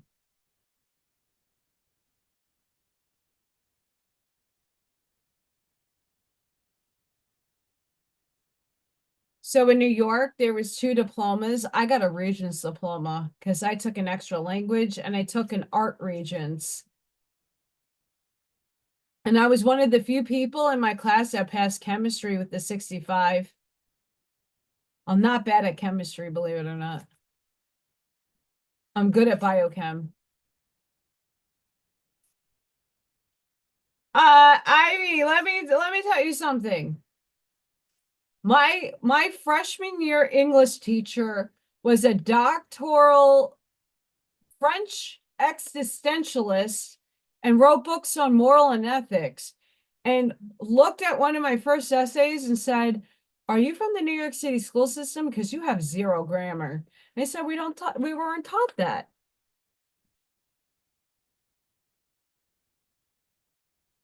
I don't care. Don't worry. No one here should be judging you. I can't project certain words out of my mouth. Peculiar.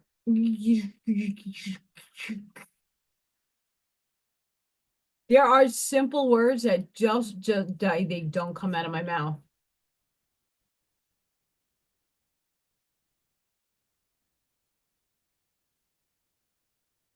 Like this is the things in school now that I'm noticing. Like the kids are learning every parts of speech, like pronouns and antonyms and synonyms and all this stuff. This gets kids confused. Confused. When you're breaking every component, which is a large component of why words are what words, nouns, verbs, adjectives, predicates, oh, what the fuck? Do they need to know all these things unless they're going into linguistics? I know it helps to better phrase and use words in a sentence properly, but it's all spell casting anyway.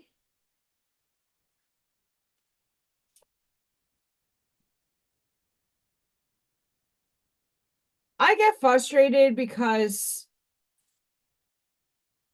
it's not that I read the word in my head right, but when it comes out of my mouth because of my teeth, certain words cannot roll off because my teeth are not insecure and I don't have back teeth.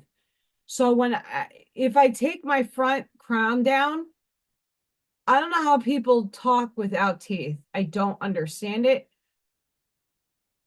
God, if that ever happened, I'm done.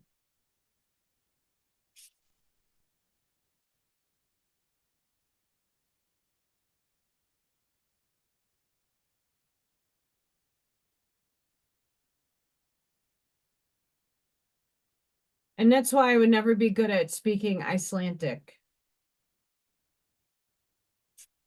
for certain languages. Anticipate. There should be a few challenges or obstacles awaiting for you on the way to success. By anticipating these ones, you will absolutely soften the problems and get more decisive solutions. Take action. No more procrastinating because you are well planned, well prepared, and therefore ready to make a move for the now. Trust your guts. When it comes to intuition, you have the strong gut feelings towards your action. Deep down inside, you surely know what's next.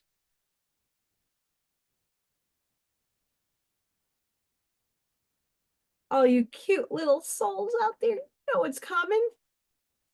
1111. Angels are watching and guiding you to bring out your highest self. Most importantly, keep up your good work and have faith.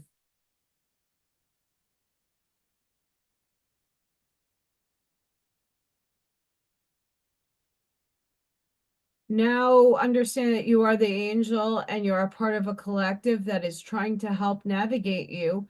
You are the drone. Your higher self has the controls.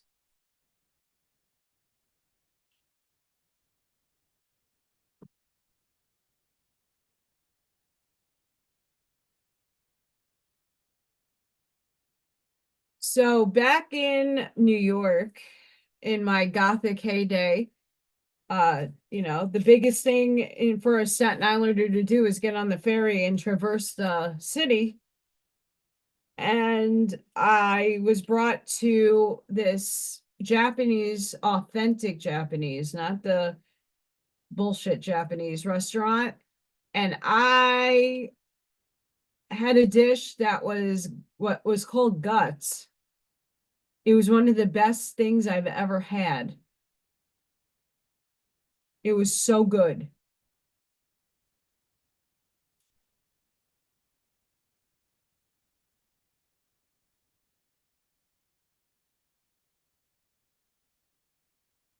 So good.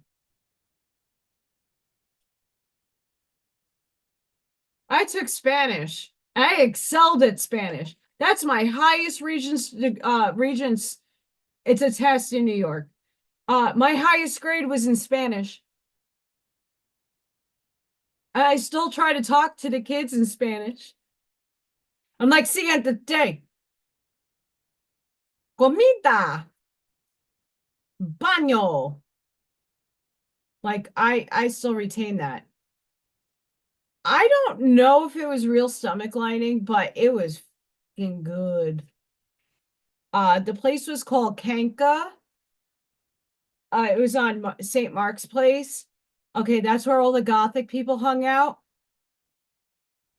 because they had a really good clothing stores and then it just became Little China in Japan.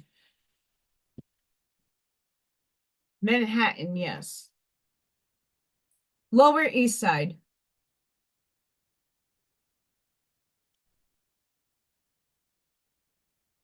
Affirmation. Be aware of your language and thoughts. The most powerful statement you can ever make, think, or feel is thank you. Be grateful for all the blessings in your life. As we acknowledge the divine order of life, the universe responds with ever greater blessings. You are a powerful creator. All you say and think resonates through the heart of creation, and creation responds accordingly. I read this the last time I did a poll and used these cards. So some of you, prayer, dear God, help me always to remember that this present life is but a fleeting moment within eternity. Help me always to remember that this life is but a dream. It is. Help me always to remember that you exist within everyone and everything. See, even the cards are telling you. I just don't tell you, the cards are telling you. Help me always to remember that love is all there is and all else is an illusion. Thank you. I'm going to put this really close, even though it's not mirrored. I don't know how yeah, it's probably not mirrored. Oh, it is. It's mirrored. Okay, cool. Because I'm watching the show on Chicken! Buck, buck, buck, buck, buck, buck.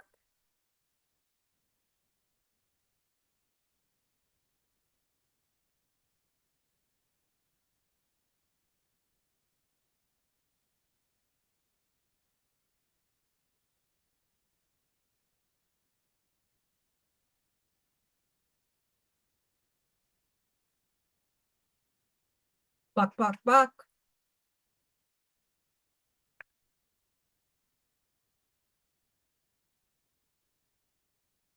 Since I had these out for Julie earlier, um, I don't like I used to wear a lot of rings and stuff. I just don't because of work, but gems work, at least for me. Big into the gems. Big into the gems. Basic, the cards are also saying the same things that I say. It's just a reinforcement for you to start believing and feeling it and acknowledging it and integrating it. I think that's where a lot of the collective's issue is integrating the information and knowing it for self. If I'm watching Mr. Federico Fagin, Mr. Physicist, and he says something I don't align with, I don't accept it. I objectively listen to it and I go, okay, I'm going to put this on the shelf up here in my brain because it might be information that I might integrate later on, but in the moment of my vibration and frequency of the now, it doesn't fit. That's not to say later on it may fit.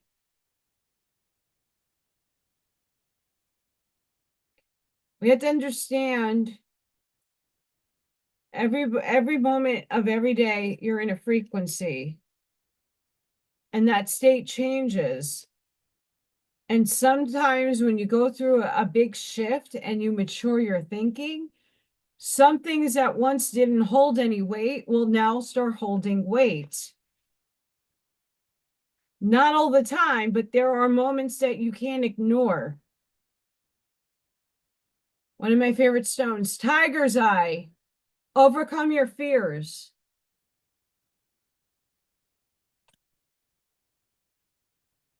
Labradorite, see the magic. I have a lot of this in my house. I love this stone.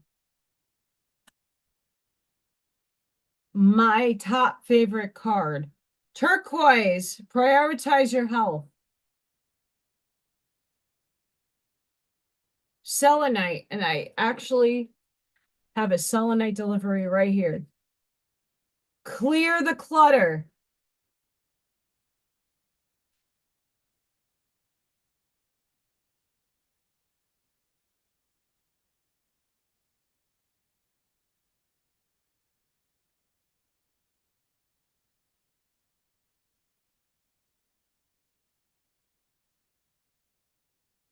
This is selenite.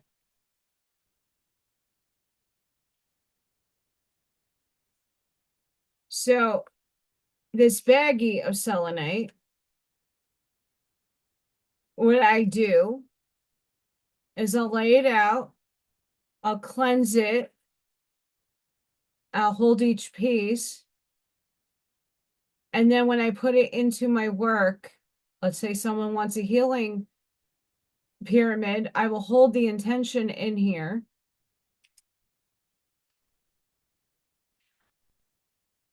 Have a good night, Wendy. Thank you for coming.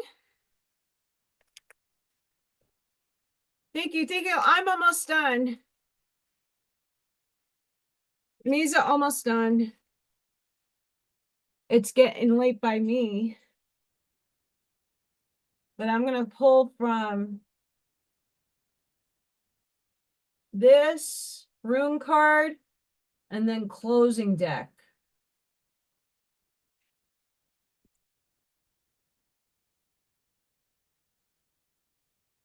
No, I haven't, but I know exactly what that is.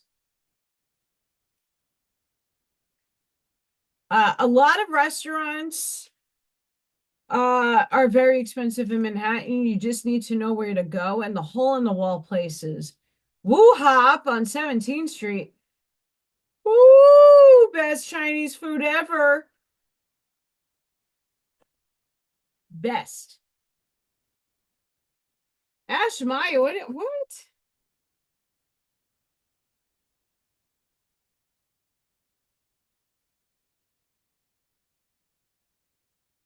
Yeah, I woke up. I haven't really been sleeping because I have a lot of things in my mind that just won't leave.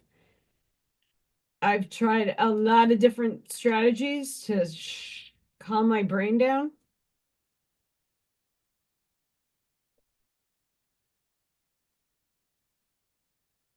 but charity, pillar of success. See, my brain is now shutting down. Charity, pillar of service. Serve with a gracious heart and know God is serving you.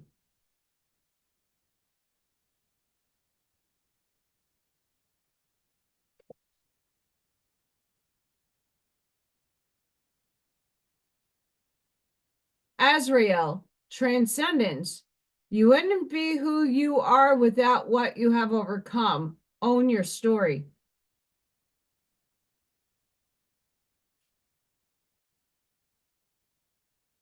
Shamuel, relationship assignments. No one crosses your path by chance.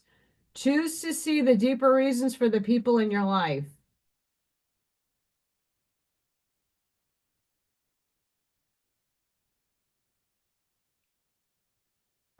So one of the high schools I was a para in had Latin as a language, and that was about the time when Pope Francis held Easter Mass, and it was videotaped, and they were in the cantor was singing to Lucifer, and I had the lady translate what the cantor was singing, and she flipped out.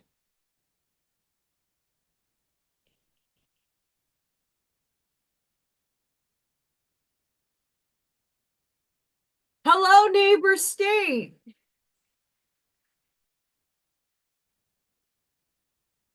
I'm sure I'm like a few hours drive from you, Barbara, but I'm not there. I don't know.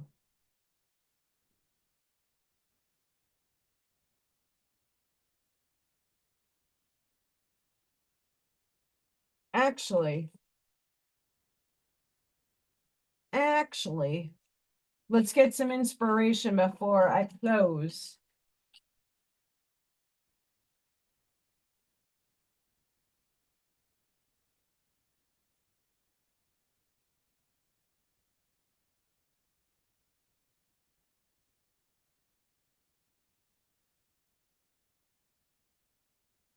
Yeah.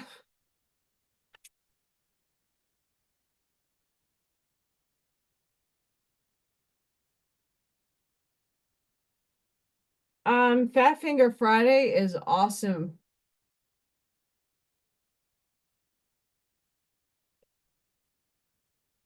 Like I said, my cards are just me channeling.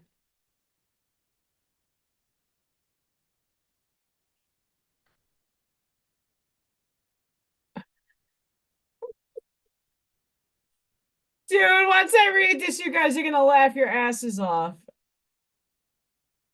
God is being really funny right now. As I'm saying, Fat Finger Fridays, all is at your fingertips. What has been created by one can be had by all. I'm not even shitting you. So it's okay about Fat Finger Friday because guess what? All is at your fingertips. That's freaking perfect. Stay strong and be a guiding light. Ground yourself, be love.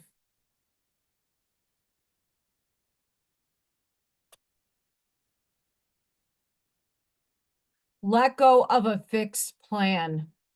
Allow for spontaneity and growth.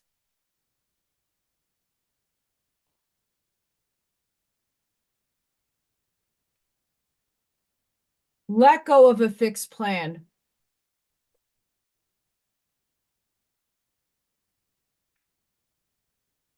That was just to help you be aware, and expand. But don't be fixed to any one scenario or prediction or what everybody's projecting. Don't be fixed to it, because you're not then being fluid in your evolving state of flux. Your energy is always consistently moving, and so is your time, and so is your body. If you fixate and fix yourself to one distinction, you're having expectations on an outcome will not allow it to manifest the way you want it to. That's just a law of attraction. That these are absolute fundamental laws. Be the flow. Be the flow.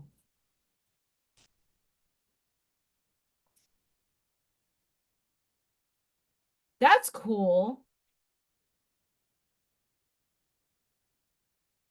I I know maybe later on in my life when I get a little bit older, maybe by 60, 70, I might want to move to this little farmland out in the middle of wherever. I don't know if I want to be bothered by people if I live that long in a human physical body.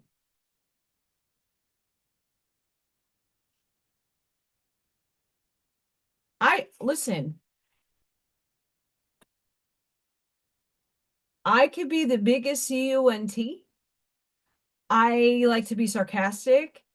I like to be funny. Sometimes I'm funny in a derogatory way. I like to I like seriously. I Iceland, I still have an affinity for Iceland. I definitely want to get to Ireland though. As we could tell, I chose to be Irish in this life. I have green eyes, white hair, and very hard to see, but I have freckles everywhere. I am freckled everywhere. I used to hate these things because this side is not freckled, but this side is. You don't like my freckles, but it doesn't bother me anymore. Chicken winter dinner, chicken winter dinner, chicken winter dinner. Chicken. I'm a kid at heart. Can't help myself. Okay. So close us out.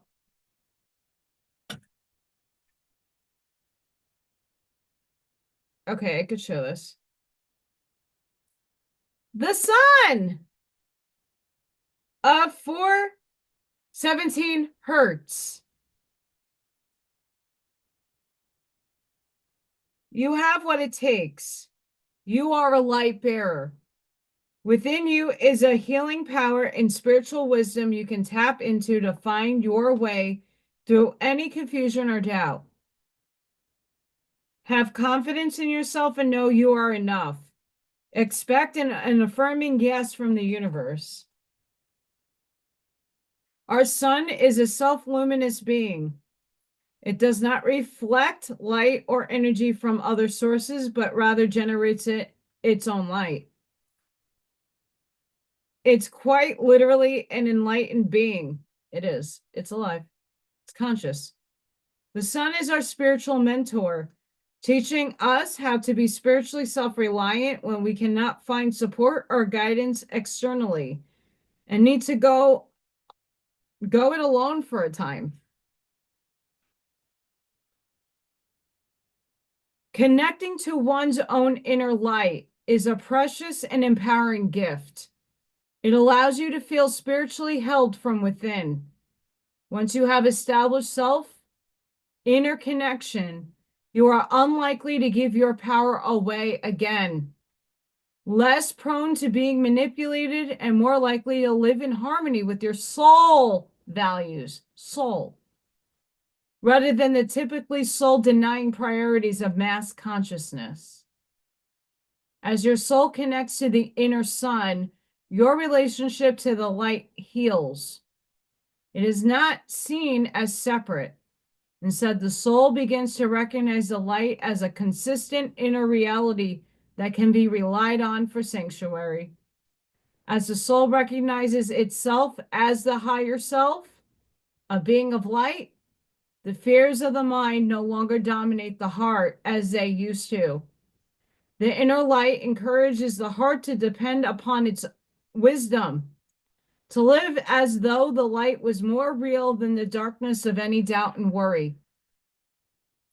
The soul turns within, begins to tap into its own potential, and in doing so, gains further self-confidence, spiritual empowerment, and loving presence. The frequency of 417 hertz is a spiritual truth serum. It undoes false perceptions and dismantles circumstances and situations that are not meant for your soul. There's a huge difference.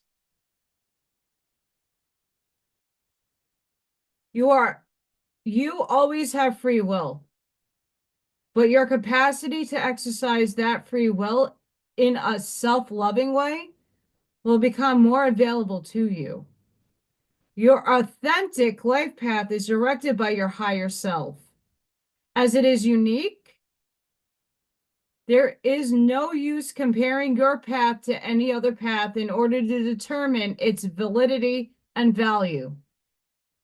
Your true life path may lead you away from the familiar, directly into worlds unknown.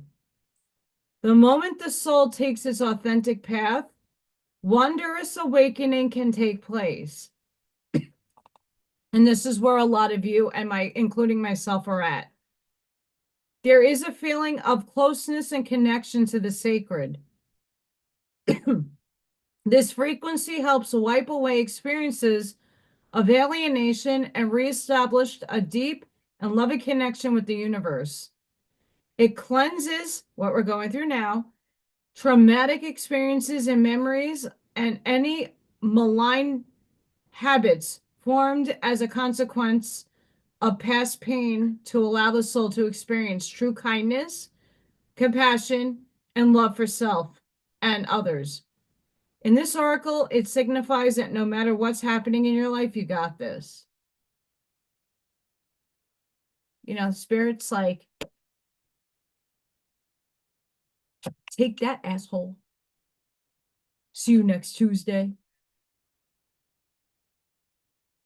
That's right.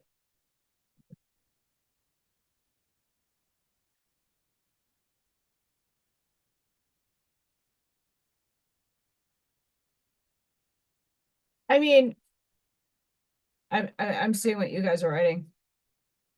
I lived in an actual city, but not literally.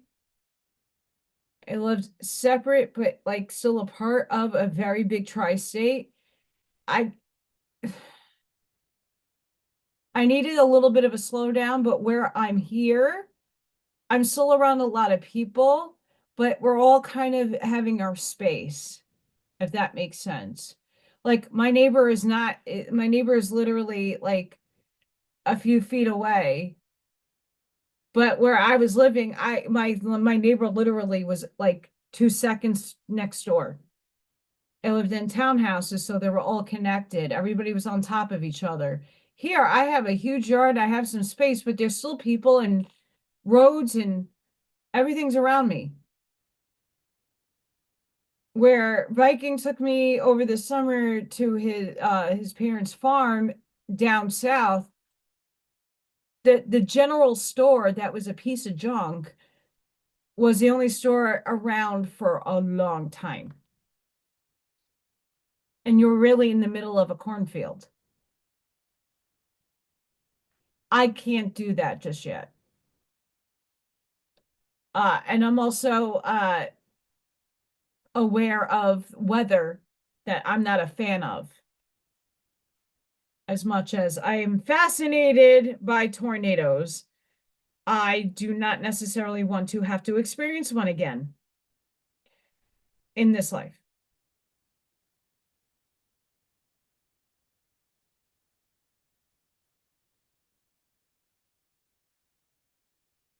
Yes. Um,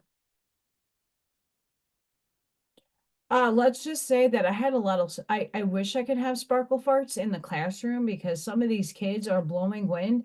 Actually, the other day, one of the paras was telling me that someone like crop dusted Silent but Deadly, and she had to excuse herself to go to the bathroom to throw up. It was that bad.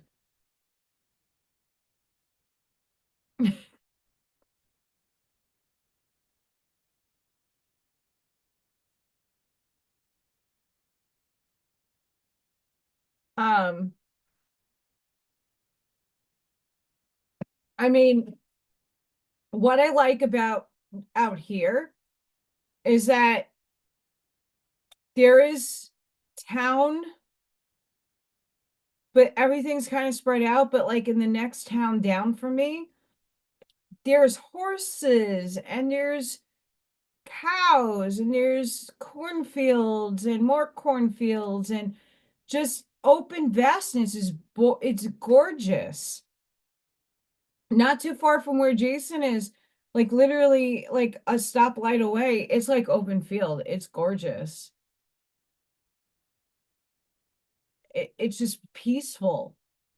You know, they supplant these like little towns amongst a vast open space, but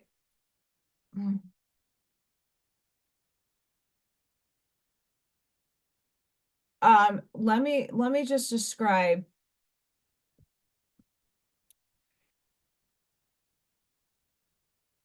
the incentives and the food here. Like at least in New York, I would never eat the school food, but it was healthy, poison healthy. Here, everything is literal junk.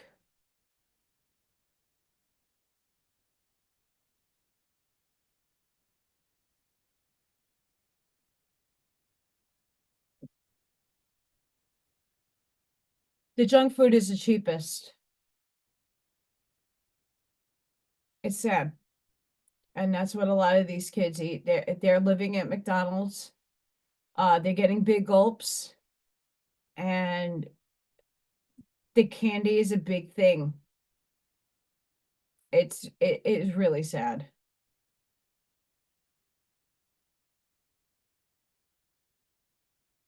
That's sad.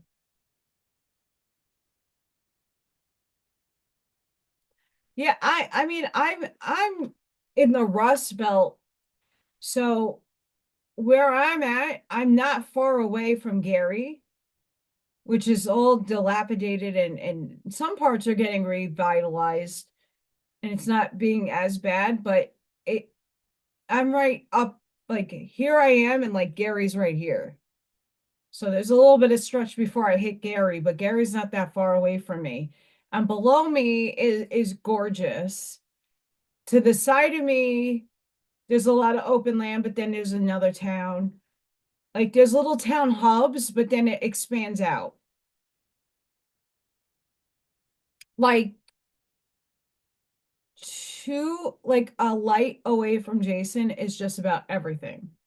There's one big stretch on US 30 that you can find anything.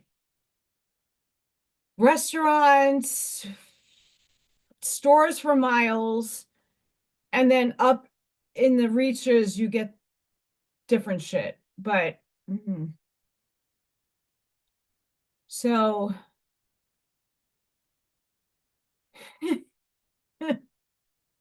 it's okay, Ivy. Have a good night, Scott. I'm actually gonna get off myself. I'm wrapping up. So this beautiful skull will be up for raffle on March 7th. I will be pulling a winner. All my channel members get a free entry into the raffle for this beautiful skull. This is a $60 value. There will be a second and third place prize. Don't know what those are yet. I usually just pull it out of my ass at the end. So yeah, if you're interested, you're not a channel member, entries start at $5. And I will post on my community tab probably tomorrow on my channel. Go to the community and then you'll see the posts I make and you'll see all the information there. If you're interested in getting a raffle ticket, a ticket is just a number I assign to you and it's generated. I go through a whole process. So no one gets the same number and it automatically puts you in a slot and I share with you the number that you are, and then I go to a random wheel number app and it picks a number. Okay, if I have to find a unicorn like toy and in the epoxy make it expand fart glitter. If I can find that, I'm making it.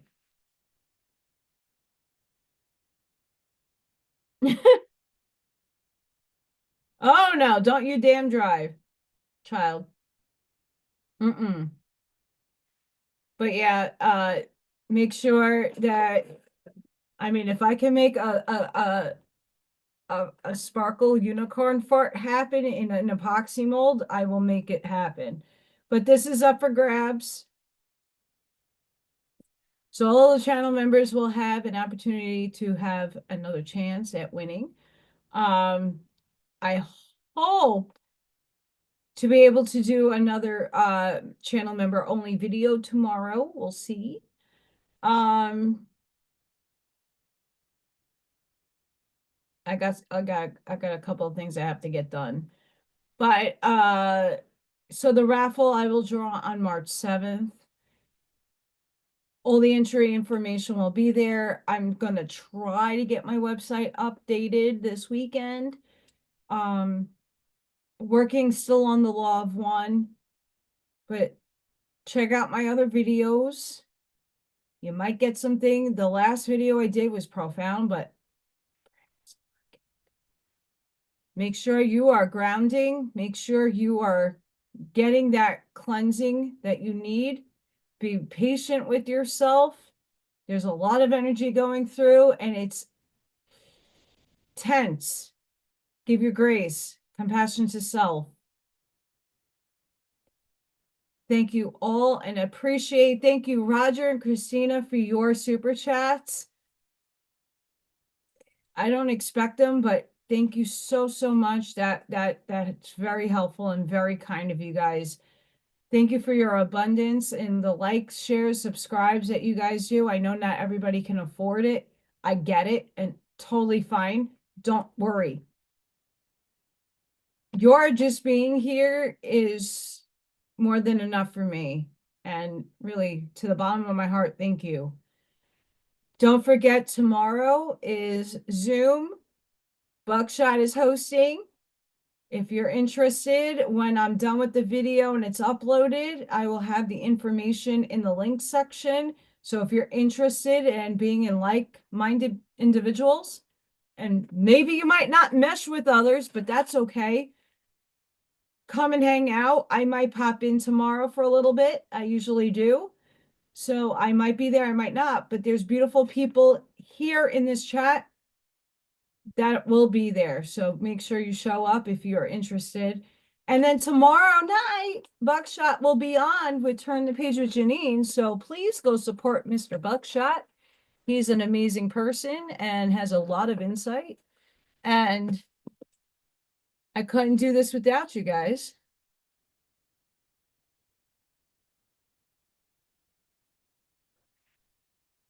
Thank you. Absolutely. So I love all of you guys so much. Have a blessed and beautiful night and day for wherever you are. Go into your heart space, sending each and every one of you. Hang on, I gotta do my hearts. Love, light, compassion, grace, shielding, and protective energy. Please go within. Be the shoulder for somebody physically.